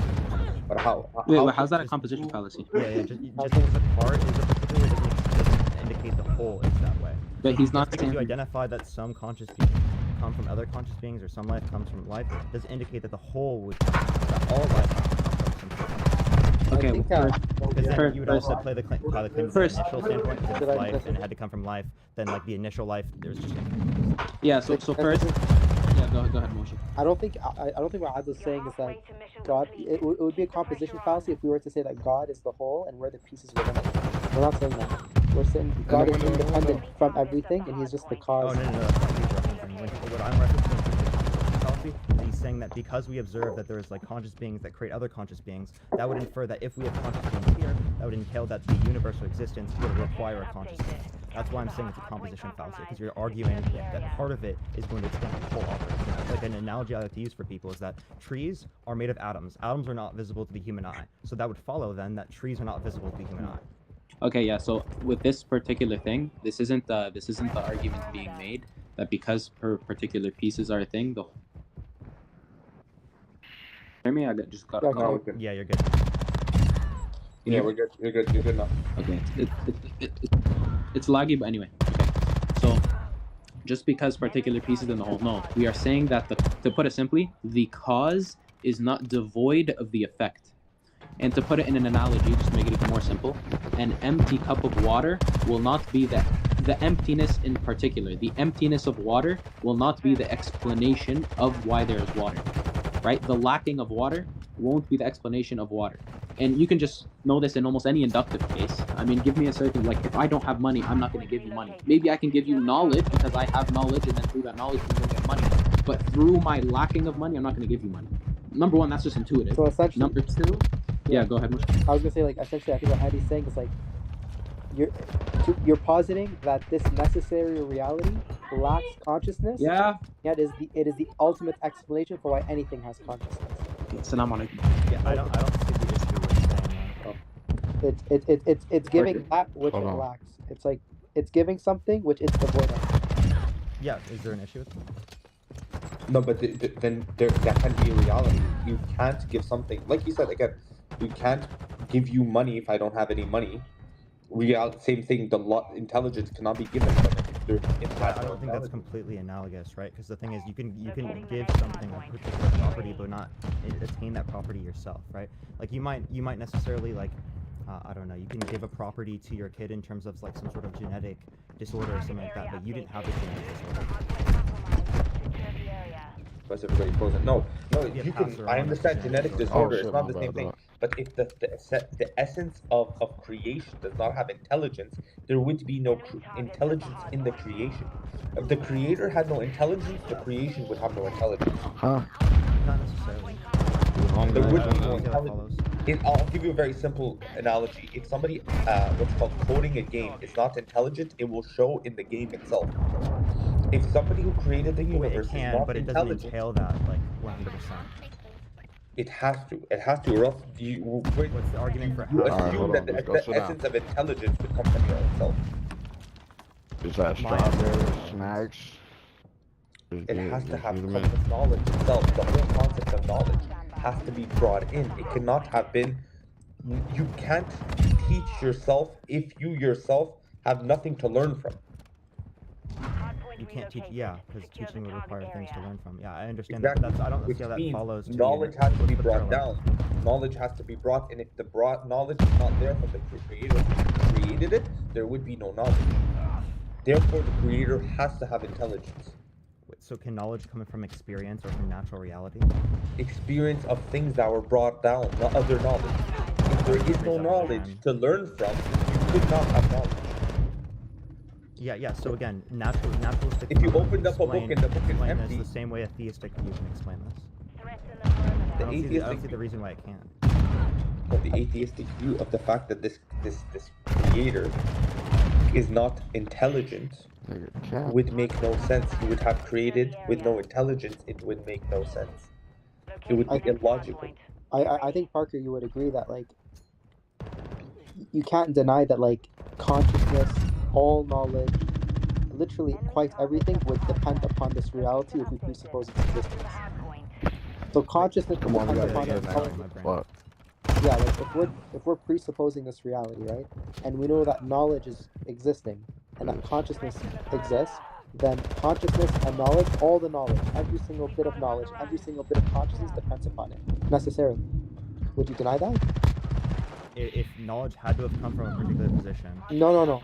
We're not saying it has to come from a particular position. We're saying if we presuppose, because we're talking about this reality, right? If we presuppose its existence, right, as this necessary thing that's independent, that everything depends upon, and we also say in another breath that consciousness exists and knowledge exists, then the entailment of that is that knowledge, and all consciousness depends upon it. Without it, there would be no knowledge. Without it, there would be no consciousness, right? Yeah, so like knowledge would be dependent upon that because of the experience, right? But again, if it has necessarily no knowledge, that wouldn't entail whether or not it can create a reality in which there could be knowledge No, that could be. I'm not using the word come create about right from now. that. Wait, what do you mean? What do you mean by experience? I said knowledge. We're going to be experiencing things. We learn from experience based upon the material reality that exists. What you're arguing is that the material reality is not something with knowledge. No. See, any knowledge in any respect, anything that ever exists, even consciousness. How about consciousness? What is consciousness depend upon? Is it by the material things? Oh, good shit, yeah. Yeah, so now you're just going to argue that like consciousness can't come from something that's not conscious, which again would just be the composition fallacy. No. I'm specific. Like conscious. You're saying knowledge is from the experience. How about awareness itself? Awareness is from, yeah, you could say it's like, what do you? Wait, I'm sorry, what you're asking? You're saying knowledge is from experience. If I put my hand in hot water, I gain the knowledge that it's hot. How about the very awareness, consciousness itself? Experience, awareness, all right, can be interchangeable. Awareness and experience. No, it can't. See, Maybe we're if using I different connotations. no, That's how I would say it they're can't be. interchangeable. What's interchangeable? Consciousness and what? No, awareness and experience can be. Self-awareness and awareness would be two different No, things. because in order to have an experience, one must have the awareness of such experience. Exactly. So That's what? interchangeable. No, it's not interchangeable because awareness is posterior to the experience. In other words, it comes prior. See, how can I have an experience if I'm not aware of the experience? I would say that they're both entailed. They're both dependent upon each other for there to be an experience. See, you can say that they're both necessary in order for there to be an experience, but we would say that the awareness comes before. It's you cannot have an experience without the awareness, right? They give them all as confetti, sure. And by the way, But even I'm just using them interchangeably here. Like, yeah, but I'm saying, how can you say they're the same thing if there's a clear distinction? and what was the clear distinction? Sure, if there's an experience, right, you have to be aware of it, right? Again, I can just say that they happen at the same time. Yeah, you can see. Look, this is David Hume's. Are you familiar with the account for causation by David Hume? I'm actually not now. Okay, this is one of his incoherent positions, by the way, that got later. Like, okay, basically, look, if I have a pen, and I have a pen in my hand, okay, and I'm writing, and I move the pen, two things are happening at the exact same time. My hand is moving, and the pen is moving. Even though two things are happening at the same time, the cause of the pen movement is from the hand. So you can say that the experience is happening at the same time as the pen. Just because they're happening at the same time, it doesn't mean necessarily that they're the same thing. Because if the pen is moving at the same time as my hand, it doesn't mean my hand is automatically a pen. There's still a distinction between the cause and the effect, irrespective if it's at the same time or not. Yeah, So okay, yeah, I wouldn't make the argument that they're the same because they're happening at the same time. The argument that I would make here is that you haven't provided me the distinction to means that they would be two different necessarily things. And again, this is just how I'm referencing like awareness here, right, versus how you're referencing it. Because like for example, if someone asks me like, what's the definition of experience, right? I'm gonna reference like your awareness. Okay, so experience is just awareness. Like subjective experience, I'm gonna reference awareness. Yeah, I can just say that. So okay, that's fine. If this is the words you want to use, it's your. Yeah, I mean, we're just using different words. I think Yeah, it's it's just okay. like a semantical thing. It's not like an actual Yeah, disagreement. and you know? honestly, we started this I don't conversation- disagree with what you're referencing. I'm just like saying like I use I them understand. interchangeably. We didn't start this conversation off with like the axioms we'd like to talk about anyway. So I don't- Well, let it just stop there so you guys could go to your debate. I know Parker has to pick up his girlfriend. I know. Yeah, I know. I literally waited a bit, but she hasn't messaged me yet, so I'm all good. No, Parker. Actually, Okay, wait, oh, no, guys, I'm kind of screwed. April 1st. She said yes. Okay, hold up. Guys, Hello. April, Parker and I are gonna have like an official formal one. Obviously, the thing is, you know what I think is gonna happen, Parker? Okay, when I have like my talks with my friends on Discord or whatever, it's like, it's kind of like this. It gets very deep. It's like the weeds. So I don't know if it'll be like a good debate for the public, but like whatever. That's what I was thinking. If you want to do something like that off live, just You let guys me should know have if a you wanna go, translator, like, by the way. way deeper. Yeah, translator wouldn't be that bad. I'm down with that. But A if I'm gonna translator? get a curious. translator on both sides, we gotta No, get no, an I'm atheist very, very translator curious. and a Muslim translator. That's what we need. What do you mean? No, like just somebody to at the end of it be like, yo, what this guy is saying is that the Earth is dependent, or what dependent means is it needs something, and when it needs, just something like that. You need translators, I think, That'd be sick. Yeah, that'd be nice. because you guys can't just drop some. Oh, this is I don't know, the Occam's razor, and think, oh yeah, Occam's razor. People know what the heck you guys are talking about. No, I think somebody, the mediator should be the translator. Yeah, I I get you. Yeah, that's why I try to keep my lives like super. So I don't know if you guys are gonna simple. do like a timer thing, and if you do a timer thing, whoever's doing like if you do like 5 minutes, at the end of it, let that guy recap. Be like, so what Parker said is this, what That's smart. Ricky said is this, and then If you want to do time, go for it. I don't think we really need it. Like honestly, like I only would need a timer with someone who's just like screaming in my face. Like I can pretty much go without the timers with literally anyone. So. Okay. Yeah, that's dope. It'll be fun. It'll be fun. All right, Yeah, Moshi, let me know. Adele, let me know as well if you ever want to have conversations as well, because we had like one conversation where we didn't like necessarily go into like the whole weeds of everything. you know what I want? You know the one conversation. You know, I always wanted to come on this one topic about the homosexuality one, but I'm just like it's gonna end up being a god conversation. It's just gonna be a god No, debate. can I say something about that, bro? On that. Go Okay, for it. I don't get it. Okay, when you say like prove being gay is immoral, it's like I say why is being gay immoral. oh sorry, why is being gay immoral? It's like, look, you believe being gay is moral, right? No, I think he it's says morally it's neutral. Oh, it's neutral. Yeah, you came on my live. You're like, you think it's objectively moral, and I'm like, dude, nah. But you know what it is? I don't even But believe you know in what it is, objective Murti? morality. I actually have no problem with his position because the only reason I believe it's immoral is because Allah told me it's immoral. If Allah didn't tell me it's immoral, I wouldn't care about it. I would be just like him. So his position is very in line with what he believes. But forget objectivity, right? Subjectively, you wouldn't say it's moral or immoral. It's neutral. Yeah. Right. For you to say it's neutral, you have to say it's moral. But what? No. What I was gonna say is this, right? Your position that it's neutral. It's one of three options, right? Moral, immoral, or neutral. Your position of it being neutral is based off your opinion. It's subjective, ultimately, right? Cool. And that is justified enough for you to make that claim. So if someone came and said that it's immoral, and it's based off their opinion, it's the same epistemology. Like your reason as to why it's neutral is the same reason why they think it's not. So if yours is coherent because it's your opinion, shouldn't theirs also be coherent? It's the same thing. They can hold the position. If they don't have like an inference or like a reason, then we're not gonna move anywhere. They just have the position. No, like, but see, descriptively speaking. the reason why you say it's neutral, the ultimate reason is that it's neutral. You're the ultimate explanation to your conclusion. And since it's subjective, if someone says the ultimate reason is that I decided that it is this way, subjectively, if you think that your position is coherent because you're the one that decides, why is their position not coherent if they're the ultimate decider? Coherence is going to refer to logic. Logic is true independent of my mind. Right? When I'm referencing like my positions or my subjective preferences, that's going to be based upon what I have, and then I'll give like inferences or reasons as to why this is the case. So this is going to be the distinction between a non-inferential justification and an inferential justification. But in terms of like moral particularists, like justification isn't actually like necessary. It would just be descriptive in terms of this is what your preference is, this is what someone else's preference is. But again, when we're looking for conversations and argumentation, we ask, oh, why do you think this is the case? And then someone provides a reason. Oh, because they can't reproduce or something like that. And if they're applying Right, to all but for circumstances, example, that's okay. a principle. So they'd have Yeah, to apply but that to all circumstances. what I'm saying is if somebody says because they can't reproduce, right? They now have to make it this. Why is that their reason? It'll always ultimately lead back to it's their opinion. That's why, right? So what I'm saying is this. Or God. If the reason exactly. So if you say that the ultimate reason as to why it's neutral is because you decided, that's the ultimate explanation.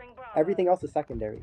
Then and if that's good for you, then why can't someone say ultimately it's just because they decided and that's why it's immoral? Like Yeah, why they are you? can, but there's going to be no not... inference. You shouldn't say that they're homophobic for no reason. Like that's ultimately what it is. No, but it's not. No, but it's not for no reason. It's the same reason of your ultimate reason. It's the same reason. It's a non-inference. Because you think it's okay and they right? think it's not. It's Yeah, the same. so I understand, but a Literally, non-inferential if you justification. remove all the blah blah, and if you provide, there's not all blah. You give inferences. That's gonna prefer or make a preference of one over like another, given that you have like an argument or like some sort of like thing that you can point towards. It might be ultimately based upon some sort of intuition or some sort of like desire or preference, but that doesn't mean that you can't mean that like one that would be preferable to the other. No, but see, you're right. There could be inferences, right? This inference versus that inference. Ultimately, you're the one that decides which inference makes the most sense to you, and what inference might make the most sense to them. I'm not saying they don't have any reasons. I'm saying whatever the reasons are, ultimately it'll always be because they decided that those. As long as it's logical, yeah. No, but see, like if it's illogical, then like it's not me that decides. No, bro. The point is this, right? But that's assuming that your positions are logical, and that's why. You Well, hold yeah, that I would say that we shouldn't hold a position that's illogical. So the position that I'm gonna hold, yeah, it's gonna be logical.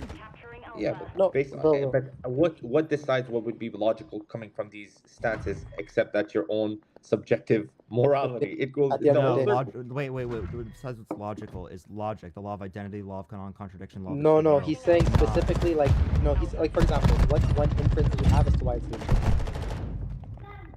There is no inference for it being neutral. You do have an inference for it being So- moral or immoral. You don't have an inference for it being neutral, because neutral isn't actually like a position. It's like saying that like I don't know.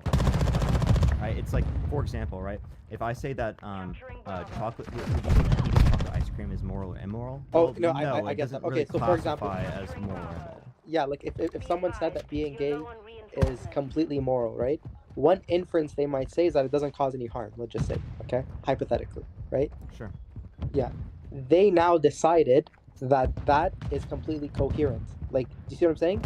It not causing harm is now their basis that they've decided. Well, that's not going to make sense anyway, because they're not going to apply the harm principle. Like, no one applies a harm principle in all circumstances. So for them to say that being gay is moral in all circumstances because of that is just not going to make sense coherently speaking, right? Why so?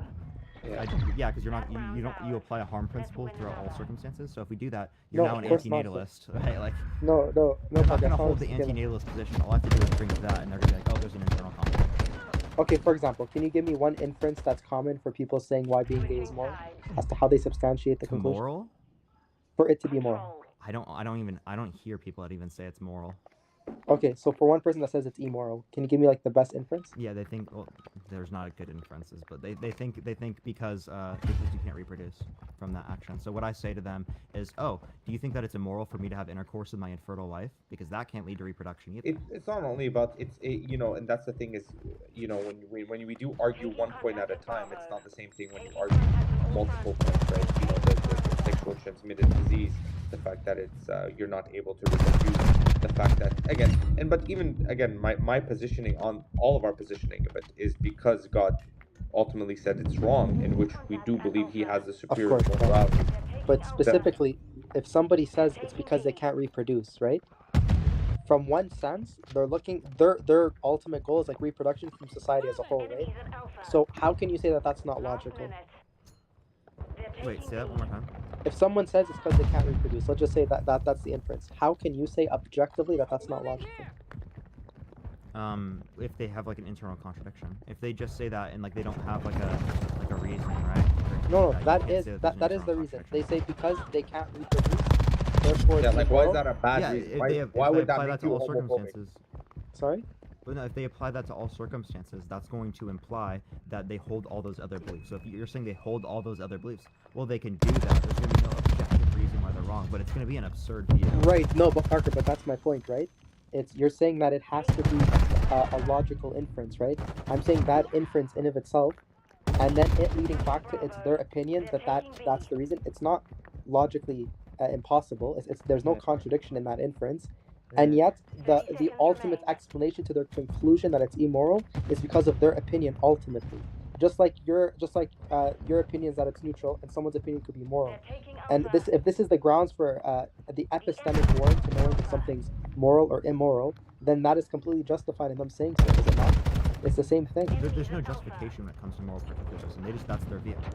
Yeah, like Right. if that's their view. There's no logical problem. They just have that view. Yeah, exactly. There's no logical problem. That's the point. Yeah.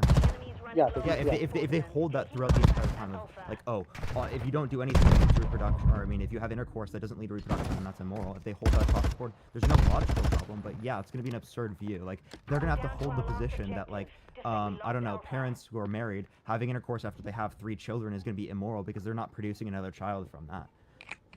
Right? Like, there's gonna be lots of other things like So that. I mean, like if you're morally consistent, like.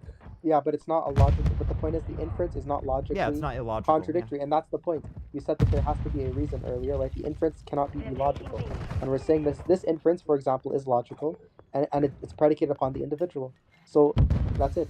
So this would be an adequate answer given the epistemic framework that we're discussing here. Yeah, they can have that position. Yeah, for sure. Yeah. Like again, I don't see like a reason why that would be convincing to other people. Though. It wouldn't Yeah, be but the whole convincing. point is not to convince others. It's like if this is their reason and it's ultimately based off God, then who are we to say this is not the case at this point? Obviously, by the way, without Well, our position would say it's not the case. Yeah, obviously, that's the yeah. issue, though. When you can refer to that on more particulars, then it's fine. Yeah. But, I just have a question before I get off because I do actually have to. I'm literally going to be late at this point. But you think being gay is immoral because God said so, right? No, I see. My stance is being a gay individual. There's nothing wrong with. Oh being, no, having gay intercourse. That's what I'm referring to. Yes. Yes. Okay, Yeah, so it's because God said so. That's going to be an expression of God's desire, right? What do you mean God's desire? No, God tells us what. What do you mean by God's desire? Yeah, God says something wrong. That's an expression of God's desire, right? Like God says that you should not do this. God has a preference against you doing this. Sure. Yes. Okay. God- God is wrong. It's a forbidden act. Yes. That's good. God says that we shouldn't act upon all our desires. This is one of them. If we have. That's gonna be compatible with subjective morality. That's compatible with my anti-realist view because subjective morality is going to reference like the truth of the moral proposition or moral claim here is going to be based upon whether and based upon my brain is going to be independent of the mind. Dependent upon the mind, that's subjective. Dependent on the mind, attitude, or desire. So if it's dependent upon the desire, the truth of the claim, well then that's going to be subjective. So if it's dependent upon God expressing the desire that it's immoral or bad, right, then that's going to be subjective. It being true, independent of the stance, desire, attitude, that would be objective. So it wouldn't make sense for us to say that it's true, independent of God's stance, right? But you're assuming that God has whatever how you're saying it, desire. God has a position about something moral that could be wrong. It can't. Whenever God says something is wrong, it is wrong because God has knowledge of everything. So it's not the same desire you have and you could be wrong. God's morals are the ultimate morals. So when God tells you this is wrong, it is wrong because he has the knowledge of everything. So when he's telling you homosexuality is wrong, it is wrong regardless of how you feel about it. Yeah, so by that definition, we're just going to say that there's no objective facts. It's all going to be based upon what God programmed into the reality, right? It's true, dependent upon the stance that God. But I agree with that. I believe that your opinion doesn't matter. God knows better. Yeah, no. You can hold that position and still say it's subjective at the same time. But the inference that I'm making here is that you hold an anti-realist perspective, not a realist perspective. Parker. Moral realism is objective morality. Anti-realism is subjective morality. Okay, yeah, exactly. You're So gonna do a when you W? define objective morality, I hope it's that which is not changing or that which is mind independent. How you define it? I already defined it earlier. Subjective is going to be mind dependent. Ooh, you're on fire Objective too. is Look gonna at be that. mind independent. Okay, but right, exactly. So when we say mind independent, right, we mean like human mind independent. Get this. Like, Okay, see, well then, it's going to wait. But God has a mind, right? yeah, but the distinction is this: human minds change and God is changeless, Yes. right? So if he doesn't change at all, then this would stay no matter what. So if you want to say in one sense it's subjective, sure, but it's subjective, but the subjective opinion is grounded upon that which is not changing. Objective. No, that's fine, but you still hold an Right. anti-realist perspective. That's the point that I'm making. Is I don't know why when people are saying that morality is objective, given the stance that God exists, it would make most sense to say an anti-realist perspective. No, but we're saying, see, okay, that's like me saying God is dependent because he depends upon himself. Well, then that means he's independent. It's like you're saying it's subjective, but the subjective morality is upon Is the something ultimate that truth. See, But the he ultimate doesn't truth is change. defined by God, right? And God's Yeah, but it's desires, a circular and argument. God's stance. So it stands God is dependent, not perfect. stands independent. Yeah, but God's perfect. His morals are perfect. You could say that okay, it comes from a subjective, perfect moral being, which would make it still objective. Well, no, it doesn't make it objective, but it does make. You would say it makes it right. It's just still subjective. Wait, I think the difference is this: if we were to say that it's in your view right now, like how it's grounded within humans, if it's grounded within a human mind, then it's logically possible for it to change. But if it's grounded within God's subjective mind, then it's logically impossible for it to change. That's the distinction. Yeah, okay. That's still fine. That's still compatible Right, so with a okay, that's fine. anti-realist view. It's all good. I just want to make sure we got that. I feel like it's semantics. It means the same No, it is. exact- It is absolutely semantic. That's why I think the whole debate about subjective and objective morality is extremely trivial. Like, when people ultimately, are arguing what we are objective morality, saying- they These don't can't even be know on the what ground. it is. All the way in response. Like what we are saying in dummy terms is God knows best. God has knowledge of everything. God says no, we say no. We think we know better. That's our own opinion. But the truth of the matter is God knows better. Yo, Parker, we love you, bro. Thank you for having coming on. It was good talking to everyone. I actually, I know, bro. My but bad, bro. I appreciate it so much. Text me about like any updates or anything if you want to talk to me. Yeah, bro, I of appreciate course. all of y'all. Love y'all so much. I got Parker. Brother. I don't know, bro. It's really awkward. You know? Oh, it's kind of awkward at the end. All right, I appreciate everyone coming through. It's an appeal to authority of God. Yeah, it's gonna be a naturalistic fallacy, but they're just gonna infer that God is more intelligent, and that's gonna be the justification for this. I feel like you can use that argument against people that don't really know what they're talking about, but they can just prescribe the concept. All good, right? Which technically would be a redefinition of the characteristics, but else you just like fall into a naturalistic fallacy all the time. But that's not like an argument I like to run, you know. But I appreciate everyone coming through. Hope you all have a fantastic day. I will be on tomorrow. Love y'all so much. Peace out, everyone. Says the goal of Tulsa Police Department's partnership with Family and Children's Services is to get to the root of crime by helping people in jail and when they get out. So specifically with the homeless population, our clients are and sometimes it is hard to find them, and sometimes we find them in the jail. He's upstairs. Get ready. Lower says this partnership is about providing treatment for mental health and substance abuse, shelter, and food for those who need it most. We have case managers every day provide assessments and coordination for services, provide some referrals, so when they do release from the jail, they have somewhere to go, they have a plan. Police hope that this will prevent crime before it happens. One more. Issues, but we have a population end up with us. These services are now available for individuals at Tulsa Municipal Jail who are in need. In Tulsa, Yeah, it's right through. Oklahoma Zone, News on 6. The show.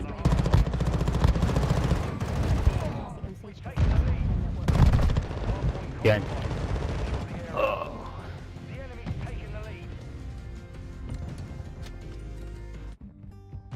We love our customers and we love each other, and that translates to great customer service. As one of the region's leaders in customer satisfaction, we truly believe there's a difference in our customer experience. Where is the people? In Oklahoma, and the best service in the business. Inventory availability is increasing, and we are committed to having the largest vehicle selection at your Come experience the difference at the President's Day sales event at Jim Glover Dodge, Chrysler, Jeep, Ram, Fiat. I was in a bad accident.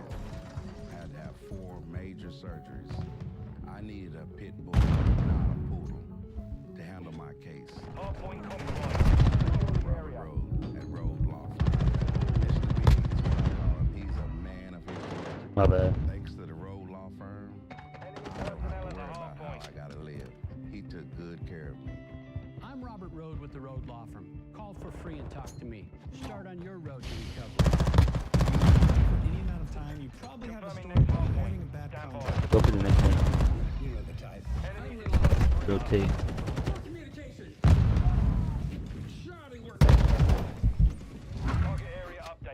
And your whole project ends up being a mess. Like that wall. See, it's a metaphor. If you want your project done right and on time, Burnett's the obvious choice. Well, that was fast. What can Sono Bella do for you? How about a new shape? Dress on in over 10 years. New confidence. Yeah. New you. I can wear a little. Everyone get off the point. I'm gonna do Buster or reverse class missile. Don't wait. The results I've seen achieve for you. Outstanding. Schedule your free, no obligation consultation with Sono Cosmetic Surgery Rotate. Specialist. And find out how you can Sono Bello uses TriSculpt micro laser On my liposuction way. to remove your diet-resistant fat cells permanently for incredible transformations in just one visit. I have one big regret. I didn't go sooner. Call 1-888-315-6748 or go to sonobello.com. Do you feel uneasy, irritable? Does your cock spill make you anxious? You may be suffering from UPA. Going from there. Watch out. No, I switched to T-Mobile. Now I'm sleeping better, my skin is glowing, and my hair is never been shiny. Most importantly, T-Mobile has a price guarantee. They will never raise your internet rate, ever. Switch to T-Mobile Home Internet. It worked for me. And just look at that shine. Wait, what has the internet got to do with my hair?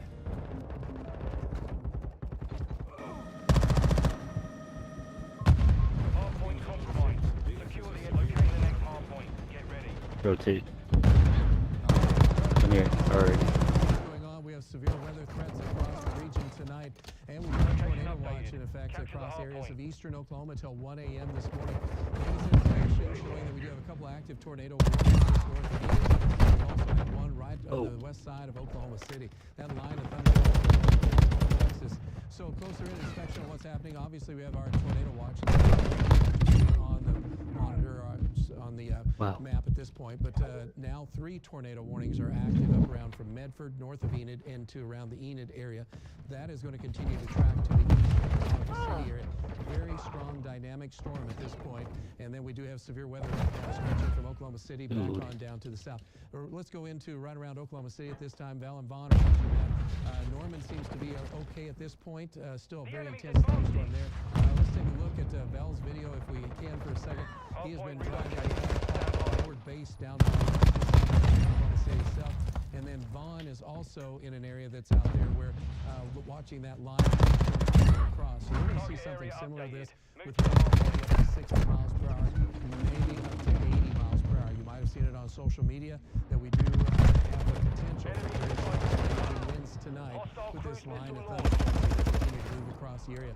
So this is the way it looks right at this point. Back to radar for a moment, and you see that the tornado warning now has been extended from where Vaughn is located. So that's just going to go from around Mustang. So right now circulation is near Mustang, moving back to the northeast. This will be a problem for some of us here in eastern Oklahoma as we go through tonight, because there will be a few of these storms that are going to be rotating. So we want you to be aware of that. Back off to the east and northeast. Our storm trackers are positioned right now with Bob around the area, just in case these storms continue to develop a little bit further south and southwest from out of the Enid area, and then try to sweep over toward the OSU campus. They'll follow those in across the area.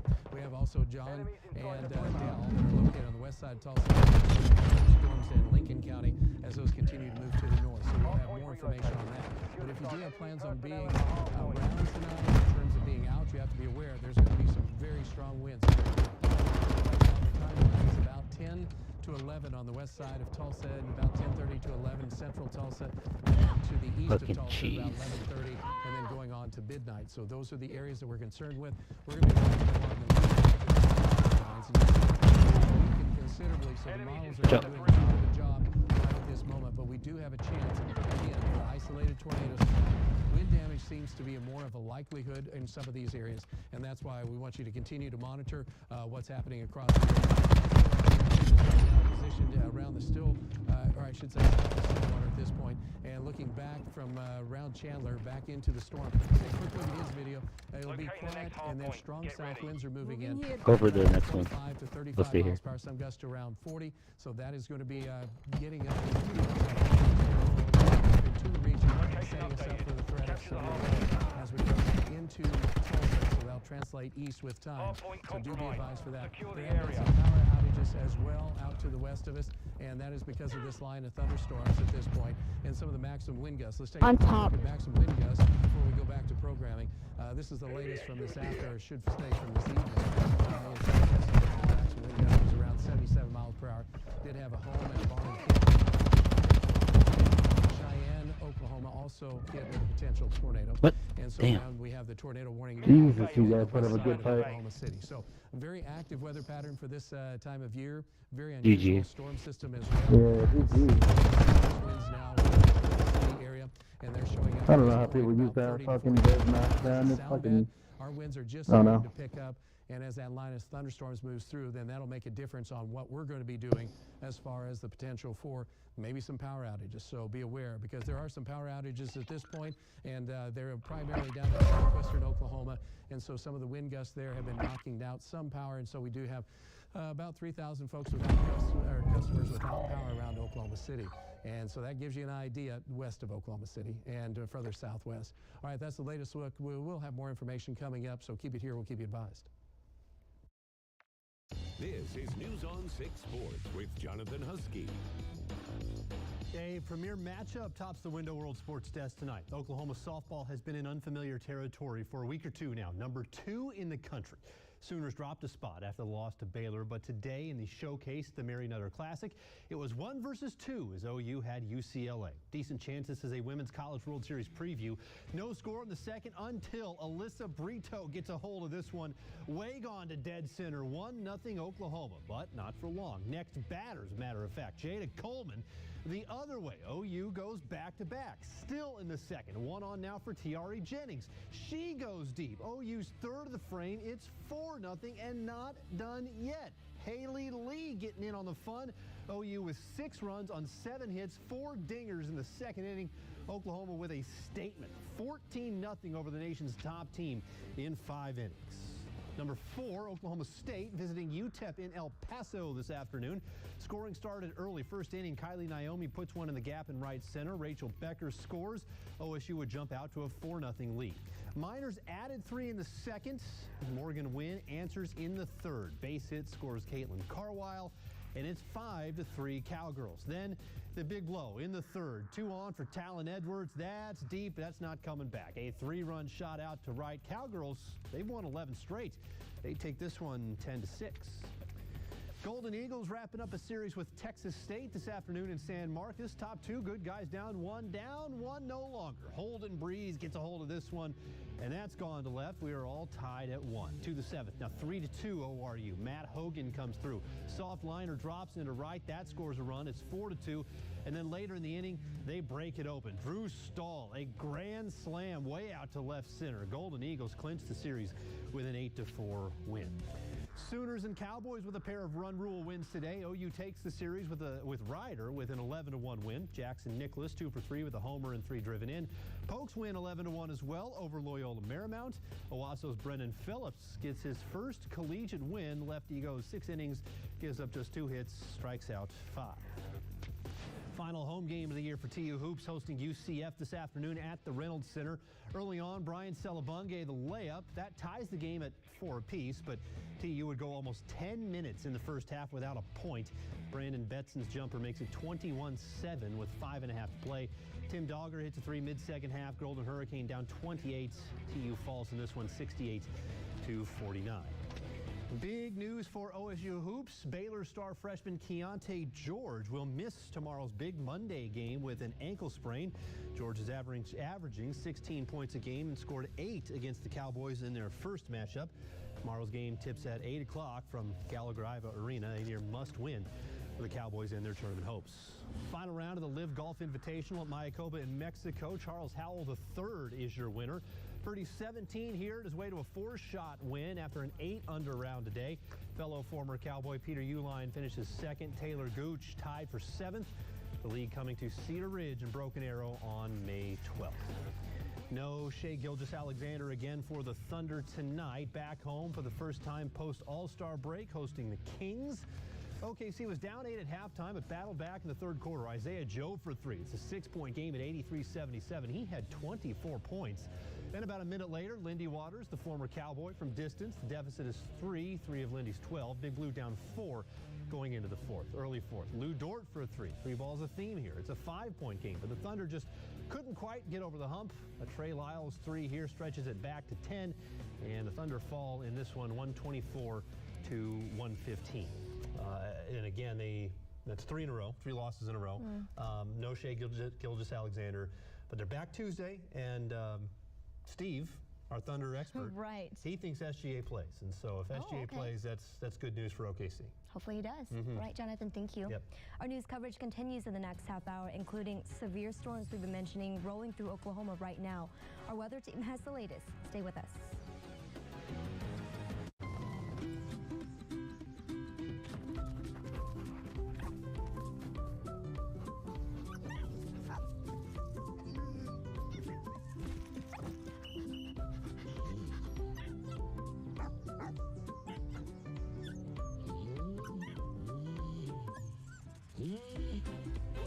love is bigger than ever. The 3-row Subaru Ascent. Dog tested, dog approved. Love. It's what makes Subaru, Subaru.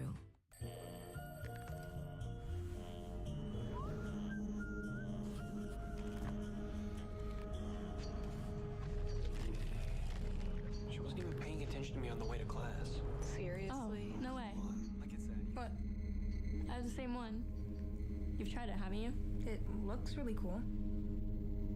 I know. Big Tobacco will tell you whatever you need to hear to get you hooked. Help fight the lies at tobaccostopswithme.com. Get a free smartphone and our free unlimited everything plan from Assist Wireless when you qualify for Lifeline service and the new Affordable Connectivity Program. You may qualify for this limited time offer by income or by participation in government assistance programs like SNAP and Medicaid. Enroll at assistwireless.com or any of our convenient locations in Tulsa, Broken Arrow, Claremore, or Sapulpa for your free phone and free unlimited plan today. Jumpstart dinner with Home Chef's microwavable meals. It's time to get dinner ready faster. With Home Chef's fast and fresh meals, there's no prep and no mess. They're faster, fresher, and tastier. Get dinner done in 3, 2, 1. It's time to set the table. Delicious meat simple. Get 16 free meals at homechef.com. Stonewolf Casino, home of the Cowboy Football pregame show. Just off Cimarron Turnpike, exit 37, between Tulsa and Stillwater. Play all your favorite games and watch all your favorite games in style at the Wolf Sports Grill on our colossal 12-foot video wall with our mouth-watering game time faves. Gas up and stock up on supplies at our Travel Plaza, including fresh pizza, salad, and sandwiches from Mazzio's Go. Stonewolf Casino, ready to play. Hello, Oklahoma. I'm Zoya Allen. This is my husband, Mark Allen. And we are sitting in the 2023 Buick Envision Avenir. It is packed with luxury and technology, and it's just absolutely beautiful. So come and see us, Mark Allen Buick GMC. Or go to our website, markallenbuickgmc.com, see what our incentives are, and get yours today. Let's do business.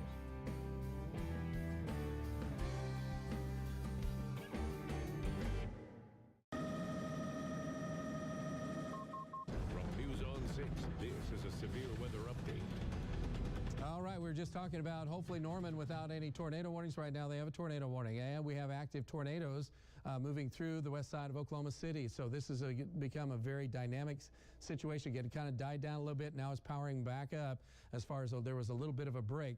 Let's look closer at what's happening. So when you see the blinking areas, the polygons that are red, that means there has been a confirmed tornado.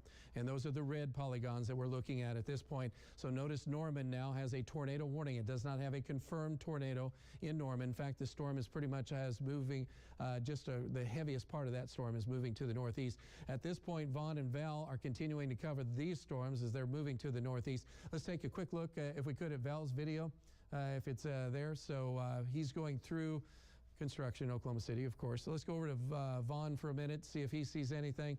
The storms are coming right across the city at this point, and so that's the situation. Back to radar again, and so you'll see velocity indications on this. There's an active tornado warning near Piedmont. Let's zoom in just a little bit closer for anybody that might be around the Oklahoma City area and be able to see a little bit more about what's happening. So again, from the Piedmont area and then extending back down to areas right around really through central Oklahoma City at this point. So Vaughn and Val are right in the midst of that as that continues to track to the northeast. Right here near Midwest City, there's another strong storm. And then further south is the storm that we were talking about that had from Norman. So that's just on the east-southeast sides of Norman right now. So that's moving up toward the radar side. So extremely active weather at this point off in that area. Back around to eastern Oklahoma to give you an idea of what it looks like too. We still have our tornado watch, we will have our tornado watch continuing in effect through 1 o'clock this morning. We're going to be back with some additional information in just a moment, but needless to say, a very active spring-like weather situation is unfolding. More coming up in just a few moments. Oklahoma Company, better local coverage. Oklahoma's own News on 6. Shipload of savings at American Freight Furniture Mattress Appliance. For a limited time, take it home today for $50 and no payments for 60 days. Mattress sets from $79.99 each piece. Sofas from only $249. Same-day delivery ends February 28th. Being Oklahoma's #1 Chevy dealer is something we're really proud of. We're dedicated to catering the car buying experience around you while providing the absolute best prices in Oklahoma. Right now, you can drive away in a brand new Chevy Silverado for as low as $449 a month, or 2023 Equinox SUVs as low as $299 a month. You can even enjoy the entire buying experience from your home or office, and we'll deliver your new vehicle directly to you. Come experience the best. Jim Glover Chevrolet, I-44 in the Arkansas River. Frustrated with your current computer? Give Same Day Computer Repair a call and get a smile back on your face. Same Day Computer Repair, providing top name brands at low prices. Same Day Computer Repair, 918-835-9242. With Life Alert, one touch of a button can get you help fast. I've fallen and I can't get up. Don't worry, help is on the way.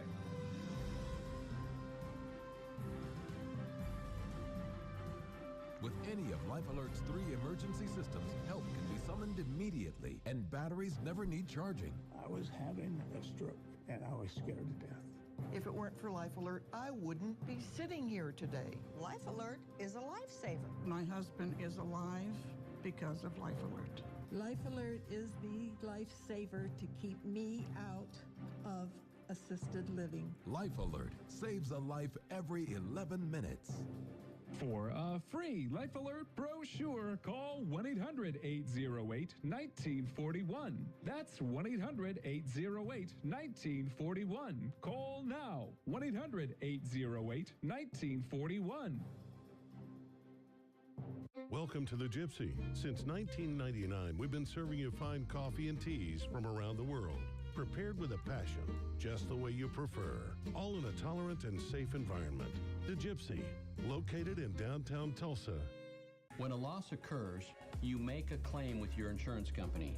Under Oklahoma law, your insurance company must do 3 things: investigate, evaluate, and compensate. But what if they don't?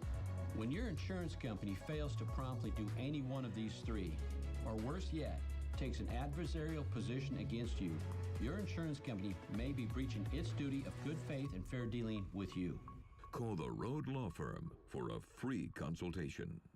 Come experience what's fresh and new at the Farm Shopping Center. Outdoor shopping the way it was meant to be, with local boutiques, trendy shops, and fine dining. Kick off the new year with us.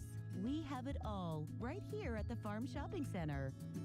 All the years of study, all the miles on all the roads, all the science, all the technology, all the hours, all the danger. We're in the middle of it right now. When it all comes down to it, it's all about the warning. We want you to take cover. And the team from the locally owned station does it better than anyone else. Tornado on the ground. You have to pay very close attention. 50-mile-per-hour wind gust. Alan Crone, Station 8, and Travis Meyer, the Oklahoma weather experts, only on Oklahoma's own News on 6.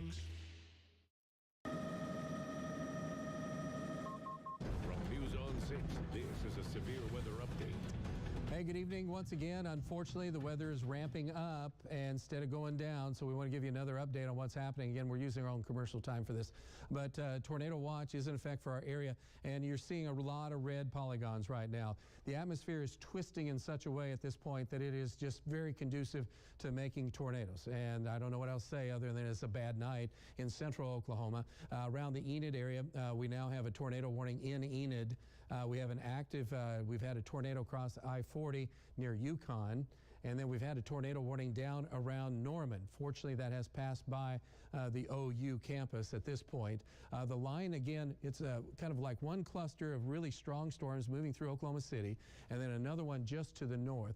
This whole area is very dynamic, so to speak. So if you do have plans tonight, you just have to be aware that for the next hour or two, weather's going to be influencing our weather very quickly as far as storms are concerned. Closer in on radar at this moment shows the active tornado warnings are blinking in red. So that's where we have confirmed tornado touchdowns that have occurred.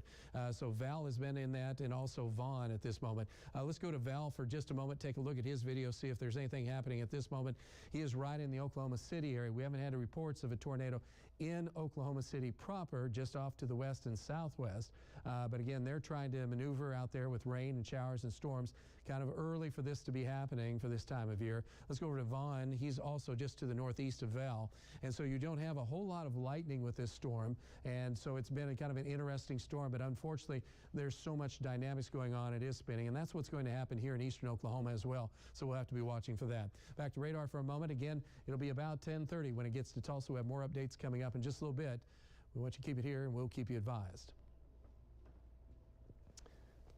Also, what we want to do is continue with our weather coverage here on the CW. We're talking with this line of thunderstorms. There is severe thunderstorm warnings in advance of the tornado warnings themselves. You can see that there's like a bowl almost to the northeast of Norman now, and so that's right coming over the radar site. We'll see if that holds together as far as if the radar is okay, because that's going to be some strong winds, damaging winds. Let's zoom in on the Norman area for just a moment, and Stella just off to the east, and around Thunderbird area. And so this is Lake Stanley Draper Lake showing up. So this circulation feature just to the south of the radar by just a couple of miles. That's going to be a close call. We do not have a confirmed tornado, but that's awful close with that type of notch. And so these are moving northeast. So this is moving into Lincoln County. And so that should be trajecting back on up into northwestern Okfuskee and then southern Lincoln County, the way things are shaping up. Strong winds right near surface. And so that is, when you get up to this level, you're into a high shear environment, which means very dynamic. Let's go also back up to the north for a moment and show you what's going on. Aaron will be by in just a little bit to show us a little bit about the forecast. But up to the north, we have these active tornado warnings at this point that are hanging around the Enid area, and then also back off to the north into southern Kansas. So that's moving northeast. So that's getting ready to move into K County. This is right on the verge of our viewing area and Logan County. So this is going to be happening and moving into potentially western Osage County. So that's what we're concerned with right now, is if any of these storms continue with the way they are their motion, that will take them all the way into our viewing area over the course of the next hour. And so that's what, if you're living northwest, you have friends up to the northwest, make sure that they're aware of what's going on. All right, so back to the threat of severe weather across eastern Oklahoma tonight. Obviously, it is very high as far as wind, and the tornado risk is very high at this point as well. Hail risk is hanging in there. A few storms with some strong winds could do a lot of damage. But that's what is happening right now, and Aaron has more about what is going to happen. Aaron? Yeah, it's definitely been a long evening, and it's not over yet. But fortunately, once we get through tonight, we're going to be smooth sailing at least for 3 days, and then another storm system rolls in, and that ends up moving in Thursday. And on the back end of that one, there could be just enough cold air that we have maybe a little bit of a wintry mix or some snow. We'll cross that bridge when we get there, but just something to be aware about. That's that next chance for some rain. In the meantime, once this storm system does move through, we'll have a lot of wind advisories in place through tomorrow morning. We could see wind gusts 40, 50 miles per hour across parts of the areas. These storms, even once they're past. 60 right now, that's about as warm as we've been all day. South wind, 21 miles per hour. That's our sustained wind, not the gust. So these temperatures right now, 50s and 60s, and the storms continue to march eastward. By the time we get to 10, notice they'll be about where they'll be moving east to I-35, around 11 or so, moving through the Tulsa area, and then moving east to Tulsa at around midnight, and then hopefully out of the area by around 1 o'clock. Gusty winds settle in behind it through tomorrow morning. Then those do relax, and we see much improved weather with lighter winds and sunshine, temperatures into the 70s tomorrow afternoon. So that'll be greatly improved from where we've been. We also see 70s on Tuesday. South winds pick up slightly cooler as the storm system, or at least the front, moves through on Wednesday. And then that next storm system rolls in by the time we get on into Thursday with that next rain chance. Here's your extended forecast. Once again, storms tonight, and then better weather for tomorrow, Tuesday and Wednesday. Unsettled weather returns by the time we get into Thursday and Friday. A couple of cooler days at that point in time. Then we'll see those temperatures moderate back upwards as we head on into the weekend, and we'll look a lot better at that point. All right, Aaron, thank you. OG&E and PSO say they both have hundreds of workers on standby tonight to respond to any power line damage. They say the high winds could impact their ability to work since they can't use their bucket trucks to fix lines with those strong winds. About 3,600 customers are affected by power outages across the state as of last check. Now, for a full list of outages and links to outage maps, visit newson6.com. 2 Oklahomans are back home after bringing trucks filled with thousands of bottles of water to East Palestine, Ohio. People there are worried about the safety of their water after a train derailed and spilled toxic chemicals. News on 6's Caitlin Deggs joins us to explain why those Oklahomans felt called to help. Caitlin? Chin, the co-owners of Two Fellas Moving Company say it wasn't a difficult decision to make. They say because people come to Oklahoma from across the country to help when disaster strikes, they wanted to return the favor. Josh Keeler is in charge of the Tulsa office of Two Fellas Moving Company. He says it was devastating to see the damage in East Palestine. Seeing it live in person, the TV does tell you a lot, but smelling it, seeing it in the ground, water, the people that are just now getting back to their homes. Keeler and Steve Herberger loaded up their trucks with about 8,000 bottles of water. They partnered with their sister company in Florida and the Trump Organization to give out all the bottles. Herberger says it was important to help out people who are going through tough times because others have done the same for Oklahomans. We've had the experiences here in Oklahoma. We've gone through this locally. You know, we all know somebody who's been in tornadoes. We've all been involved with it over the years. They say the look on the faces of the people in East Palestine when they got the bottles of water was priceless. We wanted to help those people, and it was enjoyable to see the looks on their faces when we show up in town and there's these just trucks full of water arriving for them because they don't know if they can drink the water or not. They hope others will find a way to help out the people in East Palestine however they can. Every little bit matters, you know. Maybe giving the water we gave, maybe it helped out a couple families. Or the money we gave, maybe it helped a couple families be able to pay their rent. And both men say they want to continue helping the people of East Palestine, whether that be with money, water, or help moving. Caitlin Deggs, Oklahoma's Own, News on 6. Many City of Tulsa-owned buildings like the fire department's headquarters need major repairs.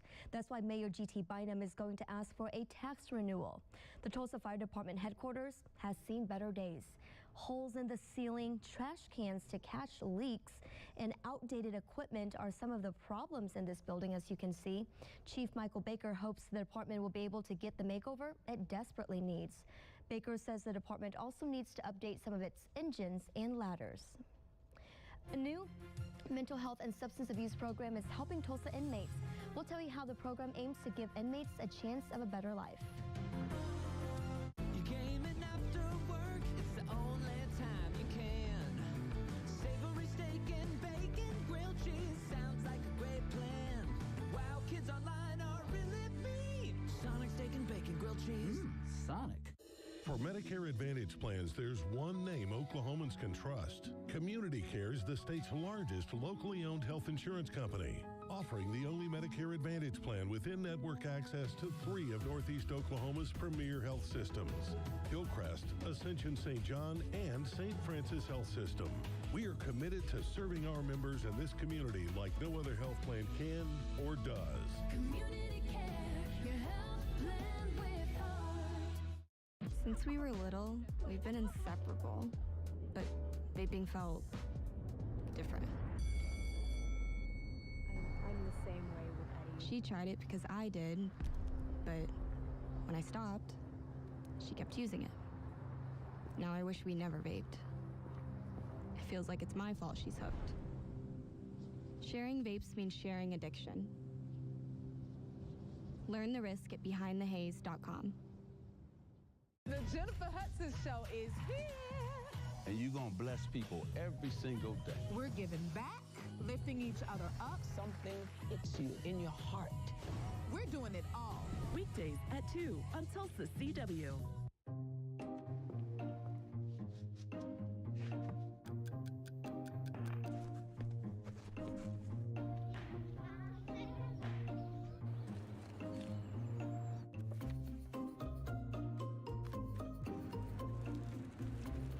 If you've been injured, let Car and Car show you all the upsides to having us, like having the time to do what's important to you. We get moving so you can move on. That's Car and Car. Do you have a bathroom in your house that looks like 1994 had a baby with 2002? Sponge painting was fun while it lasted, but it's time to move on. But remodeling is stressful and messy. I get it. But what if I told you that Burnett could replace your old bath or shower in 2 days or less? From demo to donezo. That's right. Burnett takes your shower down to the studs. And 2 days later, you're surrounded by suds. That rhymes. All of Sonic's under $2 craves are under $2, so you can get something tasty without breaking the bank. Sonic under $2 craves. Sonic. For breaking news, we're here to let you know. Extraordinary coverage on Oklahoma's own News on 6. The Tulsa Police Department has a new partnership with Family and Children's Services. From News on 6, this is a severe weather update. Here's the latest of what's going on. We've had reports of some damage down around the Norman area. Fortunately, some damage, power lines, not too much more, but this is a very rapidly moving eastward storm system. We now have severe thunderstorm warnings that extend across southern Creek County, western Okmulgee County, and now that is extending all the way down to Pittsburgh County in advance of this cluster of storms. So again, this is kind of a nucleus of severe weather right now that has just gone through the Oklahoma City area. We have another one just to the north. This one's from Enid, now just west of Ponca City. Several tornadoes have been reported along this line. We've had active tornadoes and tornadoes that have been on the ground just around and near Oklahoma City. Fortunately, again, Norman having hit a little bit with some strong damaging winds. We don't know if it's a tornado, but we just had some power lines down. Let's take a closer look at what's going on right now. So the storms continue to move east at a very rapid rate, and as they continue to move to the east, we are looking at this big warning area now into our viewing area. So we are anticipating strong winds, and these storms are moving at about 70 miles an hour. So that gives you an idea of how fast they are. Let's zoom in a little bit more to the areas, down to around where Val and Vaughn are located at this moment. They continue to track the storms. Now, the one tornado warning that had been in effect for the northwest sides of Oklahoma City, north and northwest sides, that is starting to weaken right now, but this new one is going to be continuing to take it into Lincoln County. So this is starting to get into our viewing area. And so from the Meeker area to Arlington to Davenport, circulation features strongest right in here, just as passed by the radar side itself. And we did have some wind damage. We had a lowering in that area. We have power flashes, which indicate wind damage right underneath, most likely, that lowered cloud base or tornado. That is now where Val is located. Let's go to Val's video for just a moment, see if we can see anything when there's a lightning strike. He is moving east with it. I'll get out of the picture here, and then we'll just see for a moment if there's enough lightning strikes to show much of an identity. At this point, it does not appear that there is. Again, lightning has been a little bit more limited. You see some flashing lights ahead there for emergency personnel that continue to be watching because they're running right into an area where there is a possible tornado. So one more update on that. We're talking about, again, with the tornado warning in that area, that could be traveling into an area that is going to take it from Lincoln County and also around Shawnee. So pretty dangerous down to the center part of the area, or center part of Oklahoma. Back into our area right now, we continue to have and monitor what's going to be a shower and thunderstorm activity across northeastern Oklahoma. Some of these storms are going to be moving into Kay County here momentarily. In fact, we even have a tornado warning at this time for areas just in northwestern Kay County, and then as well into northwestern portions of Logan County. These are moving northeast, so they'll be moving into southeast Kansas, and it should run into a little bit cooler airs, which could help slow them down a little bit, but these are still quite powerful, so we're anticipating tornado warnings could make it all the way into western Osage County. And then we'll have to watch this cell, because if this trajectory continues, it'll be into Creek County, maybe near Tulsa, or maybe Okmulgee County if that continues to sustain itself. But right now we do have severe thunderstorm warnings just southwest of Tulsa. We have more information coming up in a little bit. Keep it here. We'll keep you advised. Travis, thank you. The Tulsa Police Department has a new partnership with Family and Children's Services. News on 6's Michaela Glenn tells us how these new services could change inmates' lives. The city hopes that offering mental health and substance abuse services at Tulsa Municipal Jail will help the community and inmates. It's really our duty to not only do what we do proactively, and we arrest people that commit crimes, we bring them to jail, but we ought to be actively working towards keeping them out of this jail. Major Travis Gates says the goal of Tulsa Police Department's partnership with Family and Children's Services is to get to the root of crime by helping people in jail and when they get out. So specifically with the homeless population, our clients are very transient, and sometimes it is hard to find them, and sometimes we find them in the jail. Kathy Lower says this partnership is about providing treatment for mental health and substance abuse, shelter, and food for those who need it most. We have case managers that will be in the jail every day to provide assessments and some coordination for services, provide some referrals. So when they do release from the jail, they have somewhere to go. They have a plan. Police hope that this will help prevent crime before it happens. Nobody asked to have mental health issues, but we have a percentage in our population that suffers from that disease. And oftentimes it's an underlying reason they end up with us. These services are now available for individuals at Tulsa Municipal Jail who are in need. In Tulsa, Michaela Glenn, Oklahoma's own News on 6. As we've been reporting, a line of strong storms is making its way to Green Country. Travis and our weather team are tracking it all, and they have the latest updates for us across the Osage Casino Skycam network. Stay with us. Hello, Oklahoma. I'm Zoya Allen, and this is the GMC Terrain. It's well equipped, perfect for families, and it's under $30,000. Zoya, where do you get these prices? That's not even. That is the price. That is the price, and it's under $30,000, so it's great. Well, we'll just do one under 30. We'll do two. We'll do two. Come see us, Oklahoma. Mark Allen Duke, GMC. Let's do business.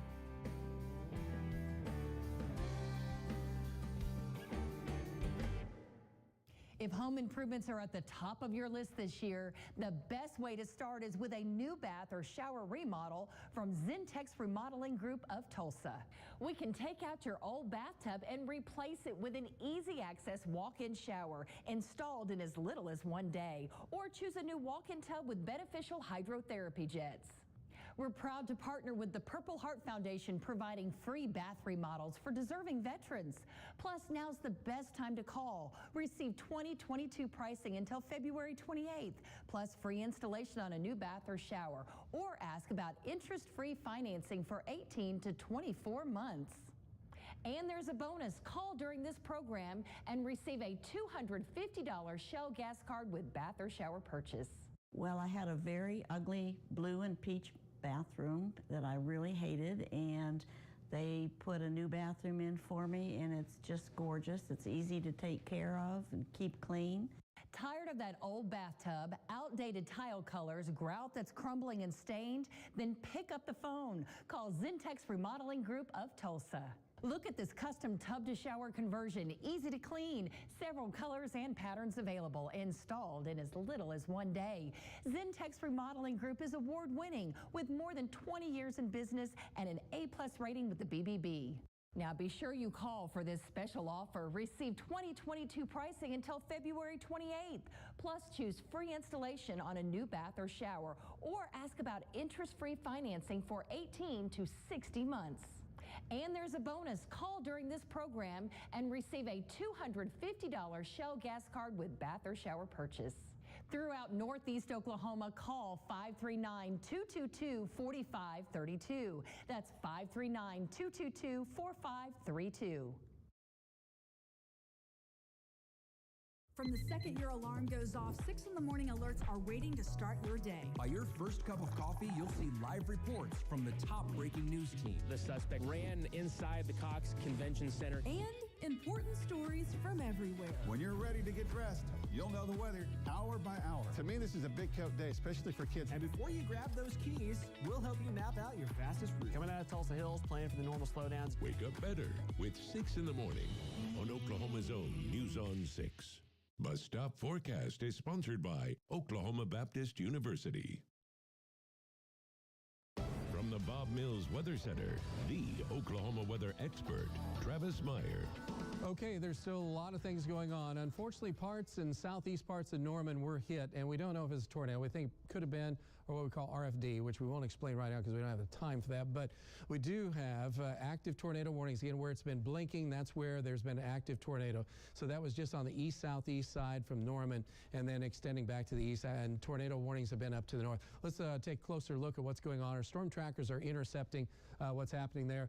We do have multiple places that have been reporting damage. We do believe that there are injuries also now being reported from a possible tornado, and that could have been near the U.S. Postal Training Center. So that is something that we're looking at, and we'll have more information at the top of the hour over on Channel 6. But there are least a lot of trees down in several locations, and so it's just pretty much a rough go. 60 to 70 mile an hour winds have been in multiple locations, and so we're looking at an area around Shawnee right now that has a potential for a tornado at this moment. So that's, again, circulation feature and velocities on this continue to show up near the Shawnee area and just to the north. As this storm continues to track northeast, it should weaken a little bit, but unfortunately, Val is in the middle of that. Let's go to Val for just a second, see if he sees anything at this point.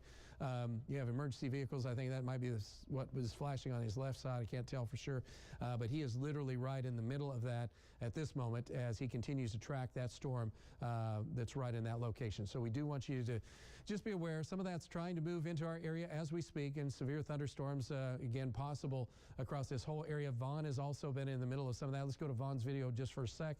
And he is trying to travel as well near the Wellston area, and those storms are moving north, really east-northeast at about 60 miles an hour, so they're moving very fast. Radar, again, very active with strong to severe thunderstorms just to our south and west. And the only other thing of importance, let's go to power outages for a moment, if we could, Aaron, and we've got that. You can punch up, and so now we're pushing out at least 54,000 customers without power where some of these storms, and also around the Oklahoma City area. Hopefully that doesn't happen in Tulsa, but this storm is headed close to our area, and we'll have more information of that coming up in a little bit. Needless to say, though, we do have tornado watch in effect, and we're going to have to keep you updated. So keep it here. We'll keep you advised as far as that weather is concerned.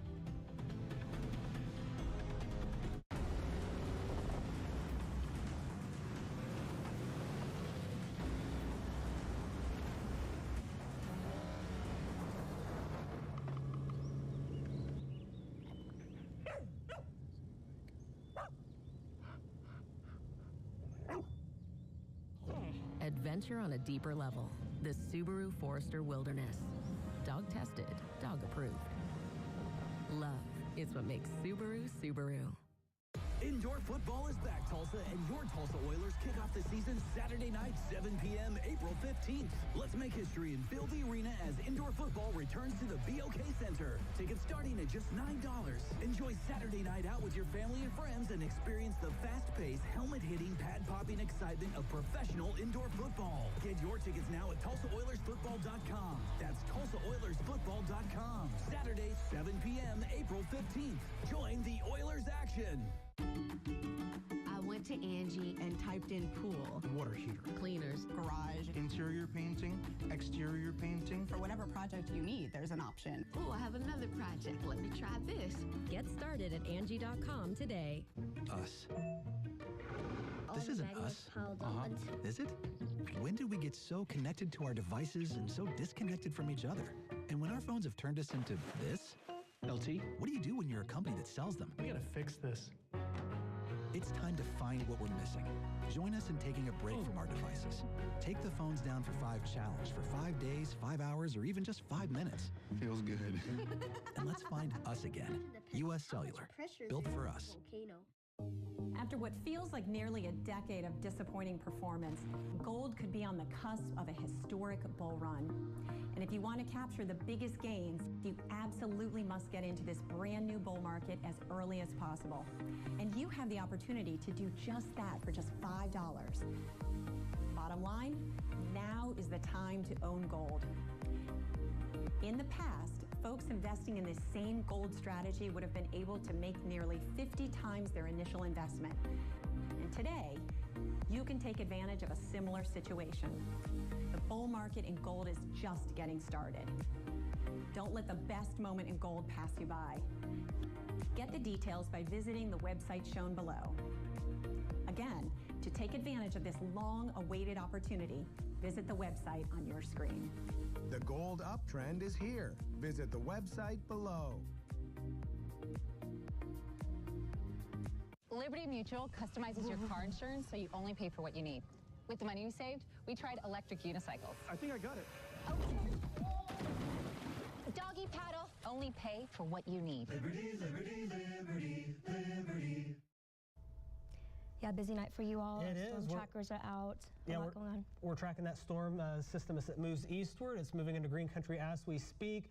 The good news is, once we get through this, we have 2 or 3 pretty nice days. So there's a payoff at the end, but we're going to be tracking this throughout the rest of the night. If you want to keep following this, we're going to move over to Channel 6, and we'll have all the latest updates on there for at least the next hour or longer should conditions warrant. So just be advised. All right, thank you.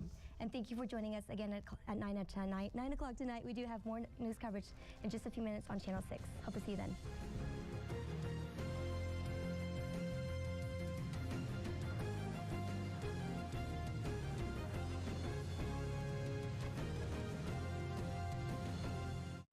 Taylor, 25 years helping Oklahomans start their day on Oklahoma's own News on 6. If you've owned a home for any amount of time, you probably have a story about hiring a bad contractor. You know the type. Unreliable. Poor communication. Shoddy workmanship. And your whole project ends up being a mess. Like that wall. See, it's a metaphor. If you want your project done right and on time, Burnett's the obvious choice. Well, that was fast. I know I deserve Social Security disability benefits, but the process is confusing. Call the Wolfpack. They don't charge you 1 penny unless they get your benefits approved. We're Colbert Cooper Hill, the Wolfpack.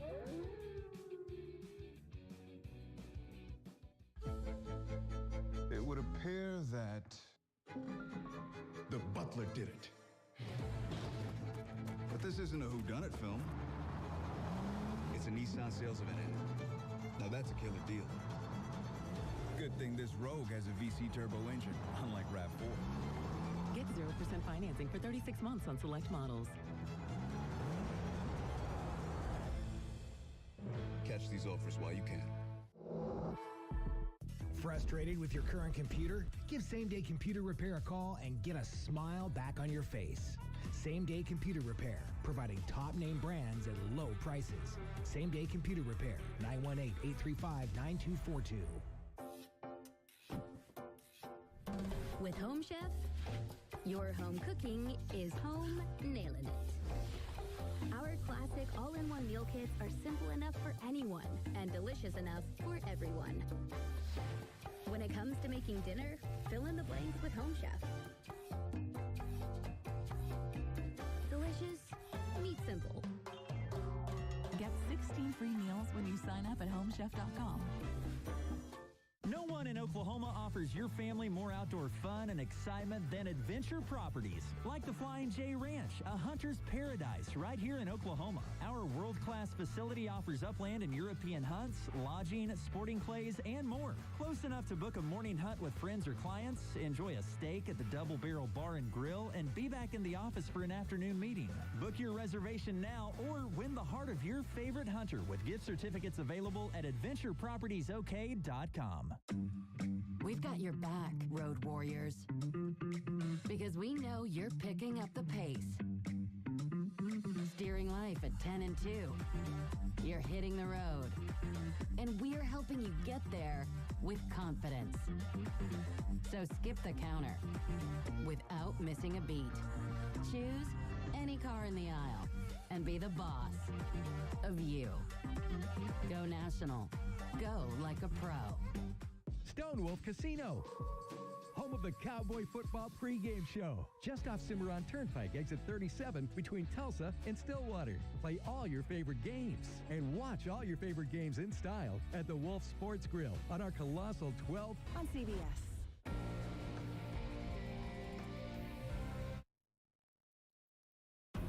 Oklahoma's own News on 6 starts now with severe weather. First tonight, severe storms are rapidly moving across Oklahoma, bringing high winds, hail, and chances for tornadoes. Thanks for joining us this busy Sunday night. I'm Chin Doan. Chief Meteorologist Travis Myers and the Bob Mills Weather Center tracking the latest. Travis? Chin, those tornado warnings getting way too close to eastern Oklahoma. In fact, moving into our area as we speak.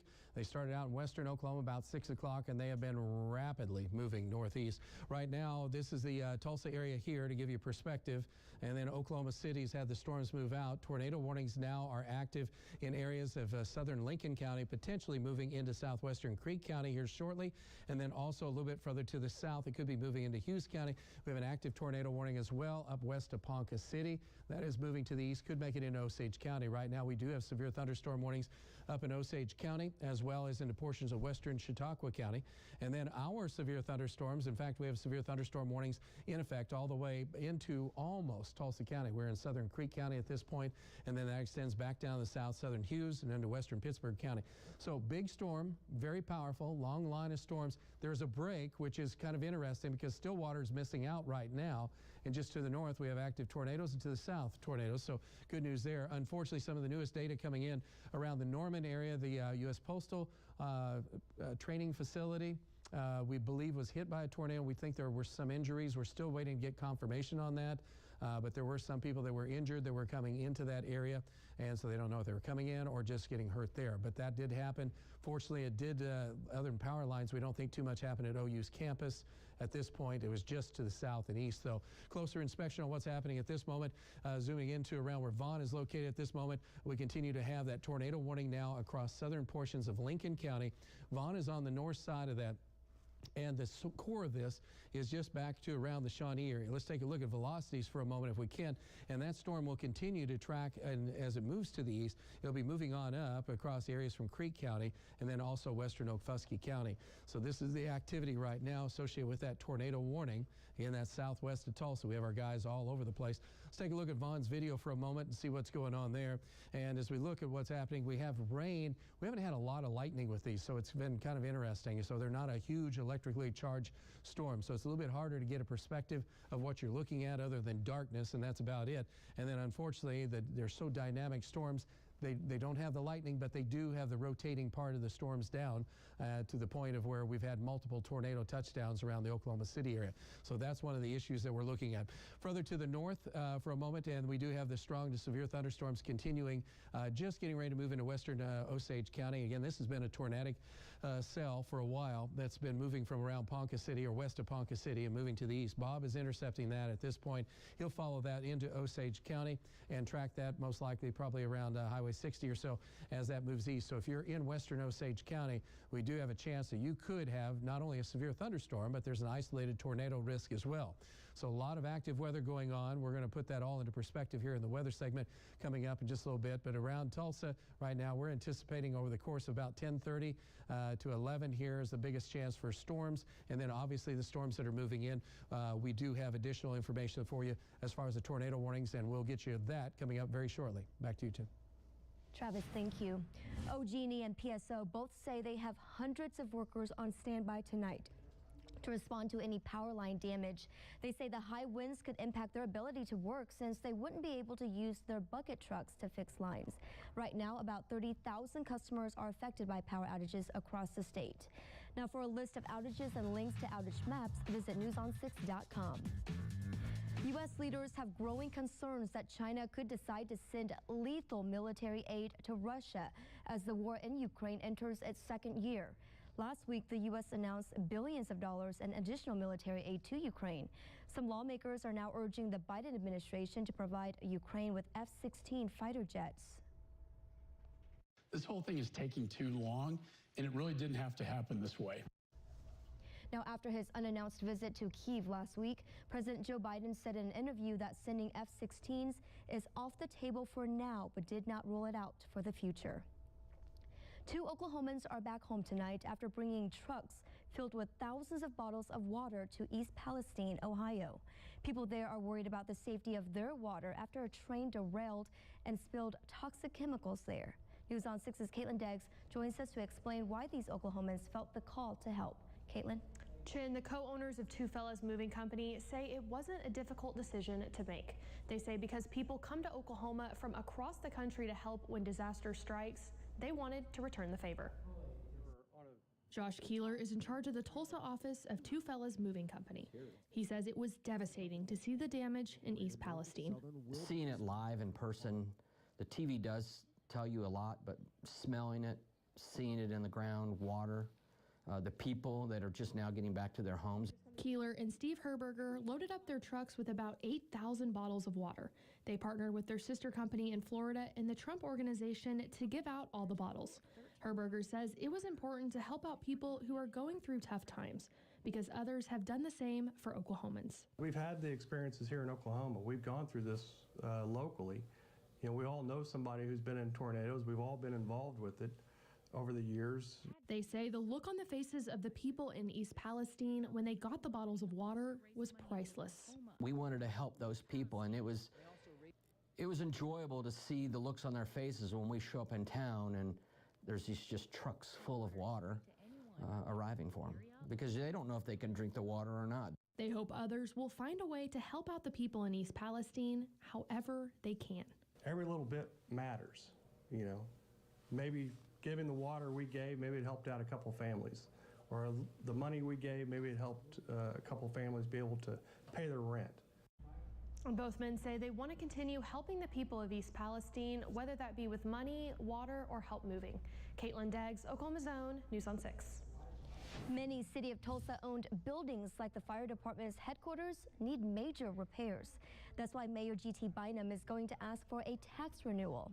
The Tulsa Fire Department headquarters has seen better days. Holes in the ceiling, trash cans to catch leaks, and outdated equipment are some of the problems in this building. Chief Michael Baker hopes the department will be able to get the makeover it desperately needs. This is an opportunity for us to reach out and get some funding for that over a few years and get those projects completed, which is always an exciting option to be able to see and show progress. Baker says the department also needs to update some of these engines and ladders. Now let's check in with Travis and our weather team on the latest on this severe weather. All right. Hey, thanks, Jen. And we have a new tornado warning, and so we were afraid that was going to be happening because this storm's been coming out of Oklahoma City for a while. So that is now covering southern portions of Creek County. That'll be northern Shawnee and around the Pink area. So we did get a lot of damage, or we're getting damage reports. I'm not going to say a lot at this point, but we are getting damage reports out of this track of this storm. So right now, this is the areas that we're concerned with. Brandon's here. You can see Vaughn. Sequoia is just around the Henrietta area and moving south. We have several things going on in the Tulsa area, showers and a few thunderstorms. But at this point, I don't know, is Brandon where he can talk on the phone at this point? Say, Brandon, if you can hear me, you've got the tornado warning going on for you right now, but it's a little hard to tell if you can see much going on. Do you have very much lightning even? Are you there, Brandon? One more time. Our cell service is real spotty right now, but we're just south of Slicks here on 16. We're getting winds about 45 miles an hour and some moderate rainfall. We're trying to get out ahead of this as it's moving really, really fast, but the winds alone out ahead are dangerous, Travis. Okay. You're kind of in tough cell coverage there, but that gives you a pretty good idea. So there's warm, moist air just shooting in. This is the warmest weather we've had in 5 days around here. But again, that's just kind of setting us up for this storm because it is so dynamic as far as the strength of the storm. Right now, you can see Aaron's putting a storm track onto the circulation feature. And so here's the latest of what we have from around the Boley area at IXL. And then, so if you're in these areas, we do want you to move to a place of safety or be aware there's a chance of a tornado coming in. Let's zoom in closer to that storm so we can get a better look at it at this point. And we'll go and take a look at it from our radar and from INX. And so this is a cell, and so it's circulation feature now around the Payton area. Let's look at velocities too. And so this is tracking northeast. So if you're in the Okfuskee County area, this is part of this storm. So the circulation feature here back from Boley to Payton, right in here, and this has had a history of a tornado with it. And even if there isn't a tornado, we're still getting these storms moving 60 miles an hour. So that's some of the minimum winds you might get and experience. And this is southwest of Tulsa and southwest of Okmulgee. So this continues to track to the northeast. As we were just showing you the track, that'll take across IXL and then around the Mason area and then into southeastern portions of Creek County. Let's zoom back out for a minute and show you again from the perspective of where we are. This tornado warning, here's the Tulsa area. So we have John on the north side, Dale coming down across the Sapulpa and Glenpool areas. And then this new tornado warning will continue to track off into an area that will take into Okmulgee County. Maybe, if it can hold together, would be into southern Tulsa County. So this is going to be a close call as far as what we're watching. Val is on the south side of this at this moment. I don't know if we have Val's video up right now or not, or if he can be seen. You guys in the control room have to let me know, because he's in a pretty good place at this point, just to the southwest of Boley, and so that is moving to the northeast, east-northeast with this storm track. There's another tornado warning just to the south. I'm going to mention this for the folks down in Hughes County. So there is a new tornado warning down here around the Bing area, and then that is moving toward Holdenville in our viewing area. So that's a tornado warning, and so Sequoia is going to cut that off and check out and see what's going on there. So if you are in any place in central Hughes County and maybe into northern Pittsburgh County, you'll have to watch out for the potential for a severe thunderstorm or potential for even a tornado with that. Further to the north and back on up to areas of Osage County, we still have an active severe thunderstorm warning and just almost a tornado warning. Bob is up in this location right now near Ponca City, and I don't know, is Bob online right now? Do you know? And Bob, if you're there, can you give me an update on what you're seeing with the storm as you're around Ponca City moving into Osage? Travis? Yeah. Travis, this cell's moving into the Ponca City area.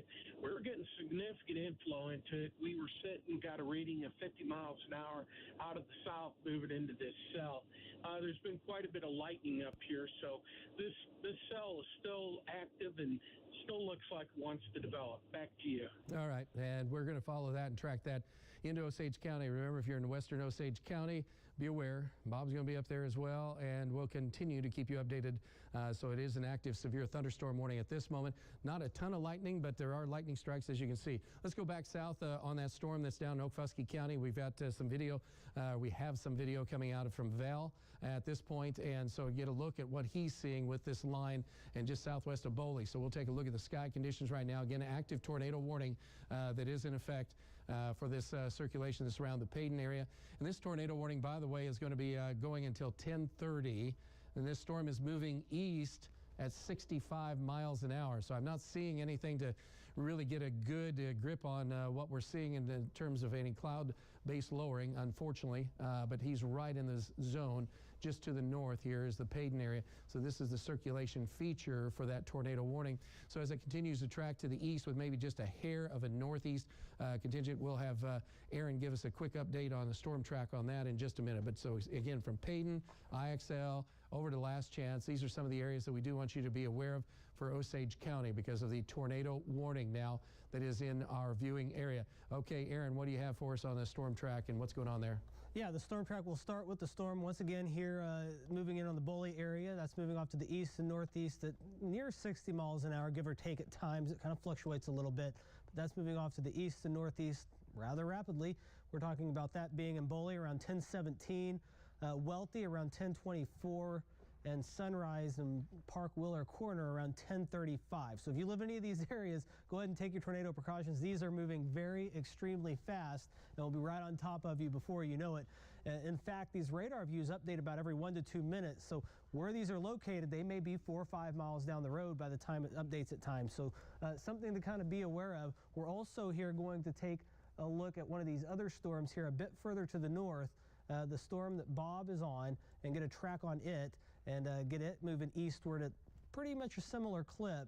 We'll do this whole portion of the line, move it off to the northeast pretty rapidly, and that's going to be in Caw City around 10:25, Scheidler around 10:35. We're looking at 4 Acre at 10:38, and Little Chief by around 10:45 as these continue to race off to the east. Once again, take your tornado precautions if you live in any of these towns. Trav? All right, and Aaron, also on top of that is a severe thunderstorm warning all the way into Osage County for wind danger and for 60 to 70 mile per hour winds. So that is a severe thunderstorm warning as well for areas up in really through Osage and Pawnee County. That'll go until 11 o'clock tonight for that severe thunderstorm. We are receiving reports of damage, at least from Norman. We're getting some pictures out of Norman from some damage. It looks like mainly on the southeast side, and some of the damage as far as the OU campus was some trees and some power lines as far as we know. So that was a close call because it didn't look bad, and then all of a sudden, right as it was coming in Norman, it just blew up. So this is the north side, and if you're into southeastern Kansas, so from Sedan, Kansas, and on over to Independence, Kansas, we do have severe thunderstorm watch. But note that even though this is a blue area with severe thunderstorm watch, there's a tornado warning just south of Wichita, Kansas in a severe thunderstorm watch area. So that can happen. So just remember, if you're in or close to a tornado watch area, And occasionally, even with a severe thunderstorm watch, you can have tornado warnings. So this is a prime example of that right now. Back to the south in the Tulsa area, we're getting rain and showers at this point. Dallas and John are covering the metro area. So far, again, hopefully it stays this way. From Stillwater to Tulsa, we've been in pretty good shape. Unfortunately, if you're just to the south, that tornado warning is active and through Okfuskee County, moving into Okmulgee County. Should stay just south of Tulsa, but it is very close. And you can tell what's going on with this. And let's do a 2D projection if we could, instead of making more of a flat projection on here, because as we look at Boley, and it's now moving to the east a little bit more, so this will give us a little bit more of a projection of what we're looking for here. And then you see where Brandon is located near Beggs at this moment. Is Vaughn online? Do you know yet? Is he back? He is? Okay. Hey, Vaughn, if you've been with the storms in Oklahoma City, you got any information there before I ask you about these storms? Yeah, several tornado touchdowns all the way from southwest and western Oklahoma, all the way through Oklahoma City. I'm on I-44 right now, coming up on the Bristow exit, trying to make my way to get in front of this before it crosses Highway 75. So not a whole lot to see right now, not a lot of rain right here where I am, Travis. So but we're going to get back in front of this. Probably somewhere around Okmulgee. Back to you. All right. Hey, I appreciate it very much. So that's what we're fighting right now. Again, Vaughn was out there where we've had multiple reports of tornadoes, and Vaughn was near those, and also some damage showing up in several locations. We do have severe thunderstorm warnings that continue in effect for our areas. Really, some winds should be moving into Ponca City that are strong right now. But the Tulsa area at this moment, pretty much just rain. So that is welcome news for around Tulsa, because we really thought 60, 70-mile-an-hour winds were going to be possible. And even the National Weather Service and Storm Prediction Center were thinking 80 to 110. So far, we haven't felt that, but we've had more tornadoes, unfortunately, further east than what we wanted to see. So that is part of the issue that is happening right now. So tornado warning still active and across extreme southern portions of Creek County. So if you're in the southern Creek County area, it's not quite as intense as we're looking at around the Boley area and just to the south of Welty. So this is a location that is of concern right at this moment. And let's zoom in a little closer down the city street level, and you see that's west-northwest of Okemah. We'll also look at velocities and see if we can find any hail according to what's happening. So let's take a look for hail and density and see if we can find that. Also with that, a rapid movement to the northeast. Again, these are moving about 65 miles an hour, so they're not staying in one spot very long. Let's get the velocity data on here, and that'll probably be a little further to the north now with what's going on. Yep, there it is. So this is the circulation feature now, just east of Paden, and that is going to be tracking to the northeast. You can see it heading right toward the Mason area. So you could be getting some 60, 65-mile-per-hour winds on that. So we're going to give you an updated storm track here, Aaron will, in just a second. But this will give you at least a good idea. Most of our circulations tonight haven't looked super tight, except the one that was near Pink, Oklahoma, which is just east of Norman. That one looked like a tornado that you'd see in the spring. So a lot of these tornadoes haven't quite had the same signatures that they usually do. So this one could be producing a tornado. It's been producing wind damage and looking like this, and it has had reports of tornadoes with it. So we're going to pretty much feel that this could be potential for that. So that's bulging outward right now. Circulation feature coming over to the Mason area. Aaron, what do you have for us? Yeah, we're going to take a look at the storm tracks of where this is currently heading. It's moving off to the east and northeast still. Yet again, around 60 miles per hour. Once again, give or take, it kind of fluctuates at times. But we're talking about that arriving at Okfuskee by 10:27, Preston and Okmulgee around 10:42. So once again, as fast as these are moving, it's not going to take too long before it's in Preston and Okmulgee and up towards Beggs. So you want to start going ahead and getting to that safe spot as we speak. Then eventually moving towards Midway at 10:55 and Yahola by 11:02. So outside of that tornado threat, we still could see 60+ mile-per-hour straight line winds, which could cause a lot of damage as well, and maybe some small hail. Trav? All right, thanks. I appreciate that. And so with that, with the severe thunderstorm and the tornado warning at this point, you still see the storm track up there that Aaron has had for us. Let's go to look at the other radar for a moment and give you an idea that down to the south now, we are watching that tornado warning. We believe the National Weather Service in Oklahoma City wants to extend this as a tornado warning all the way on over to Holdenville, and that is a possibility. So if you are in Hughes County, you have a severe thunderstorm warning right now. but there is a pretty good chance that you'll end up with a tornado warning out of this. That warm, moist air, again, it's been cold, and so everybody's going, how can it storm if it's like cold and feels like winter?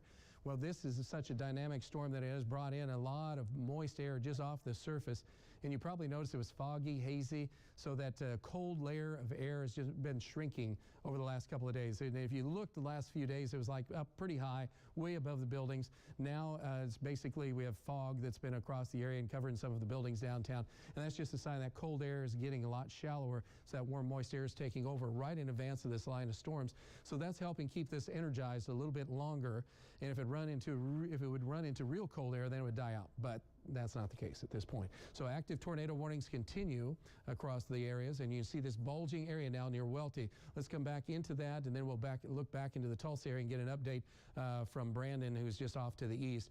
I don't know, is Val's data still, or Val still have video too at this point? Haven't been able to look at his video if it is, and if we do have it, okay. So this is Val, what he's driving in right now, and it looks like he's got some serious wind and torrential rainfall at this point.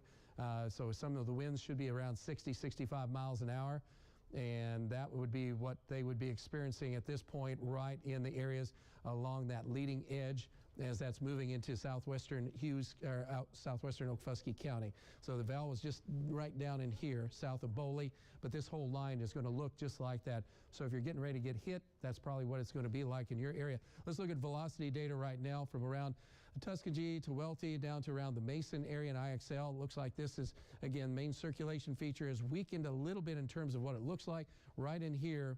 And so this is what we're keeping an eye on. So that's a new tornado warning. It's been adjusted. And so this is still the circulation feature going on around the Haydenville area. So that's moving very, very fast. Again, it's kind of weird because it's moving over a mile a minute. And so that changes. So if you're at Haydenville, that means that if you're over New York, you better be ready to move to a place of safety just in case.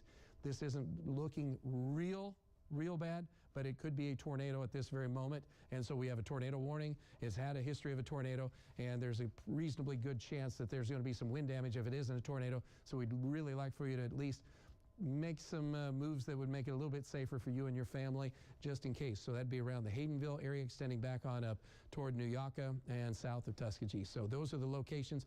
Some of the winds and some of the shear rates are not looking that impressive at this moment. Is that out of INX at that moment? So we're off the surface a ways, so that could be a little bit different. But we're still anticipating with this tornado warning as it moves into portions of Okmulgee County, it could die down, or it could maintain its strength and keep moving. All right, let's widen out just a tad bit and go over to see where Brandon is located now. He's getting ready to intercept that. Again, you can see where Brandon is in relationship to the storm. Brandon, can you give me an update on what you're seeing right now? Yeah, Travis, right now here at 75 and 16, we just got positioned so we could face back towards the west, so we're out ahead of this. Right now, we're averaging winds probably up to around 20 to 25 miles an hour. The rain has stopped and let up a lot right now, Travis. Haven't seen any whole lot of lightning just yet, as that storm's still to our southwest, but we're going to stay here and wait for it to see what it does. Back to you. Okay, I appreciate it. And again, National Weather Service is measuring some winds nearing 80 miles per hour in northern Okfuskee County, just about 2,000 feet off the ground. Or about 1,500 feet off the ground. So that is still blowing and a-going right in that area.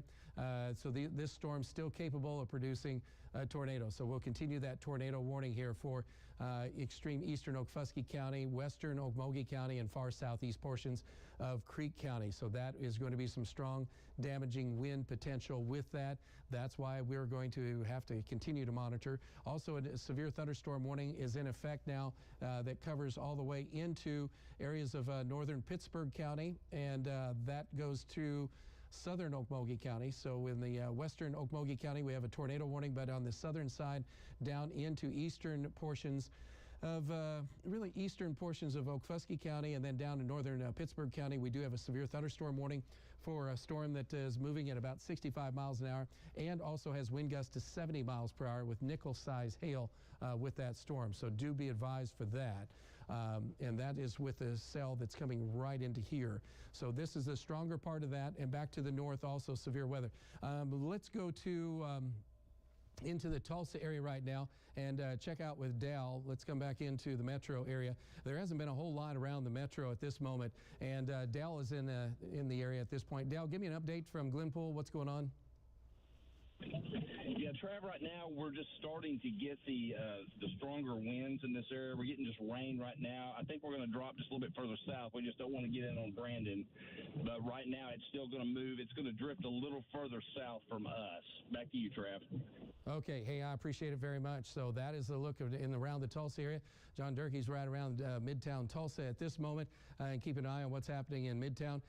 John is going to join us right now. Let's have John come up for a minute. John, Midtown Tulsa, anything happening? Well, right now we're getting some moderate rain, Travis, and a little bit of wind, about 15 miles an hour. Occasionally a lightning flash, but at this point, not much. Back to you. Hey, thanks, John. Appreciate it. And we're welcoming John Durkee to our News on 6 Warren team. And so it's great to have a very, very famous voice around Tulsa and joining our team, as well as a guy who's covered severe weather in Tulsa for a couple of decades, I'd say, maybe as long as me. We're talking about showers and storms up to the north, but nothing too bad. Remember, we do have a tornado watch in effect, though, for this entire area. So we do want you to be aware of that. And that goes until we get these lines of storms through the Tulsa area. Right now, Tulsa not doing too bad. Let's go on up to areas northwest of Tulsa into Osage County, where we have severe thunderstorm warnings in effect and that active tornado warning still with where Bob is located. Bob, we're going to come to you and get an update from you on Ponca City. What do you have for us? Are you there, Bob? Oh, there you go. Can you hear me? Okay, I can now. Go ahead. Yeah, this line's just moving into Ponca City. We're getting 45-plus mile-an-hour winds moving into the cell.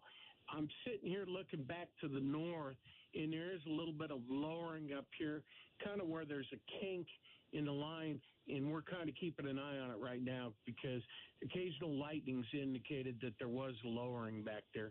So we'll watch it for you. Back to you. All right. Hey, Bob, before I let you go, what's the inflow winds into the line of storms? Is it very much or not? Yeah, we've got 45-plus going into it. One point we had 50, so yeah, it's been pretty good coming into it. All right. Hey, thanks, Bob. Appreciate it. Aaron has a look as well at the storm track. What do you have for us, Aaron?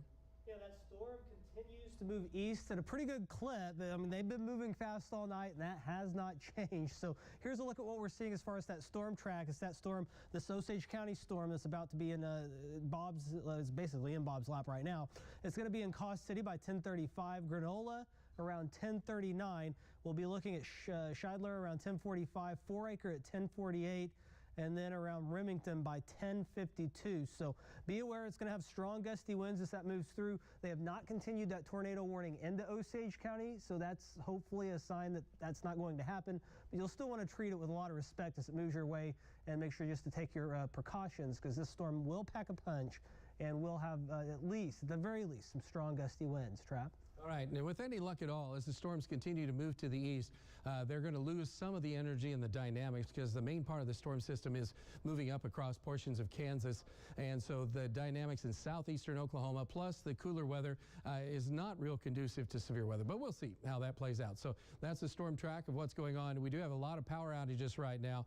Power outages continue to show up where some of the storms have been the worst. You can see around Oklahoma City, we don't even have a numbers situated on that one, but we were up to 64,000 plus outages there. Sonora, do you know what Oklahoma City's popped up as of right now? Because that's that number is going to be pretty high because we had tornadoes that touched down in Oklahoma City, did some damage, and so we're about 11,000 right now, so that's bumping up pretty fast. And so we'll see some additional numbers probably increasing there. And that's associated with that storm that's moving through Lincoln County, Okfuskee County as well, and that was in Pottawatomie County. So that's why we're just saying, hey, just be aware. This is an early spring storm, very unique spring storm for what it's trying to do at this point, but that's what we have. All right, back to radar. So active tornado warnings continue. Vaughn is on the north side of it. You can see Brandon near the Okmulgee area. Vaughn's just coming across southeastern portions of Creek County at this moment, and then where Brandon's located, he's set up for that rain and the associated storm. And let's go to Vaughn for an update. Vaughn, you're on the north side. Hopefully we have some cell service with you there for a little bit. What are you seeing at this point on the north side? Starting to get in at some of those stronger winds, probably 45 to 50 mile an hour with pretty heavy rain right now. So, but I am on the north side of that storm, and as I get a little bit further east, I'll be getting to some of them stronger winds. So we'll see how that plays out as I get east. Back to you. All right. Hey, thanks. I appreciate that. Brandon's on the east side. Brandon, one more quick update from you. Okmulgee County, what do you have for us? Travis, well, right now our winds have been anywhere from 35 to 40 miles an hour out ahead of this at 75 and 16. We're just waiting to see how strong these winds are really going to be as they approach us. Right now we're just getting some very light rain and not a whole lot of lightning associated yet with it, Travis.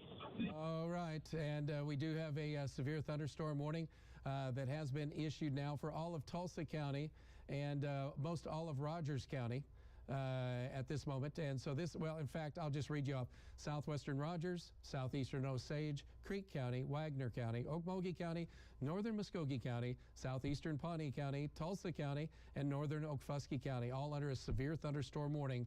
And that is associated with a storm, get this, that is moving northeast at 105 miles per hour. That is what the radar estimate is right now, that the storm is moving at 105. Fortunately, that's above us. At the surface, we are expecting some wind gusts to 70 or more miles per hour and penny-sized hail with the biggest part of the storm.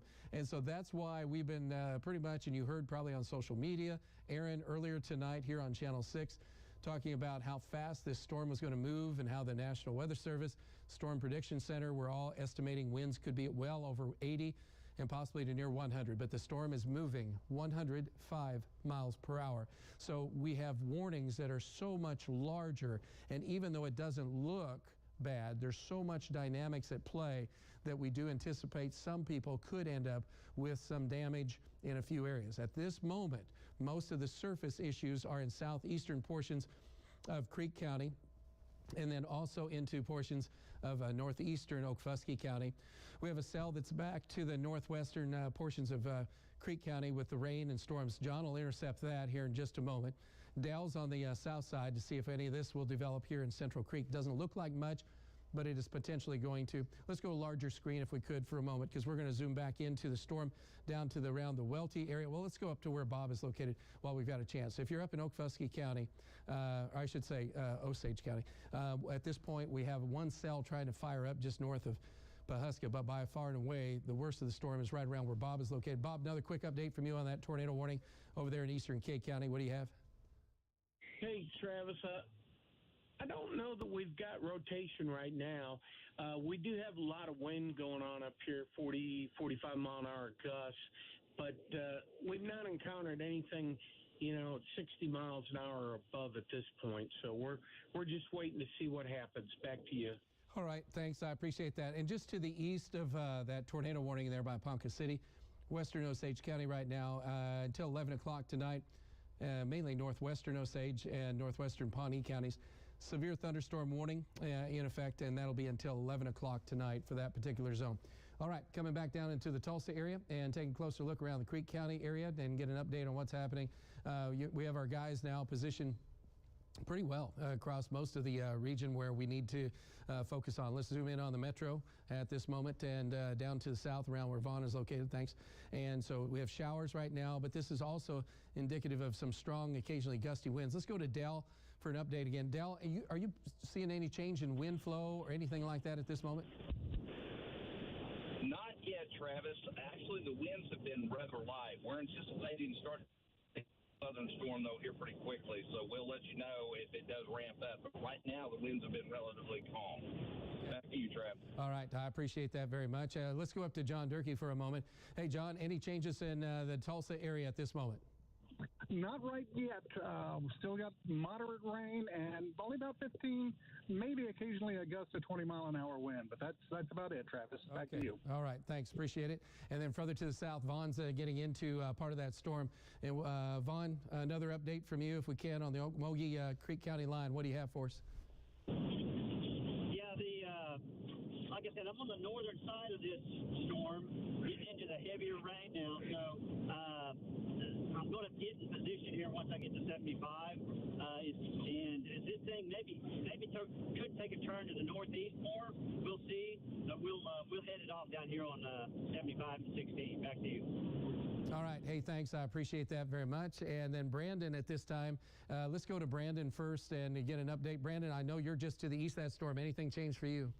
Travis, no, not currently. We're still averaging 35 to 40 mile an hour gusts at times, and we're just really waiting to see what this is going to do as it moves into our area here at 16 and 75, Travis. All right, thanks. And now let's go back up northwestern part of our viewing area up in Osage County, and that's where we have Bob. Bob, what are you getting for us right now?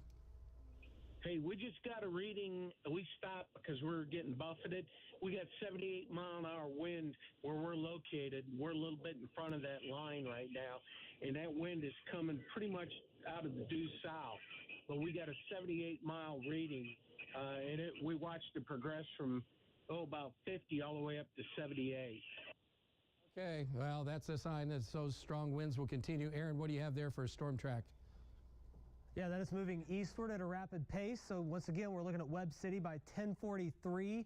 We're going to be talking about that being in 4 Acre by 10:50, Little Chief by 10:58, and Myers at around 11:04. So that continues to move at a rapid rate. It's going to have, once again, winds 70+ miles per hour, maybe some small hail, and there's not out of the question still that you can't see a quick spin up along the edge of that as well as that moves eastward. So if you live in northern Osage County, just be aware this storm is going to continue to be a problem here for at least the next hour and probably longer as it moves eastward. So that's what we're looking at as far as storm track on that one. We do have the other storm further to the south. We've got a storm track on the storm that Vaughn and Brandon is on. That's going to be by Beggs at around 10:39. We're looking at Mulgee Lake by 10:42, Stone Bluff at 10:58, and eventually towards Haskell just after 11 p.m. So that's the one that has had the tornado warning. With it, it does look like that has expired, but still a very powerful storm. Strong winds, a little bit in the way of some hail, and lots of lightning on that one as well. So. Thank you, Aaron. I appreciate that. And so, yes, they did drop the tornado warning. So that is welcome news right now. But as it comes through Tulsa, and there will be some gusty winds picking up, and we could see kind of interesting a little bit as far as what we're seeing with temperatures. There could be some temperature fluctuations because we have been right around 60 degrees. And I think that we're sitting a little bit possibly north of that right now. So again, with a stronger south wind. So the guys, we have one tornado warning that's just in the far northwest part of our viewing area. Severe thunderstorm warning right now for central and western Osage County. And as Bob was mentioning, they're getting some over 70 mile an hour winds associated with that. So that's still a very intense part of a storm. And then in our area, we're seeing the heaviest rain and thunderstorms continuing to be in a solid line now from about right we could say just from near south of Mounds and then going back across western Okmulgee County and extending through central portions of Okfuskee County, and then a little bit further to the south. Sequoias are going to intercept the storms that are in Hughes County as they start to move into the McAllister area. And so that is still a very salty storm further down to the south. Right now, it just has just a severe thunderstorm warning associated with it. So again, if things work as planned, it'd be really nice to see this continuing to weaken. That was the general trend that most of our models had for the last couple of days. As it moved to the east, we'd be in a little bit better shape. If you're just joining us, though, we did have, in fact, part of this cell was a part that went through the Norman area and near Pink, Oklahoma, and then moved up around Shawnee. So we do have a trail of damage from that we do believe was most likely a tornado. We had multiple tornadoes in southwestern Oklahoma and western Oklahoma, and we did have a lot of reports of sheds, buildings, roofs blowing off or blowing around. So again, we'll get a lot of information cleared up as we go on into tomorrow to the break of daylight, so to speak. Right now, though, the heaviest of the rain and thunderstorms that are severe, and remember, these are moving at 65 miles an hour, so they're not staying in the same place. In fact, with our radar, it's going to be just on the east side of all of this information right now. Vaughn is getting closer. He's around the Beggs area. Hey, Vaughn, let's go back to you real quick. Any wind damage or anything that you can tell with what's going on right now? No, not seeing anything in Beggs. I'm coming through Beggs right now. Actually, the winds are not too bad right here right now. So hopefully that may be signs that this thing may be calming down, but you never can really count on that. So we'll keep following it. Back to you. All right, yeah, and with the wind screaming just above the surface, that's pretty amazing at this point. And then Brandon's headed south. It looks like he's already through the Preston area, heading down to northern Okmulgee, or north side of Okmulgee. Hey, Brandon, update from you. What do you have? Yeah, Travis, well, right now here south on 75, about averaging 25 to 35 mile an hour winds out ahead of this. So we're getting a moderate rainfall right now. And like I said earlier, the lightning is really died off. So this might on. Okay. On the downshift, we're going to continue. All right. I appreciate that.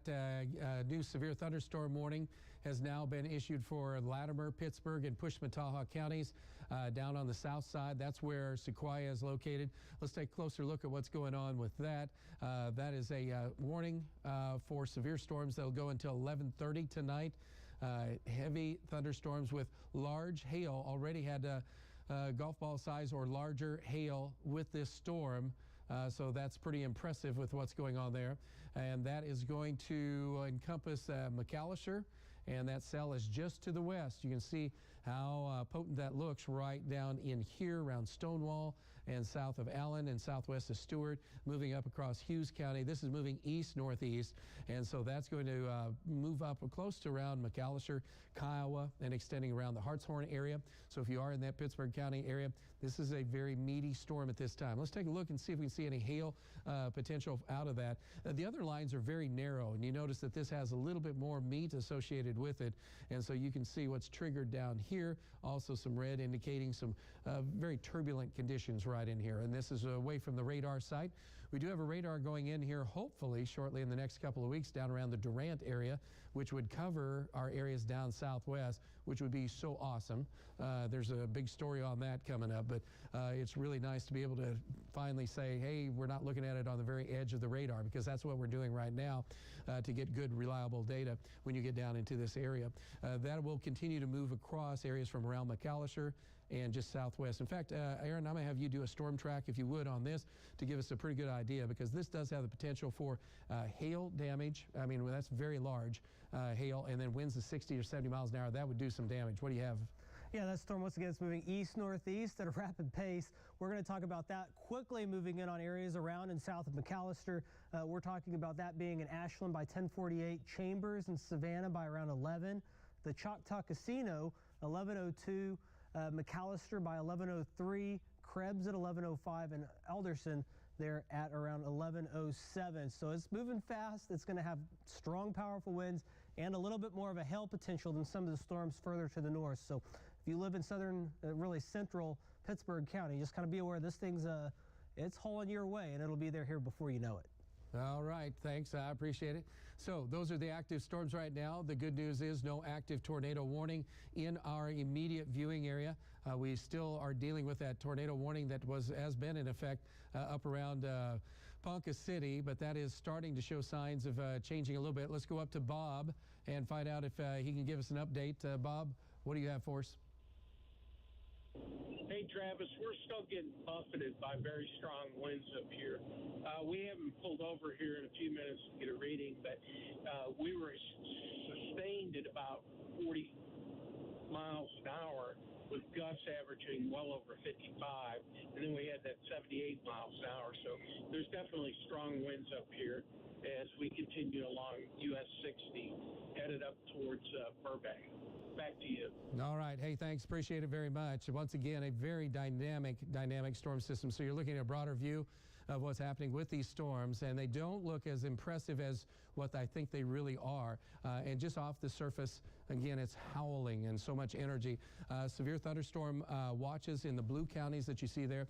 That is for our southeast Kansas counties, and that's a line of severe weather. We'll take a look at that in just a moment, because that's starting to move in on Cedarvale, and also has been around the Sedan, Kansas areas, or getting ready to move into that area, and then out to from where Bob is located. And then we just have hit and miss rain and showers, and then a few areas of rumbles of thunder. And as you look to the south, and that's where it gets stronger from where Vaughn and Brandon are located, and then the big cell that's down on the south side here where Sequoia is located. So this is what's, as it continues to move to the east. Can you put this back about 4 hours and do a quick loop, or about, yeah, that would be 5 hours or 6, because we'd be closer to the 6 o'clock hour. I wanted to just point this out. We do have high wind warnings in effect out to the west of us for 60-mile-an-hour winds. No storms, just the dynamics of the storm, and that is going to translate east somewhat. So we do have wind advisories in effect overnight. So if your house is rattling and there's no storms, because we're about done in Tulsa, that'll make a difference. All the red polygons are the tornado warnings that you see up to the current time. And so that started out west during the about 5:30 time period and has continued to march to the east. Once this line of storms gets through, the tornado watches are dropped. So far, we've counted about 6, maybe 7 tornadoes. There probably will be more before it's all said and done. But some of the strongest storms now are further south and then also up into Kansas. Very strong winds, but it's not quite as severe. You see that long line of potential wind damage. All right, back into our area for another moment. Tornado watch officially goes until 1 a.m. Most of our thunderstorms will be out of the picture by 1 a.m. You can tell because they're moving at 65 to 100 miles per hour. Again, that warning in Tulsa was for 105 mile per hour movement of the storm. So that's like, you don't hardly ever hear that. I don't even remember the last time I've heard something like that. So that's why this storm was really preached about a lot. Not just because it was Sunday either. But anyway, this storm is continuing to move, and then the one down south is getting closer to Sequoia. We'll have to check in with him in a little bit. All right, let's take a quick look at what's happening here. Vaughn, let's go back to you for a quick update. What do you have for us? Any changes? Yeah,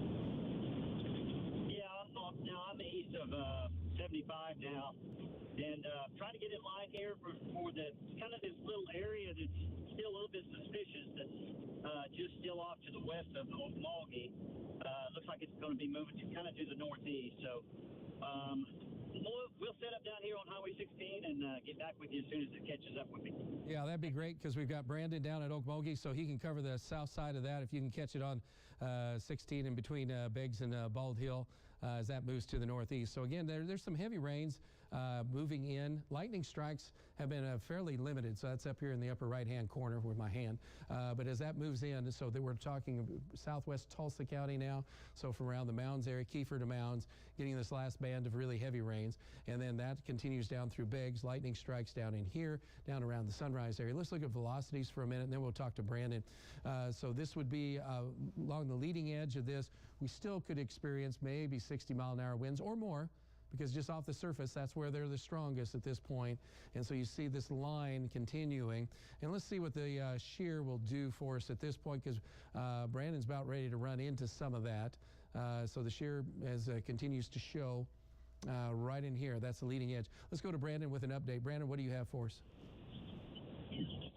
Travis here, just on the 62 here on the south side of Okmulgee. We just got stationary, so our winds, they haven't really hit us just yet. We're trying to get in line and get a good sample of them, and then as soon as we find out what those winds are, Travis, we'll definitely let you know. All right, thanks, Brandon. Appreciate it. All right, so that's good news there, and we will continue to monitor what's going on with that storm line coming through. Remember, it is a severe thunderstorm warning for you guys right in there. Let's go along that line a little bit further to the south. As that continues further down to the south, we're looking at that pretty much breaking a little bit when it gets into Hughes County, and then you run into the stronger part of that cell, which is just southwest of Stewart. And then so Sequoia will intercept that here, it looks like, between Kiowa and McAllister, as that's moving east-northeast. And we do have that severe thunderstorm warning in effect for you guys down Pittsburg County. So pretty much every place, even though it doesn't look terrible, has a severe thunderstorm warning. Just the speed alone of the line of thunderstorms is enough to warrant concern.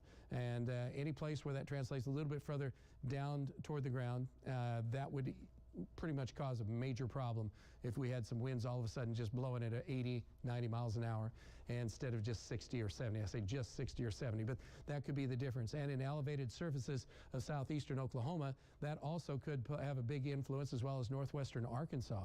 So it'll be interesting to see where that plays out and how that plays out. Hey, one more update, if you would, Aaron, and a storm track on our storm down that's coming into McAllister, so the folks in McAllister have an idea of what that looks like as it continues to track to the east. What do you have?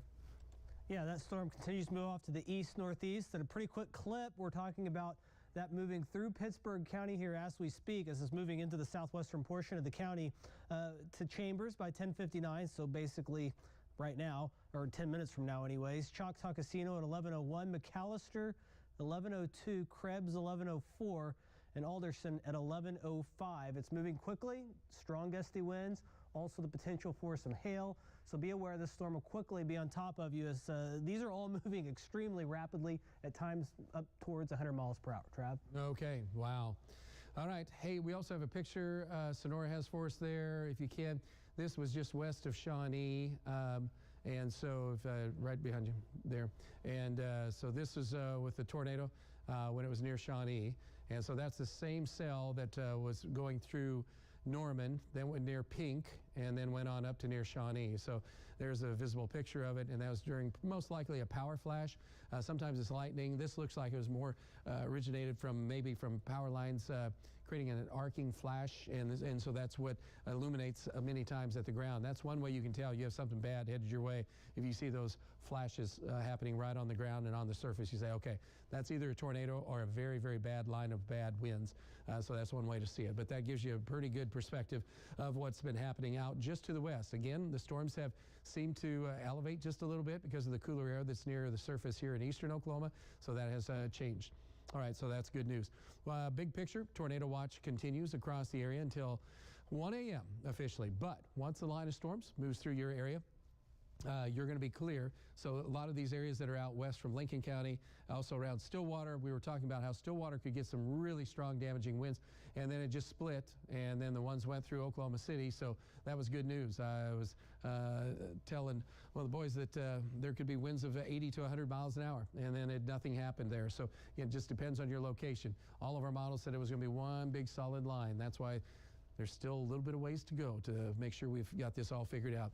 The tornado warning has been canceled now for eastern portions of Kay County, still showing up in northwestern portions of Osage County. Very strong storm, and that goes up to Cedarville. Let's go up into Kansas just a little bit, slide that north just a tad bit. There we go.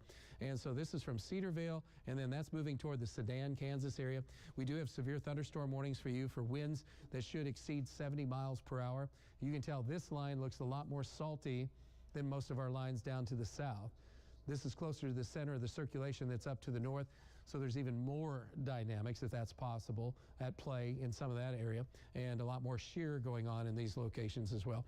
Are you out of Wichita's radar, or are you looking at Tulsa's? I'm still out of Tulsa's. Tulsa's, try Wichita if you can, and then we might just look at the shear rate and see what's going on along this line for our folks up there in southeastern Kansas.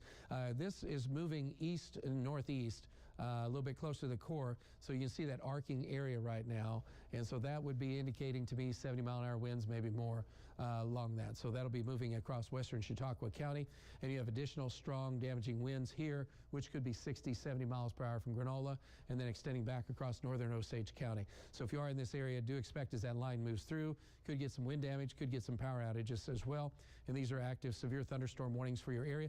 Getting ready to move in toward the Sedan and Chautauqua, Kansas areas, then moving on over toward Caney, Kansas before too long. That line will be also, is kind of associated, kind of broken line. It's weird because we, again, most of our modeling will say, hey, this is going to be a solid line.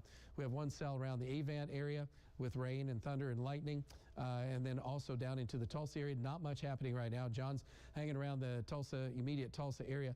Dell has moved off to the east a little bit in advance of that line. Let's talk to Dell for a second, see if he has any inflow winds, anything going on. Dell, what do you have for us?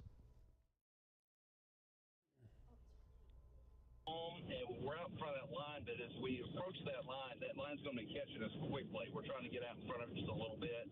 Do anticipate we're going to start getting a gust front coming through pretty quick. I'm surprised at how calm it is right now, but I would anticipate, because we're going to plan ourselves to stop here in just a I think that line's going to really pick up, and we will get back to you and see what kind of winds we're sampling.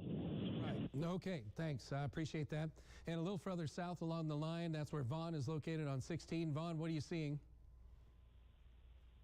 Yeah, finally got out of the rain, just right out ahead of this little area that's looking a little bit suspicious right now. So we're looking back off to the west. Not seeing much at all right now. The lightning is decreasing, which is good. Hopefully this thing is starting to taper down, but we need to keep a watch on it. So I'll get back with you if I see anything, Travis. Back to you. Okay, thanks. I appreciate that. And a little bit further south along that line is where Brandon is located. I know, Brandon, you said you'd holler at me, but I'm going to holler at you real quick because we're about ready to end our time period here. What do you have for us and what's going on?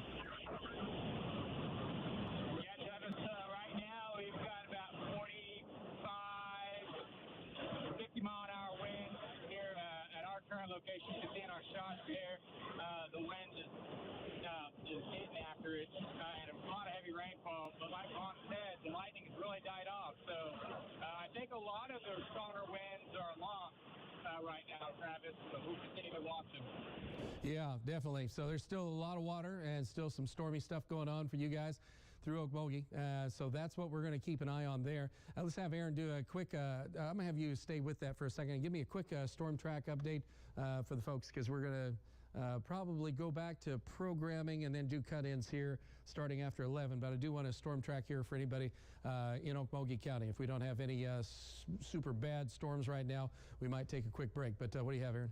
Yeah, this storm continues to move off to the east. Once again, these are howling. They're moving rapidly. Fortunately, they might have lost a little bit of their luster. Hopefully that's a trend that we can continue, but we're going to put a track on this entire line here. That way you can kind of really get an idea if you live kind of anywhere along the edge of this thing as it moves off to the east.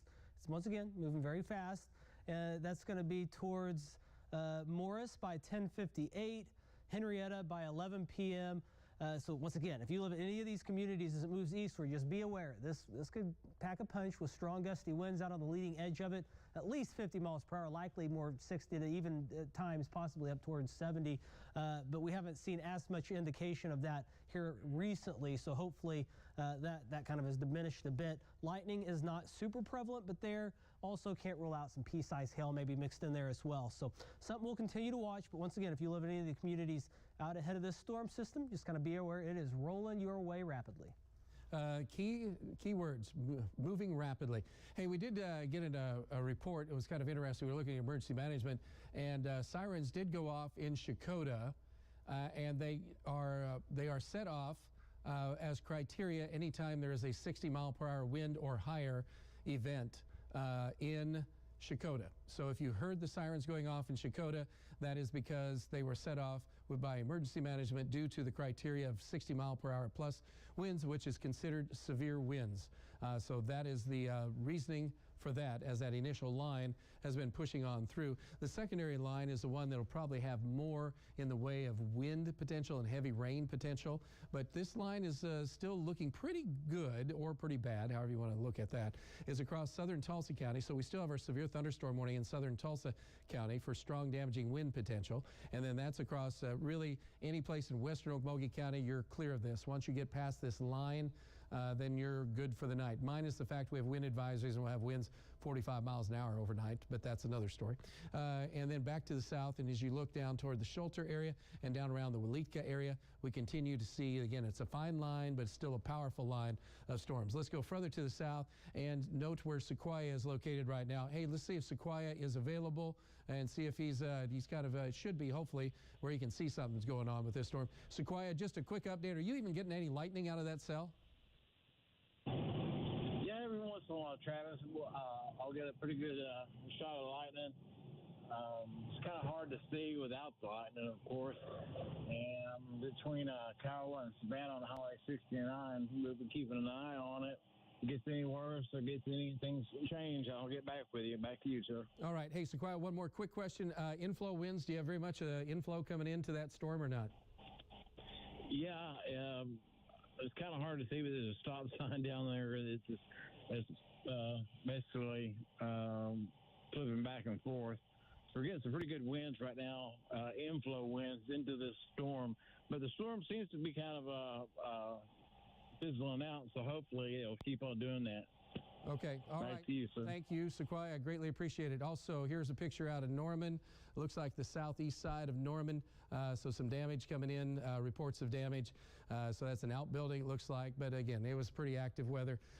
So just realize that we're going to continue our coverage. But let's go back to a broad picture on the radar of what's going on here. And in about 30 seconds, we'll go to some programming, but we're going to be right back on the air. We'll take our commercial breaks, and so you can watch some programs. But again, to the north in northern Osage County, we have that severe thunderstorm warning till 11:30.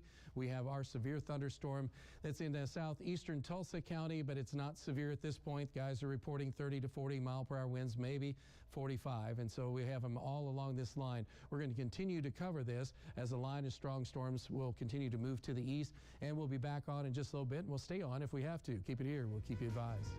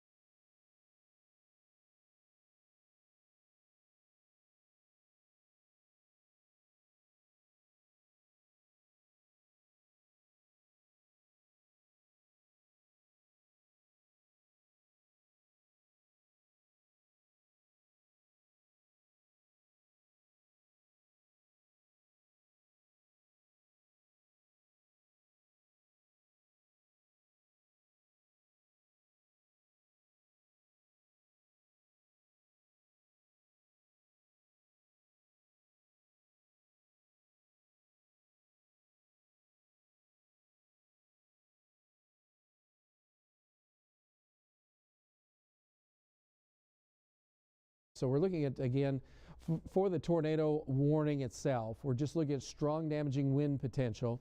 And then the circulation feature is, it's weak, but it's just off the surface. There's such strong winds.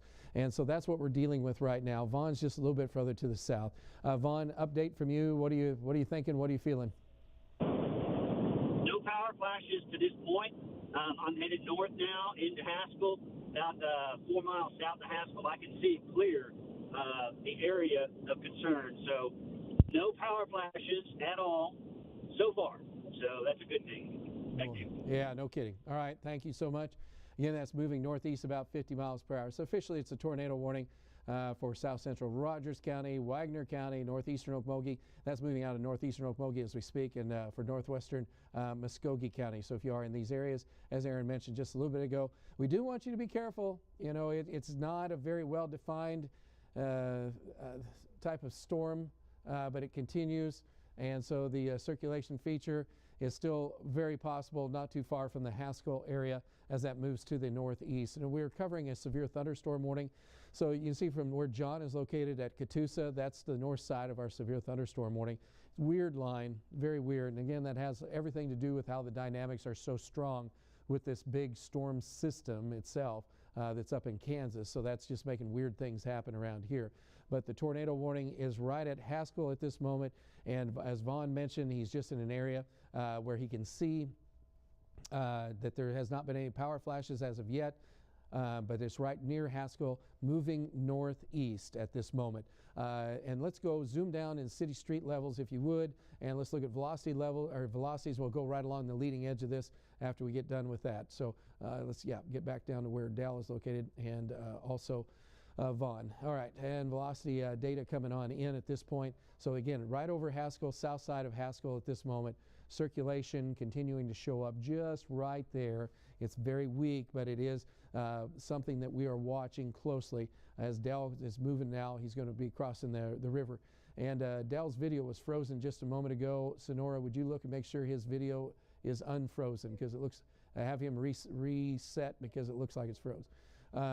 And so you can see where Dell is. Here's the circulation feature. Vaughn, go ahead, go. Yeah, I'm south of Haskell, and there's a lowering. I cannot even see right now. There's a lowering to my, just crossed over the highway, just south of Haskell.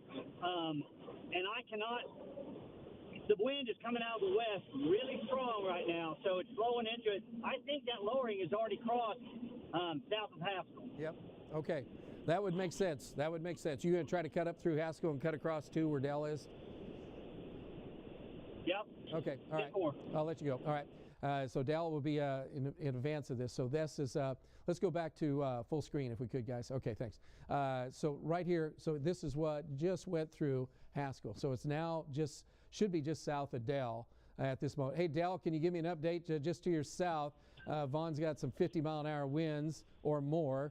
And what does it look like to you? Can you see anything? Yeah, Travis, I'm seeing the same lowering that Vaughn is. I can't tell if there's anything on the ground right now. The lightning is picking up in intensity, but it's not frequent enough for me to determine yet if there's something on the ground. But I do see the same lowering that Vaughn's talking about. We're going to keep an eye on it. We're about a mile, probably 2 miles on the other side of the river right now, so we've got pretty good visibility where we're at. All right, yeah, don't let it overrun you, because it's probably going to pretty quick. And so you're right, it should be just almost on you, just to your south-southwest. So right at this pivot point, right in here. So this is why Vaughn has strong winds coming in out of the west. So these are very strong winds moving in from out of the west, moving to the east. And so Vaughn's going to cut across there. Dell's got to cut up here and cut across. If you are right now at Chaska Bottoms, this is where you're going to have to be moving to a place of safety right now, because that is continuing to track just right southeast of Haskell.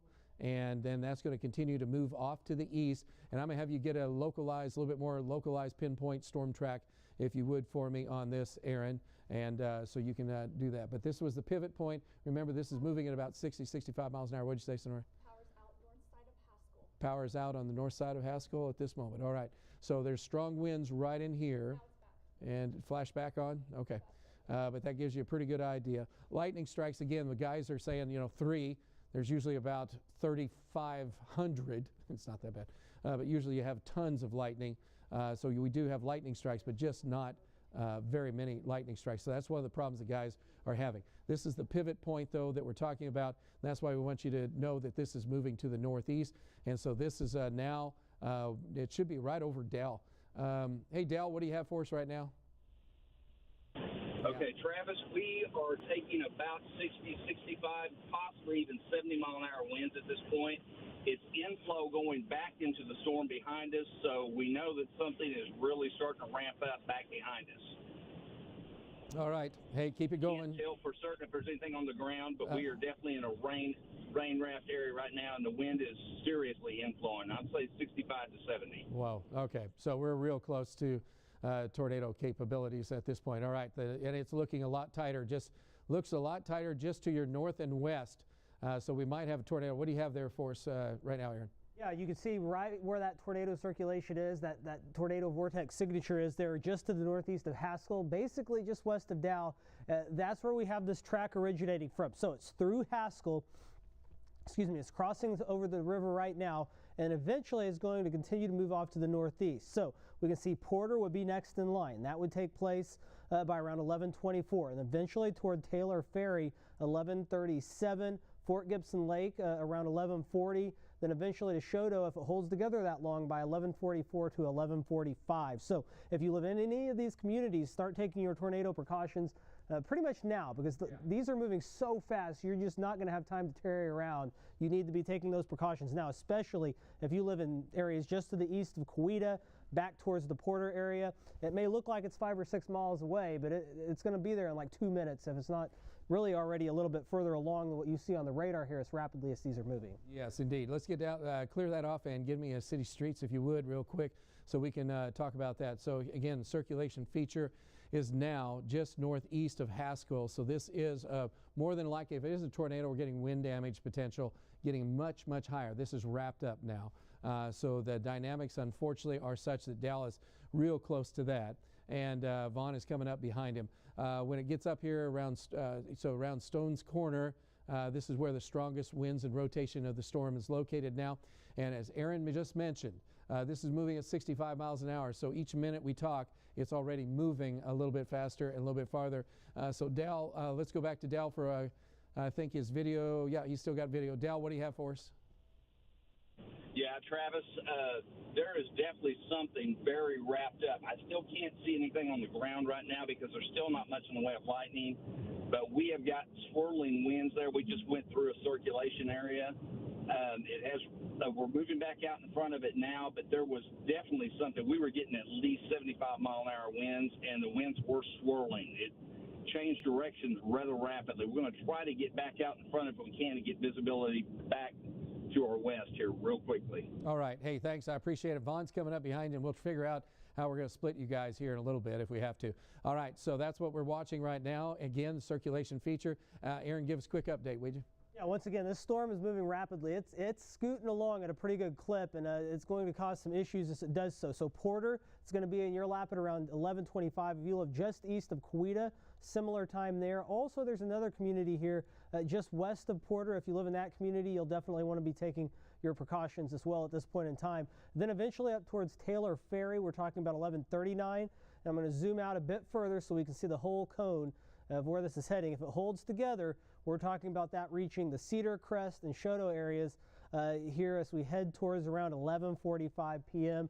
And really anywhere along the leading edge of this, if you're not even in this tornado area, you can expect the potential for wind gusts of 60 or more miles per hour as this thing continues to howl eastward at an extremely fast clip. So that's what we're watching at this point in time. So once again, the current circulation feature is now just west of Redbird. That's the community I talked about near Porter. So if you live in Redbird, east of Coweta, back to Porter, north of Porter, you need to be taking your tornado precautions right now and moving to the center of your house, storm shelter if you have one, and make sure that we are in a safe spot, because this could wrap up pretty quickly. It's dark. There's not a whole lot of lightning. You're not going to see anything. And then on top of that, even outside of this, straight line winds that are flowing into and around this area are going to be potentially strong enough to cause damage and cause issues in your area. So you'll definitely want to be very cognizant of that as it heads eastward towards your location. So Trav, the pretty intense storm certainly doesn't show any signs of slowing down, at least not at this point. No, it doesn't. And so we're still going to continue with that tornado warning. And in fact, National Weather Service is saying also will continue for Rogers and Wagner County. And that is, again, just moving northeast of Haskell and northwest of Porter, moving northeast at about 50 miles per hour right now. And so you can see where Dell and Vaughn are located. Dell should, hey Dell, are you going to go east on 51, or what are you going to do? Or did you? Yes, we're going east on 51B right now, and then we're going to try to get a little further east and then hook back to the north again. This storm is still very inflow dominant, extremely inflow dominant. It's not outflow dominant, so it is there and still spinning hard. Okay. All right. Hey, thanks, Dell. And Vaughn, Vaughn, what do you see? Yeah, I just had a power flash northwest of Porter, just directly north of my location. So it could be straight line winds, but we'll yet to see that. But I'm going to head towards Porter and let Dal take the northern route. Back to you. All right, sounds good. Thanks, I appreciate it. And so again, what we're looking at, and just stop it on this so there's no loop. So this is the circulation feature. This is where the heart of the circulation is. This is our live radar update. So this is the core of it. Let's zoom in a little bit closer if we could, just southeast of Coweta. And come on up, there you go. And so what we're looking from Stone's Corner, just southeast of Coweta. This is the rotating area. It could be a tornado on the ground right now for you guys. So that's what we want you to be aware of at this point. There you go. Thanks for getting that on there. And so this is the location of the circulation feature. This is just to the north of Redbird. There's probably going to be some power outages, maybe some wind damage to the point of maybe a tornado. So that's why we want you to move to a place of safety right now. And as you look, that's crossing the turnpike right in here. And so that is just going to be, I'll get out of the picture here so you can look at it a little closer. Let's zoom in just a little bit more. And that is on the Muskogee Turnpike, cutting across right now. The tornado warning continues in effect. That's just to the south of 51. And just on County Road East 750 and on 171st Street and North 4180 roads, to give you some, that's where it is right now, or in the next, it's probably about, ours is updates about every 30 seconds to a minute, and so this will continue. This will probably be right in here, so that'll be crossing the turnpike literally as we speak, and that will continue to move to the northeast. Aaron gave us the updates on that. So that's why Dal and also basically Vaughn, we're seeing what's happening with this and how this is rapidly increased again. So this is just southeast of Coweta. This is State Highway 51, you see right in there. So it's wrapped up crossing the turnpike right now, moving to the northeast, and there will be some winds of 60 to 70 miles per hour, possibly higher, right in the core of that storm. So again, a tornado warning continues in effect, and so there has been at least some indication that there will be some wind damage, if not a tornado, as that tracks northeast and coming across Highway 51. Aaron, I'd like for you to update another storm track real quick so we have that, and so we can get an update from there. But this gives you a pretty good idea. Here's the Coweta area with Highway 51 coming out of that, intersecting Muskogee Turnpike. So that's really right in that area, so not too far from the Turnpike Center right in there. So that's what we want you to watch. Also, what do you have, Aaron? Yeah, the storm continues to move northeast at a very rapid pace, around 50 to 60 miles per hour rather. We do have a storm track on that for you to look at, and I've expanded it out because to put a storm track on there for these kind of speeds, you've got to zoom out quite a bit. So once again, that storm down there near and west of the Porter area, kind of between Porter and Coweta, is the area of circulation. It's moving northeast between, once again, 50 and 60 miles per hour. Likely to move just to the east of Inola, more towards the Choteau area, and eventually south of Pryor and towards Salina if it holds together. So here's kind of how that progresses. East of Inola around 1142, around Choteau at 1148. We're talking about Pegs around 1154. Then if it continues to hold together, eventually maybe towards areas such as Locust Grove and Pryor by around 1156. So it is moving rapidly. If you live in any of these communities, especially toward the front end of this, take your tornado precautions pretty much now. All right. Hey. Thank you very much. I appreciate that report. So again, tornado warning continues in effect for areas just southeast side of Tulsa, and the circulation feature is just hanging in there at this point, having crossed the right in here. You can just make it out. It's pretty. It's like, what is that? And so that gives you a real good idea of what's happening at this moment. So that's headed up right now toward the Highway 51, and so that'll be crossing. And let's zoom in the city streets a little bit more, if you would, there, Aaron, for me. And we'll zoom in just a little bit closer to get that. Strong winds across this whole area. And so we're looking at East 740 Road. And so where that intercepts, and I have to look sideways on that, that's a North 4180 Road. So if you're right there, that's where the main circulation feature is. And you need to be looking ahead of this, not just right here, because that's what it looked like just a few seconds ago. So that is already moving. When it's moving 50 miles an hour, it'll basically go about this far every minute. And so we're looking at crossing Highway 51, probably right around, I would say, 385th East Avenue. Looks like that's where the main circulation would be. Again, we do not have a confirmed tornado, but we do have a pretty good chance that we're not too far from a tornado. If it isn't a tornado, there could be some wind damage right in there. Let's go to to Vaughn. I had Dal and Vaughn in my mind, so I got Val, which is his brother. Great job. Vaughn, if we could go to you first and give me a quick update. What do you see up to your north? Yeah, I'm just getting ready to cross over the turnpike, and I'm not seeing anything, no power flashes or anything like that. Of course, I'm going with the wind because this wind is from the south, so wind is really strong going into Porter. So something is definitely trying to twist up on this side of on this side of this storm. Back to you. All right, thanks. I appreciate that. You see Dell's going to be a little bit further to the east and some wind potential there. You see the circulation feature now having moved on up, and so it's crossing about 51 at this point over in there. And then Dell, let's get a quick update from Dell. Tulsa's only full-time news helicopter, Osage Sky News 6.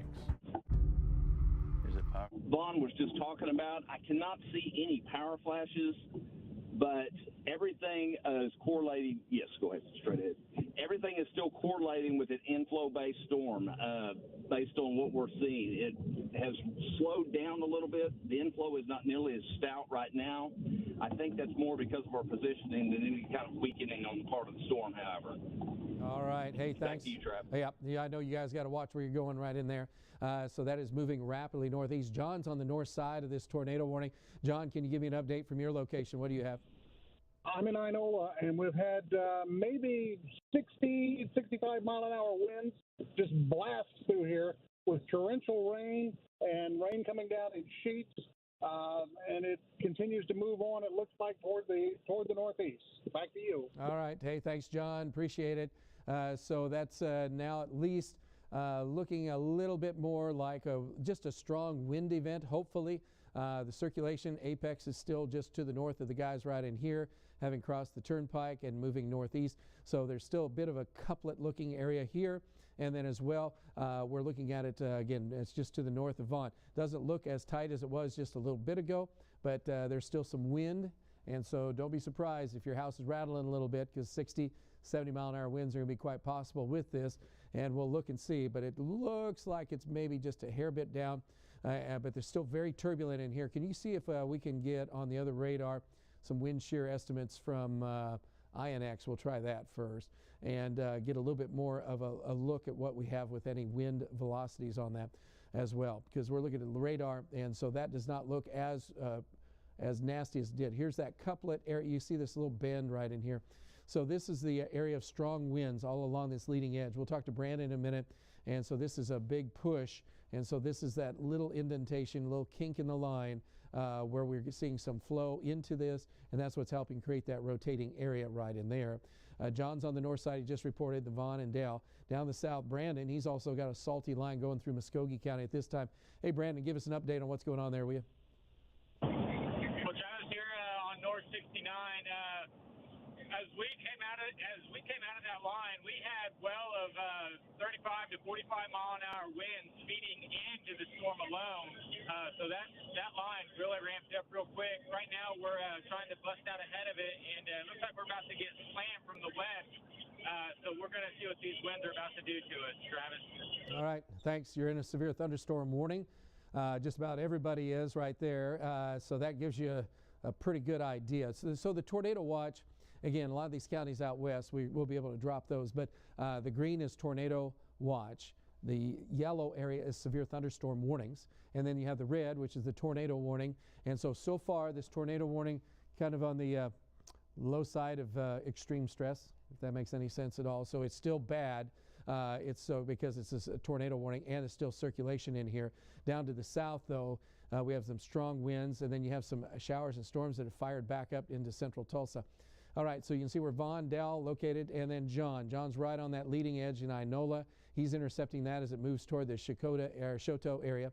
And then the circulation feature just north of Vaughn and right in that kink, not too far from John. Hey, I'm going to go back, Sonora, to John for an update. Hey, John, can you give me another update from your location as to what you're getting right now?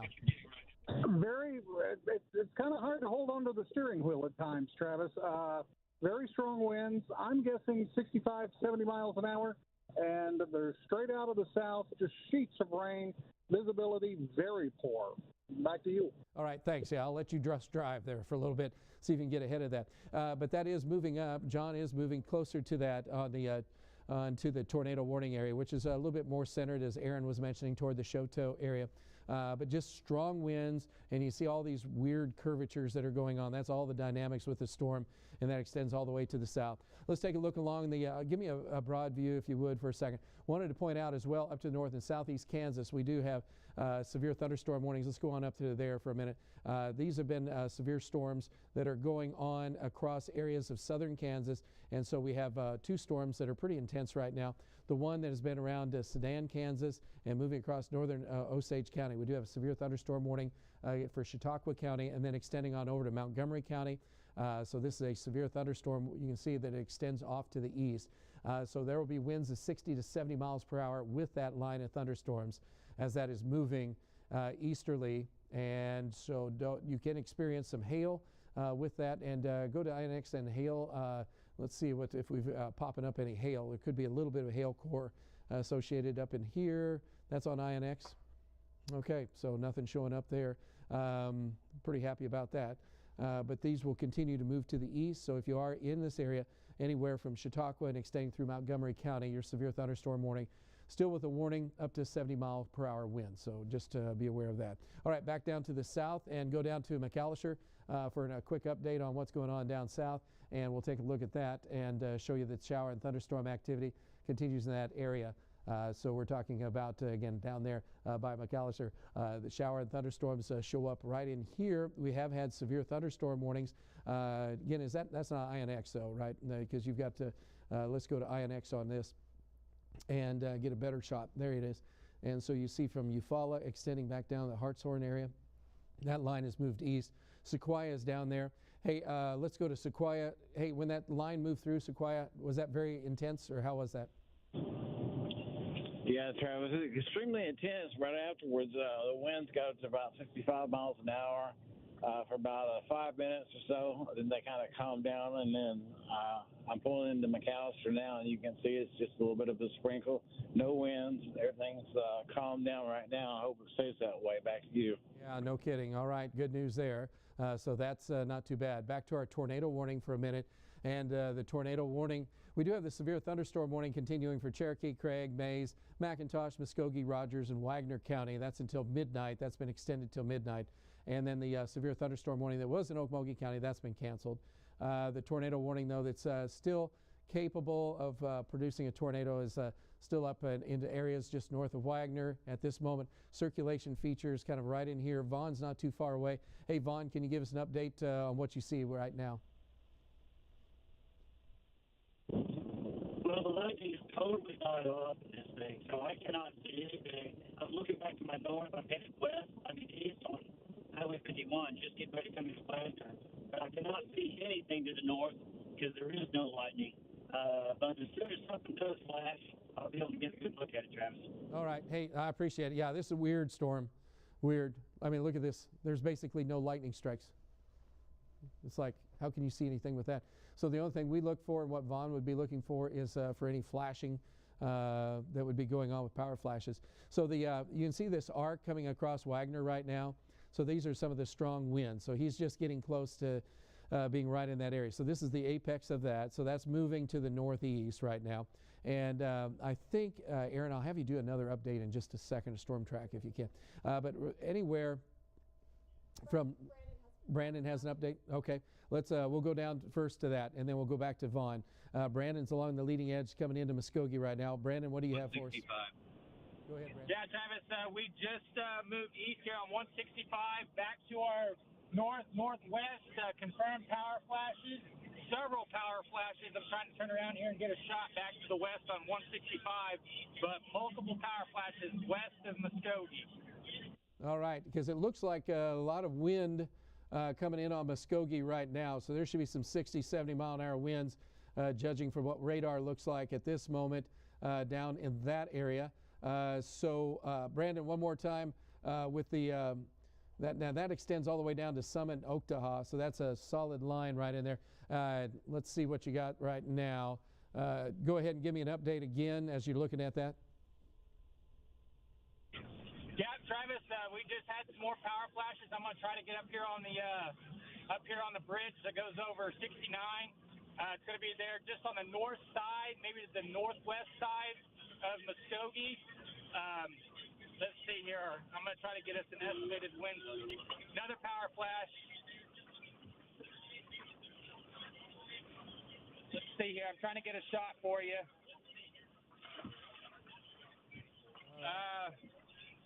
We've got about 60 mile an hour winds, Travis. Okay. So again, that's coming across the Muskogee area. This is part of that line from that tornado warned storm that's near the Wagner area. Again, the tornado warning itself, we're still looking at it, or Vaughn said that he did not see it, but no power flashes, and again, no lightning up to the north. But this is what we see from Brandon. So this is that narrow line. So this is part of that strong damaging wind line we've been kind of waiting on for a long time. So that's now moving across Muskogee, and so there's going to be some power outages. Don't forget you can stream, and you can have that streaming so that if you do lose power, you will be able to do that. Now, so that extends all the way down Summit. You can see what's going on right now. So that whole line has really, really gotten more intense as far as wind damage. The shear potential now is very high. So we're into the red categories. And so once you get up into this area, you're getting up into a dangerous thing with a lot of power. Who does? Brandon. Okay, Brandon, come back again. What'd you say? We're up to about 65 to 70 mile an hour straight line winds, Travis. Yep, it looks like you're getting nailed with that. I don't know if you can stay east of that or not. That's going to be hard to do. That line is arcing out right now, and that's all under a severe thunderstorm warning. So if you're in western portions of Cherokee County and then also into, obviously, Muskogee County, you are going to be in the middle of that. So this is the strongest winds. See how fast that is moving. So that has already moved from where Brandon was located, and so that is moving east quickly. That'll be hitting the turnpike. And that will also move into Fort Gibson here momentarily. We continue with the tornado warning to the north. So all along this line, 60, 70 mile per hour winds. A tornado warning still in effect to the north and to the east of Wagner. Let's go on and take a closer look at circulation features on that and get the latest of what's going on. If you can, bring us full screen again. The winds are still excessively strong just off of the surface. And those storms as well, we had a measured wind gust of 60 miles an hour sitting at, that was in Wagner, in Porter, I should say, not in Wagner. And so you see with this cell moving to the northeast. Let's go back to, yeah, thanks. And so the circulation feature is more of a broad circulation still showing up there. And so that's just south of Maisie and right in here. And so that stronger winds will continue. And everybody's got wind here as we go through with this strong wind damage potential as that line moves east. So from Shakota back off to the east to Locust Grove. It looks like John is just right behind that line. Let's go to John. Quick update from you. What are winds doing now in your location? Actually, for me, they've calmed down and the rain has slacked off just a bit. In fact, I can actually speed up a little bit. There's no lightning whatsoever, as you've been saying with this, and it continues to move kind of to the northeast. Back to you. All right. Thanks, John. Appreciate it. Big night here to kick off our newest storm tracker. Okay, Aaron, what do you have? Yeah, we have this storm that continues to have a tornado warning moving off to the northeast, somewhere between 50 and 60 miles per hour. It is racing which is not a good combination. Fortunately, that signature not quite as potent as it was, but that does not mean that something might not be going on or might not happen quickly. So here's the latest track on that as it moves off to the northeast rapidly. It's going to be in the Choteau area by around 11:46. Locust Grove and Pryor around 11:54 to 11:55. Salina around 11:59. Over Lake Hudson around midnight. And then eventually towards Adair around 12:05. So that continues to race off to the northeast, and if it continues to hold together beyond that, we're going to talk about that heading towards Bernice and eventually maybe over towards Grove. So it's moving pretty quickly, Trav. Not much lightning with it, but a lot of wind and the potential, at least, there for a tornado to develop. You know, yeah, and this is just wild because there's so much wind, and it's just weird. I mean, look at this. We have no lightning strikes. No lightning strikes. We have tornado warnings, we have severe thunderstorm warnings, and no lightning. So you might see lightning cloud to cloud. What we're measuring is cloud to ground lightning, and so that's the difference. It's interesting night. So all the way from the north side, one of the probably we're going to see a major wind event. It's pretty much unfolding right now as I look at radar estimates, and so we're looking at it from northwestern portions of Mayes County now. So let's zoom in, starting up on the north side of this warned area, and look at what's going on from around the Veneta area back on down to around Chelsea to Adair to Pryor, and get an update on that and see what we have. So this is the latest at this moment. This line is, again, this is the pivoting area near Pryor. So there is a little bit of, you can go ahead and stay close in on there, Aaron. Would you go back because you were on there? Yeah, thanks. Okay, and so this is what we're looking at along this line. So this extends all the way from Big Cabin and then going back down along 69. So there'll be strong winds coming in on the Pryor area and then down around the Lusta area. And so this is going to be some heavy rain.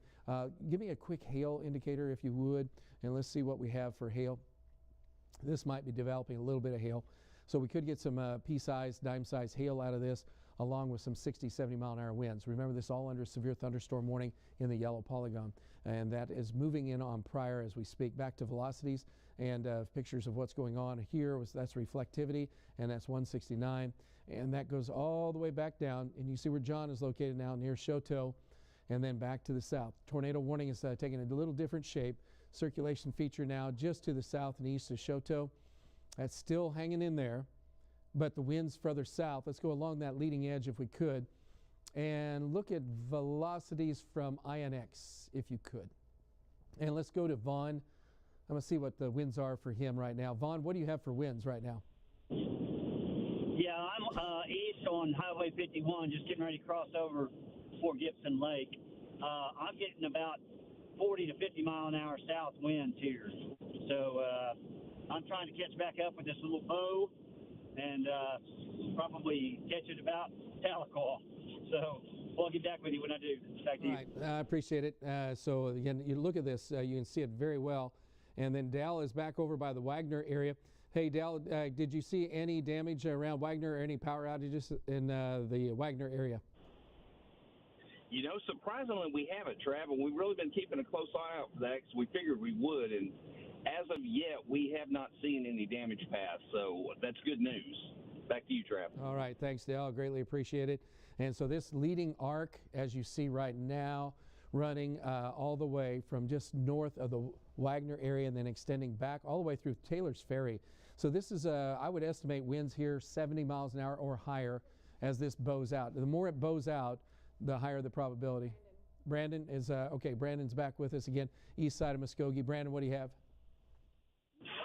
Travis, I'm going to estimate the wind 65 to 70 miles an hour. We're getting slammed with the west, northwest wind. Visibility is down to an eighth of a mile. If that, very, very heavy rainfall, but the winds are very, very strong, Travis. Yeah, that looks nasty. That's all I can say. And that is part of what everybody's going to have to endure as that line continues to push to the east. So if you're in western Cherokee County and your alarm's going off, the reason for that is this line is really potent. So you'll have strong winds buffeting your house, 60, 70 miles an hour, maybe more. And that runs now Yonkers. And, well, it's coming in on Hulbert here very shortly. And then that's already Fort Gibson. So Brandon's trying to get around it, and we're looking again for any little kink lines like just south where Brandon is located, like something like this, just east of Grandview Heights on the southeast side of Muskogee. Anything like this can lead to a little bit more of a spin up or a possibility. So that's why we're going to watch this here for a little while longer, because that's not giving in at this point. And then that continues back to the south toward the Kiefton area and east of Oktaha. And those will be the winds of 70 miles an hour or more. And that's why we're in a warned area. And this is going to be eastern Muskogee County now and the western half of Cherokee County. And Aaron, I don't know if you can, but do you think you can do a storm track across that whole area that's bowing out for us and show us what's going on there right now? Yeah, no problem. We'll go ahead and put a storm track on the entirety of this line and track it off to the east and northeast. It's moving pretty rapidly. To put this storm track on here, I am going to go ahead and go back to reflectivity, and I'm going to zoom out just a bit. That way we can get a better view of the whole thing as we put this on. So once again, we're going to start with the whole line here. We're going to start here just east, or just to the west of Veneta rather, and we're going to draw this this line for the storm track. It's a pretty long line. It's moving off to the east and northeast at a pretty rapid clip. So we'll have that line there. And here's a few of the towns that we'll be moving towards. The Iron Post area, it's there now. Eufaula's Dam at 11:49. Holbert at 11:50. Peggs at 11:50. Tahlequah is going to be mixed in there as well. Tahlequah is going to be within that time frame also, and eventually Stigler here within the next 20 to 30 minutes. So that's kind of an overview of that line as it moves off to the east. Once again, the main threat with this, as it does so, is going to be extremely strong winds on the leading edge, along with that chance at least for a quick spin up. And it does look like they may have dropped that tornado warning. Yeah, and they have, and so that is going to be welcome news. That is literally just canceled as of right now. The strong wind damage potential continues to be very high along that leading edge, unfortunately. So this is going to take us well past the midnight hour. That severe thunderstorm warning continues in effect till midnight. Then they'll have to extend it to the east of that. The storm is moving. The storms are continuing to move east-northeast at about 55 miles per hour, as Aaron is mentioning. So that is a fast move of a lot of storms and a lot of water, a lot of wind, and then we finally get a break. Aaron worked on the forecast today, and we're going to be, tomorrow will be sunny and 72 or something. Is that what you're saying? Low to mid-70s. That's Tuesday as well, huh? All right, so we need it after this. Okay, so that's a look at this latest storm track. Let's go back to the north side and take a look at a bigger view. Give me a, if you would, give me a quick bigger view of what's going on. That severe thunderstorm up to the north, again, showing up, and they're moving northeast, and that main storm system is really, really large up into Kansas. But the warnings are across portions right now of eastern Chautauqua and Montgomery County. So these are going to be, this is going to be potential for strong to severe thunderstorms still in some of this area. And you see where Bob is located. He has some 30 to 45 mile an hour winds right now. Did Bob say what direction they were, Sonora? He didn't? Okay. And so this is going to be ending here pretty soon. You see some scattered showers behind that line. But the tornado warning here will be canceled. You see how that pops out in just a minute. All right, let's zoom in and go start with the north end of this line where John is located. And you see that it extends all the way up to around Veneta. Heavy rain, thunderstorm activity in this area. So there's 60, 70 mile an hour winds. Wouldn't be surprised if this warning is going to be expanded here very, very shortly. And you're in southern portions of Craig County right now. Rain, thunderstorm activity. And then you extend back down 69 to around Adair. You should get some pea-sized hail possibly out of this part of the storm, and that is moving to the northeast. And then you go back down a little bit further, a little bit of a kink right in there as we continue to watch for what's happening. Now the storm has moved basically through the Pryor area with heavy rain, thunderstorm activity. The tornado warning, as we just mentioned, has been canceled as the circulation weakened. Really, once it got near Wagner, it really weakened quickly, so that was good news. But unfortunately, there's still wind damage potential here. Back south a little bit further around the Choteau area, and that's where John is. He's in the Choteau area. Hey, John, one more update, if you would. Give me an update, winds and what you have right now. The winds have calmed down, and the storm seems to be pushing off, as you mentioned, toward Pryor and away from the Choteau area to around the industrial park at Mid-American Industrial Park on 69. That seems to be where it is now, and it's pretty much outdistanced me at this point. All right. Back to you. Hey, thanks, John. Greatly appreciate it. So that line will continue to track off to the east, and then it gets a little bit more salty from when from where John is located. Now it's all the way into areas. well, we'll say far eastern, southeastern portions of Mayes County. And so that's getting ready to move into northwestern Cherokee County and Delaware County. And you see this arcing feature in here. And that gives you a pretty good idea of how strong the winds are. Vaughn is near the Holbert area right now. Let's go on over to Vaughn and get an update from him if we can. Vaughn, looks pretty nasty. Are you there, Vaughn? He might be on cell coverage there. It could be a little rough. It has been in the past. Oh, maybe you are there. Vaughn, you there? Okay. Yes, I'm here. Okay. Yes. Okay. Hey, quick update from you. Looks pretty gnarly out there. How is it as you're coming into Holbert? Well, it's blinding rain, so it slowed me down to about 40 miles an hour. There's no way I'm going to catch something moving at 70. So, but I'm trying to stay right behind it here and follow it as far as I can, Travis. All right. Winds are blowing pretty strong, 55, 60 miles an hour behind this. Back to you. Okay. Hey, Vaughn, are they moving, are the winds out of the west to northwest?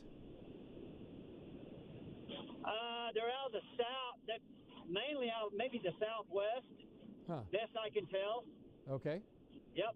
All right. Yep. Interesting. South or southwest. Wow. So, all right. All right. Hey, thank you, sir. And so that's at leading edge again. So you can see where Vaughn is located. And severe thunderstorms. We dropped the tornado warning if you're just joining us. So that's good news. Line continues to stretch to the east, though. And so now we're pushing across portions of the western western third of Cherokee County. And is now a pretty solid line that goes back down to around where Brandon is located, around Fort Gibson. Brandon, what do you have for us? What's going on there? Well, here on 62, blinding rain, 8-mile visibility. Still some very gusty winds, but not near as strong as they were coming into Muskogee. We're going to get back out ahead of this line and sample the winds again, but when we were back in Muskogee, easily 65, 70, Travis. Wow. That is a mess of water and wind all hitting across the areas of Cherokee and Muskogee counties. And so you can see that severe thunderstorm warnings continue, and they've been expanded again. So this is going to be a new severe thunderstorm warning that'll take us until 12:30, and that'll be for now into northwest Arkansas, from Benton, Crawford, Washington counties in northwest Arkansas, Adair, Cherokee, Craig, Delaware, eastern Mayes, eastern McIntosh, eastern Muskogee, Ottawa, and Sequoia counties. That's all till 12:30. A lot going on right now, and we're getting strong winds just across the entire area. Even in advance of it, it is pretty amazing just how much wind there is. And so you see along the line, as Aaron's been pointing out, a lot going on. Back down to the south a little bit further, and you go to the east right now of Lake Eufaula, and this is starting to push further to the east. This has not been under a severe warn part of it, but it has been some strong winds with it. Let's zoom out for a moment and get the perspective of how large of the severe thunderstorm warning this is. This doesn't happen very often. You have to have winds blowing really strong to have that happen. And so that's what you see here all the way to just southwest Missouri's area into northwestern Arkansas. Some strong winds are in advance of it out of the south at 50 to 60 miles an hour, especially at some of the higher elevations from the Boston Mountains just south of Fayetteville. Right in here, there could be some 60-mile-an-hour winds plus in the higher elevations, and that's not even stormy weather. Here's this line, and so the guys are still trying to stay with that. Bob's coming in from behind, and you can see John and Dale have gotten too far away from it at this point. But this line is also strengthening a little bit down into portions of Haskell County. So that's going to be a potential for a warning for you guys in a little bit, as that is now looking fairly strong. Sequoia has been coming in from behind that, and Sequoia, I'm going to talk to him for just 1 second. Hey, Sequoia, what are the winds doing in Eufaula right now? I know the storm lines passed through. Has everything calmed down? Yes, sir. Everything's right now calm. Still had a little bit of rain. Do you want me to head towards on Highway 9 towards Stigler or back to I-40? Yeah, let's go ahead and have you go back to 40 at this point, and so we'll take you there, and that'll be a little bit safer journey instead of running into just a bunch of rain with no lightning in it. Again, it's a little hard to believe. I'm hoping that our lightning detection system is off, because it's like, how often do we have storms like this and no lightning? So pretty amazing. And the guys are all saying there's hardly any lightning at all with this system. So maybe there should be some lightning. So I'm finding it hard to believe that we don't have anything going on. Hey, can you scroll that back to the north a ways and put it on reflectivity? Yeah, okay, there's a lightning strike. There's one up in Kansas apparently. My goodness, this is amazing. Man, you don't get severe weather that often like this. There's 2 lightning strikes. All right, we're making big numbers there. I did want to point out, do you have that video, or is that just a static picture there? And was that Norman, Sonora? Is that Norman there? Okay, yeah, that's out of Norman. Okay, southeast side of Norman. That's some serious damage. That was probably a tornado from all indications. That dropped down just really could have been near the campus. We had literally, I don't think over 10 minutes earlier, I said, well, at least the worst of the weather is in Oklahoma City. And then that cell just started spinning as soon as I said that. And so there's a couple of pictures of some serious damage showing up. So again, that was a tornado just on the southeast side of Norman. We did get reports of possible injuries. We'll have to wait and confirm that in the morning on 6 in the morning to find out a little bit more. Plus our sister station is still staying on the air out there, which means that they're covering probably some search and rescue. I wouldn't be surprised. And if not that, at least they're trying to figure out what's going on. A lot of power outages as well. And can you find the power outage map and give me that in just a moment? Okay, and let's go back to radar to get a quick update from what's going on right now. The line of storms continues to move to the east. The severe weather, as we said, in southeast Kansas now moving into Montgomery County on the north side, and then on the east side, a big severe thunderstorm warning area across the extreme eastern parts of our area. So that'll be Delaware County, that'll be Adair County, and then extending across eastern Cherokee County because we already have that line in the county. And then further to the south, that's pretty smooth line showing up just to the south across southern Muskogee County and then down into west central portions of Haskell County. And that is not under a severe thunderstorm warning. And when Sequoia was down at McAllister, we had a severe thunderstorm for a little bit. It wasn't that bad, but he said he had 55-mile-an-hour winds, so it was enough to be a little bit keeping folks in McAllister awake. All right, tornado warning is canceled. Let's go up to Kansas real quick, and then let's take a quick look at those storms before we go back in and look at our storms and our storm line. The latest on the severe storms here on the north side, this is Montgomery County here and eastern Chautauqua County. So the warnings are just about ending for you guys from around Sedan to Peru. And then we still have this line moving northeast, and you notice it is redeveloping just ever so slightly on the south side of it, but it's all moving northeast because the main storm system is further up to the north. And so you guys in northern portions of really from, I would say, Independence further north, you probably have the best chance of having severe storms for Montgomery County. If you're down around Coffeyville, there could be a flare-up of a few cells as the last of this part moves through. That will continue to move east. That blue indicates severe thunderstorm watch, and the yellow polygon indicates severe thunderstorm warning. I'm refreshing everybody because now it's time for spring, apparently a little bit early. Back to the south and across northern Oklahoma, scattered rain, thunderstorms. That warning now showing up across eastern Craig County, southeastern Craig County, the new one going up into Ottawa County. So that will continue for about another hour. And then you see some of these cells that are making a pretty quick move, but there's just a lot of waviness in that. That extends. Let's zoom in a little closer along that line, if you could, Aaron, for me. And we'll look at it from Adair and Langley and Spavinaw and then go down that line to give you a pretty good look at it. So this is going to be closer. It's already moved through Big Cabin, just moving in on Veneta right now. Any circulation features, something could flare up. Right now, there isn't anything that looks super impressive. It is moving on the west side of Grand Lake to the Pensacola area now, and that'll continue to move off to the east toward Langley and Ketchum shortly. And then it's all severe because winds are 50, 60 to 70 miles per hour on average. There could be some higher winds than that. That's possible. Back to the south, down around the Rose area, and then east of Locust Grove. That's where both John and Dell have ceased to chase it because they can't catch up with it. But if you're on this area from Leach to Little Kansas, you guys were hammered in northern Cherokee County just about a week ago, and you're getting some heavy rains and getting another shot of 60, 70 mile an hour winds right here. And Aaron, let's look at shear, if we could, on here for a minute and see what we have right along this leading edge. So, yeah, and so that continues to show up. So we're going to see that moving into eastern and northeastern portions of Cherokee County, hitting into Tahlequah here shortly. Let's talk to Vaughn. He's just on the west side of Tahlequah right now. Vaughn, you're on 51. What's it like? Same story? Very difficult driving. Very, very difficult driving. It's just the rain's coming down so hard with wind, it slowed me down to about 30 miles an hour. So I'm going to try to keep up with it, but I can't promise you anything, Trev. Back to you. All right. Well, let's just see what happens and see what happens in Tahlequah. Again, if you're in Tahlequah, you will experience 60 to 70 mile an hour winds.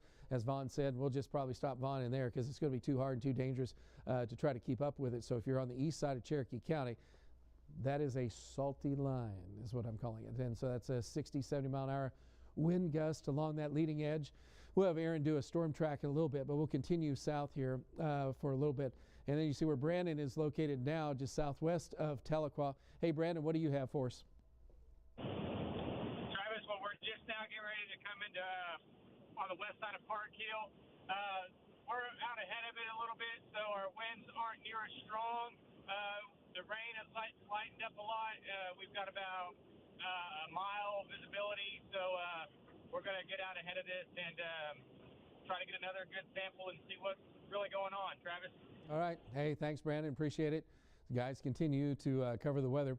Back further south and east from Muskogee, where we had those strong winds and Brandon was located, you can see there's kind of like a break in it a little bit from the Pumpkin Center Braggs area, and then it's kind of a bit of a curve that comes back over the Arkansas River and then extends back down further to the south. So this line is still pretty active. Can you go to SRX for a moment? We'll look at that from a different perspective and see if this looks a little bit more intense on that. Nope, it looks less. And so the winds associated with that will be probably about 50 miles per hour, 60 at tops. And that's why we do not have a warning right now south of I-40 because you can see that there's not much going on. The tornado watch continues to affect till 1 a.m. in the morning, but that's about the only thing happening. All right, Aaron, I'm going to turn it over to you for the to try to get an update on that leading edge up around Cherokee County and see what's going on with that storm. Yeah, what we're going to do is we're going to zoom out a bit. We're going to put a track on this line of storms as it moves east. We're going to start with that more bulged area that has the strongest winds that make up that severe portion. So that's this area from basically west of Tenkiller Lake up to Rose. And I'm going to put a track on that segment of it as it moves off to the northeast. Once again, pretty rapidly moving off to the northeast. And that'll be moving eventually into northwest Arkansas here before too long. As it does so. So that's what we have as far as what we're looking at.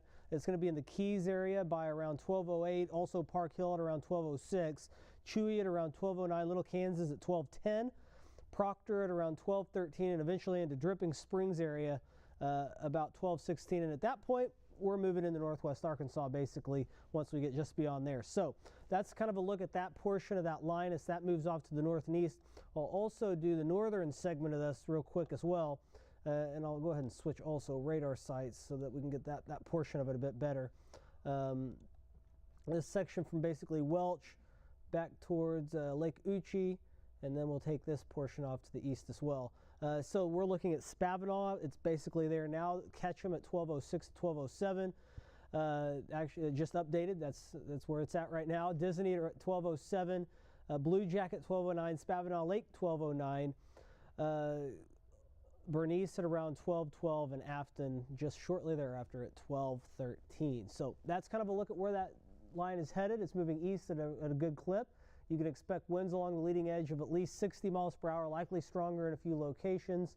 Not going to see a whole lot of lightning with this thing as it rolls through, so it'll just be boom, a big gust of wind, and then some heavy rain.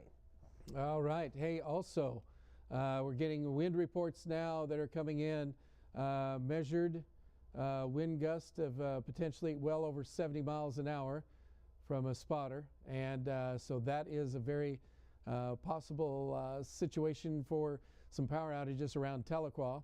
We got a report from Mike Underwood from the emergency management there that there was a almost over 64 mile per hour wind. So that's pretty much in line with Vaughn and what the guys have been saying in those areas. So please be advised that there's going to be, well, in fact, we've had Officially, we're going to put that down 1 mile east-southeast of Hulbert as a thunderstorm wind gust of 79 miles an hour.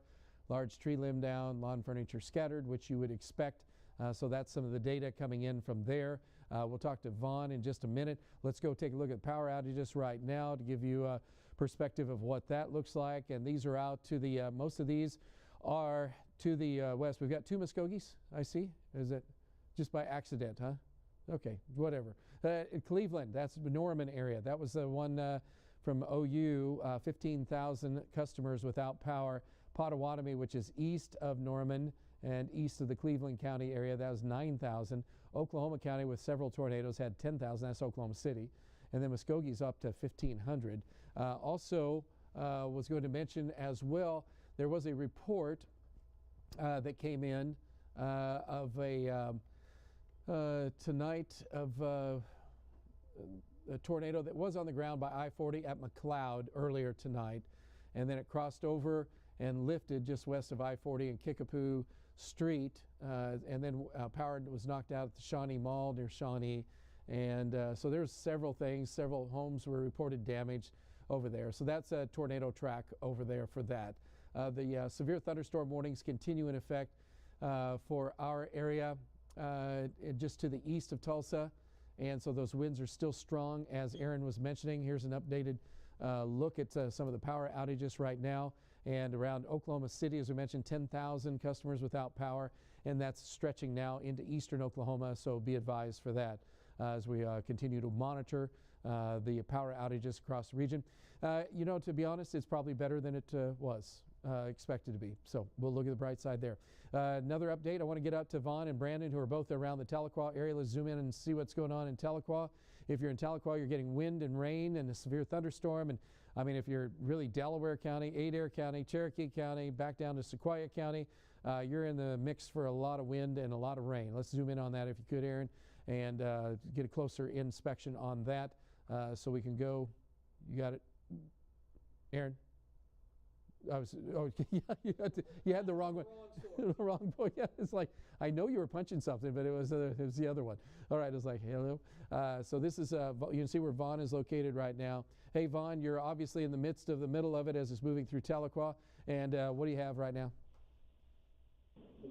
Yeah, I can confirm they are west winds now, for sure, blowing at least 60 miles an hour. So it's just a rough ride in the car. As they're blowing with you, it's just kind of creating a mist, and it's just really hard to see if you're traveling with the wind. So anyway, very, very strong winds and a lot of rain here in Tahlequah. All right. Hey, it looks like everybody's got their power. Is that still showing up pretty much? Doesn't look like there's any real lights out. So far, yes, so far. Except I'm not having any luck getting this stoplight to change. I know. I'm like, okay, anytime. All right, well, that's all right. We'll see how long we're going to continue with this. We might have it terminated here in a little bit. For you guys off to the east, just this has been a consistent 60 to 70 mile an hour wind event with lots of rain and basically no lightning. Can you believe what's going on? You just saw Vaughn's video, and it's like, okay, man, that must be a big storm. So much rain is blowing all around, and there's no lightning any place around Tahlequah at this point. That's amazing. So that's just a bunch of wind, as we said. So that will continue to move off to the east, move toward the Illinois River, Highway 10 area. And as that moves off to the east, again, if you're east, you're just going to get nailed with this same story of 60, 70 mile an hour winds or more. And also, if you're a little bit further to the south, Brandon's down to the south. He was at Park Hill just a moment ago. And so you can see where he is located right now. And Brandon, what are you running into?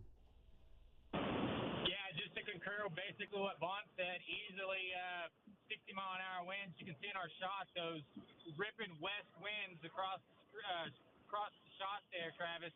A lot of heavy rainfall associated with this, but this is gonna hit so fast. So just be prepared that these winds are very strong. Back to you.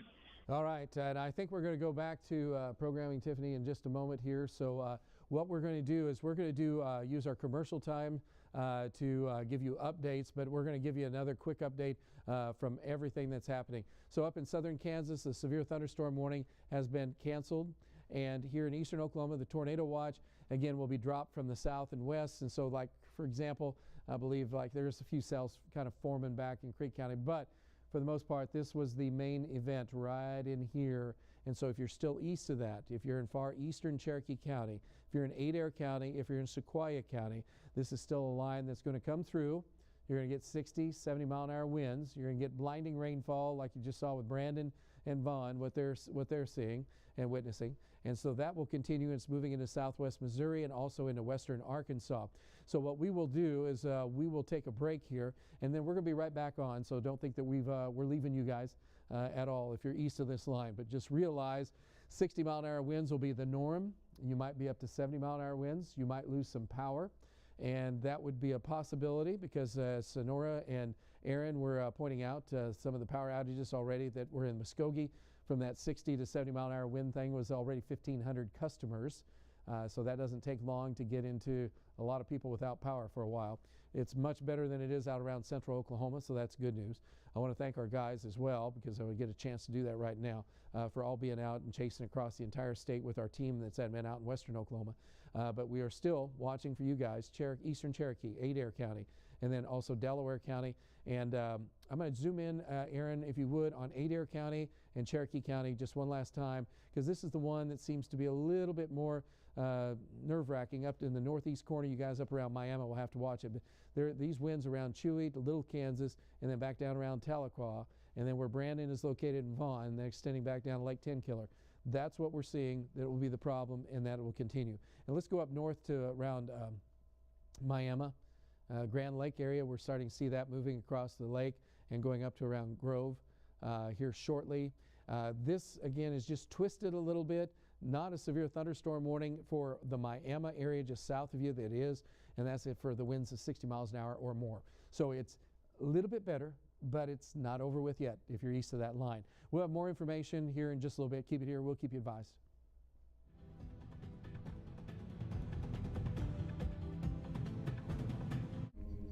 You've tried it, haven't you? It looks really cool. I know. Big Tobacco will tell you whatever you need to hear to get you hooked. Help fight the lies at tobaccostopswithme.com. L&M Office Furniture has moved to our new location. We still have the great new and used furniture you've come to expect, but our new showroom is designed with the client in mind. Come see us today at our new location. L&M Office Furniture. Your workplace is our business. Introducing the Ferrero Rocher Chocolate Bar. Crunchy hazelnuts, smooth chocolate, creamy filling. Make any moment worth celebrating. Ferrero Rocher. Welcome back to a superstar singer collab between Miss Dionne Warwick and Dolly Parton. I met up with the icons at Dolly's Soundstage in Nashville for an exclusive first look at their new music video mashup that's been in the works for 5 decades. He is home. Yes, he is. It's a song that kind of stands the test of time, and it was just a matter of time till some wonderful person like Dionne grabbed it and said, let's just do this together. I think it's preordained. You know, she had major success with my little cousin Whitney, and kept it all in the family. It's that simple. You are 2 of the greats, and you've collaborated with some of the greats. I was known at one time as a duet queen. We've had a lot of duet partners, you know, but there are a lot of them been those hair-legged men. So the fact that we get to be together as girls makes it extra special. Talking to God, you know, from our little place here. We got a behind-the-scenes look as Dionne and Dolly made the music video for Peace Like a River.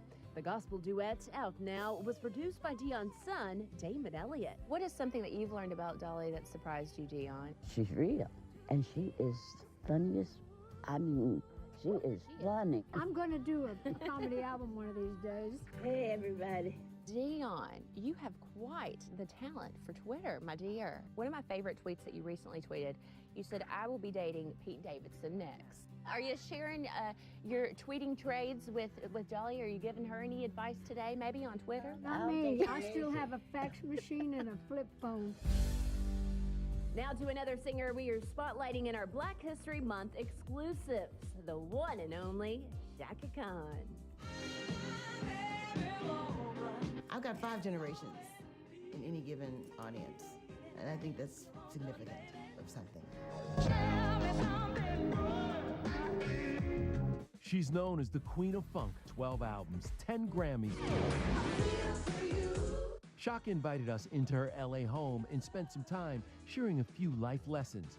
First, you need to put in the work. The calling is just a calling, so you have to do it. And if you don't, the post office is always hiring. Second, you need to have passion for whatever you do. Her fire is, of course, for music. Just give me some people to sing to love on. That's what it basically boils down to.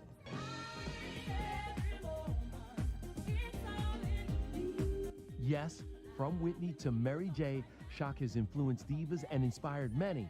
And next month, March 23rd, she celebrates a milestone birthday. You can't believe I'm 70? You know, y'all knew how old I was now. You didn't see my birthday? Didn't you get your birthday? Google me. And our next icon certainly has the voice, Smokey Robinson.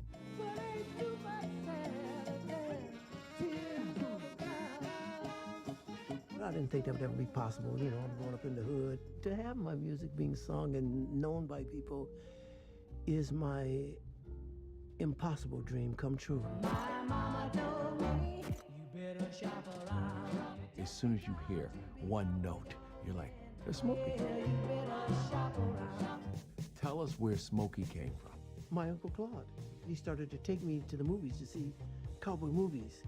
Boy, that just was it for me. And so he had a cowboy name for me. He started calling me Smokey Joe. My friends started at first, and they dropped the Joe off and just started calling me Smokey. So it's been my name. I can't hide it, no. When you think Motown, you gotta think Smokey, who co-wrote more than 4,000 songs. The power of that music actually changed the world. It had a profound impact on this iconic game changer. I still have a dream. It is a dream deeply rooted in the American dream.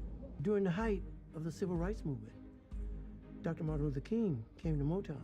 He said, I want to record my I Have a Dream speech on Motown. He said, because you guys are doing with music what I'm trying to do legally, what I'm trying to get across to people to do legally and spiritually. You're breaking down those barriers. I don't care what they think about me. Smokey, who turned 83 last Sunday, is still pushing the envelope with his brand new album out April 28th. And I gotta tell you, bringing up the title, honestly, made me blush a little. How did you come up with that name? When they hear the record, they'll get another feeling of what Gasms is. There are some great titles for the song, right? What is it, Phil? You feel? I fill you up. What is it? No. I fit in there. I fit in there. Mm-hmm. I gotta know. You'll hear it. Tell me, what do we have? You've done so much, but is there anything left on your bucket list? I'd like to be in a really good movie. But you've had a character. I've had a couple times when they want me to be a pimp, and one they want me to be a dope dealer, and I felt very exploited. The only thing a black guy could be was a From News on 6, this is a severe weather update.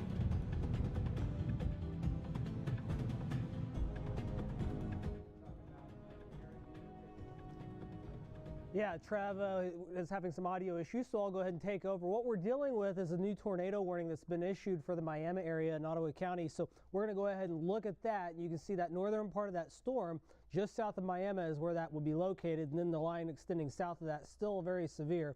We're going to go ahead and zoom in on the Miami area and get a closer inspection of what we're seeing. So it would likely be around the Narcissa and Fairland area is where that feature looks as if it would be. We'll switch over to a little bit the way of some of our velocity signatures to see if we can see, and it looks like that's just south of Miami is where that circulation feature would be.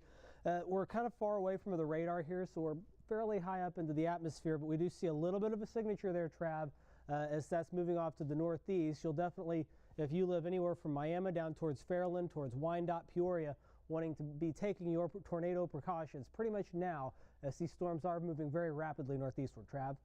Yes, they are, and Got my mic, got the mic fixed, so everything is a lot better now. Anyway, with that tornado warning, there's also an additional severe thunderstorm warning that was issued while we were off the air for around the Miami area.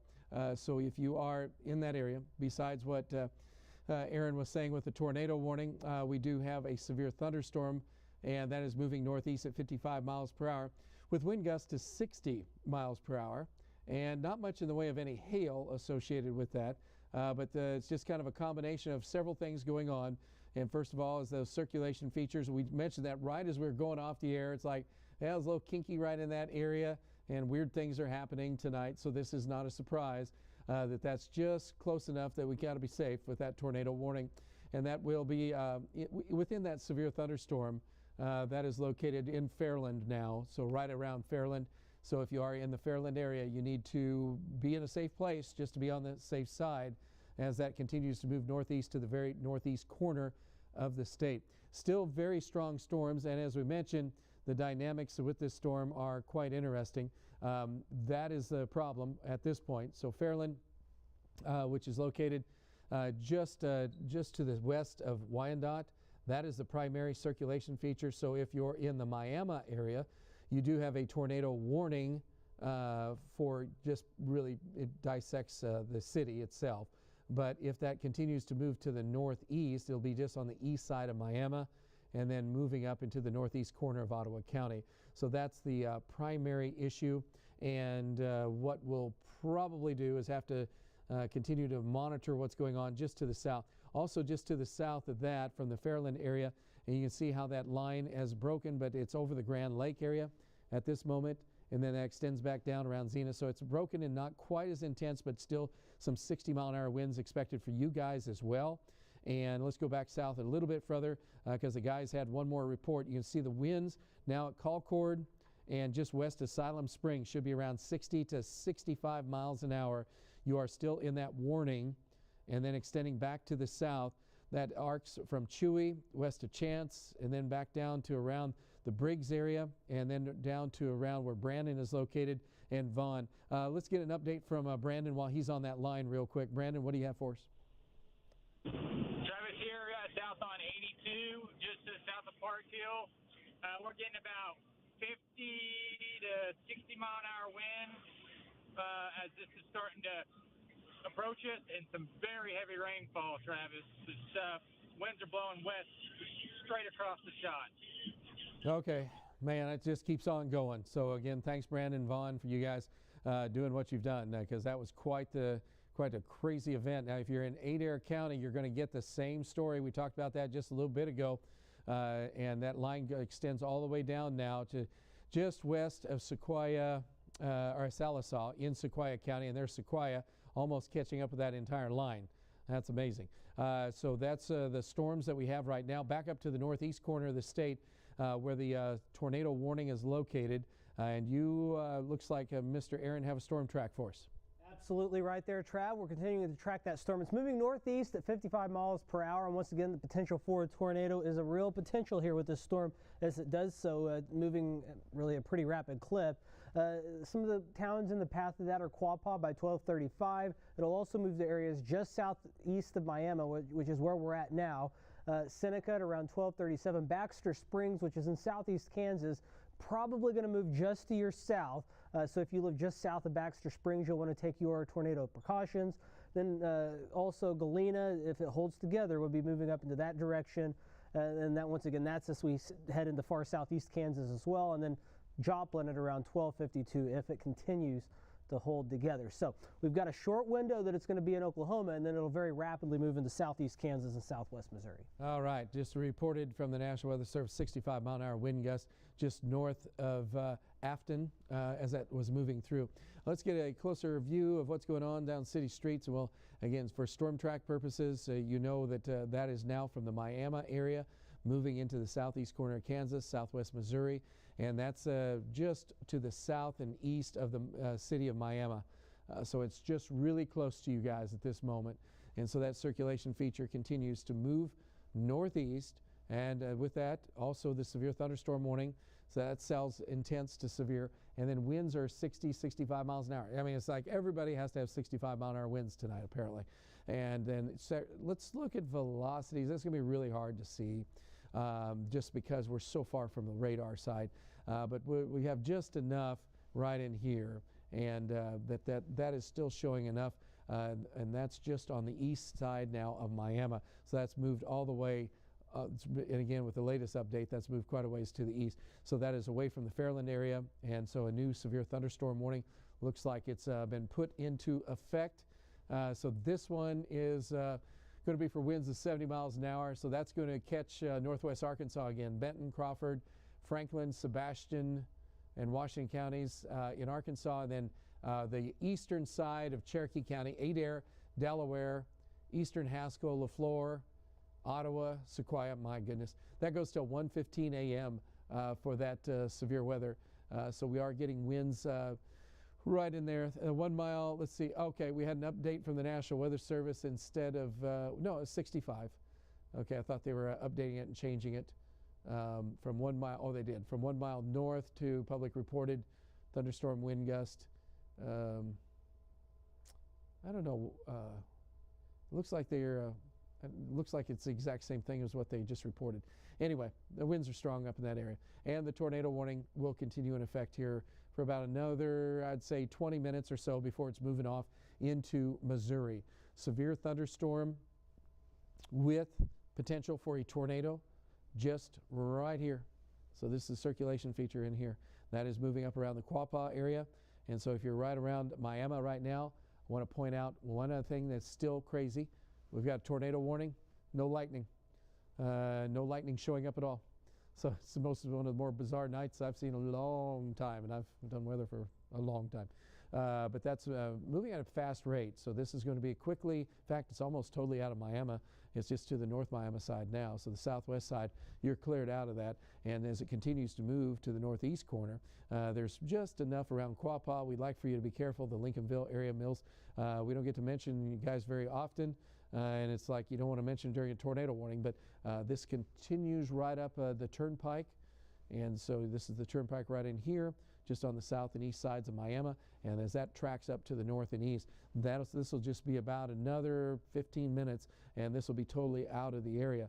But if you are in this area, we do want you to be very careful, because even if it's only 65, I say only 65 or 70 mile an hour winds, still could do some damage, and you'd still run into some problems. You could have a tree fall in, and a lot of times the debris from trees and things like that is what hurts us.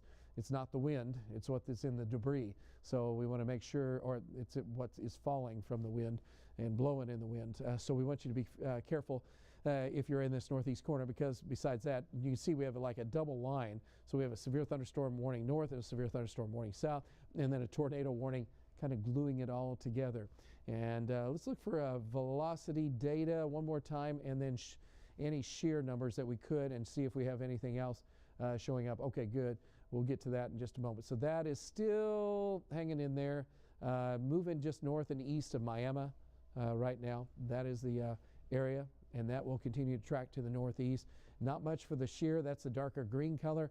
That's on the north side of Miami. Again, we're looking up higher elevation because the radar cannot see right at the surface because the earth curvature, and that makes a difference. But the tornado warning, nonetheless, is still in effect there.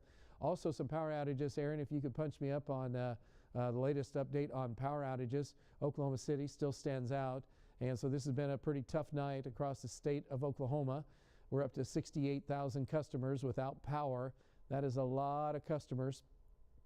So that's a ton of folks that are in the dark tonight. Fortunately, it's not like winter weather, although I think Aaron did mention a chance of maybe some rain or snow on Thursday night into Friday morning. I haven't looked at the new data yet, but maybe you can look at that and just confirm that and see what you're thinking on that. Back to radar for a moment, though. I want to go back to the tornado warning up there, and this is the severe thunderstorm warning. So this is the updated warnings that we just received. The tornado watch is still, it hasn't dropped in the western part of our viewing area. It should, but again, the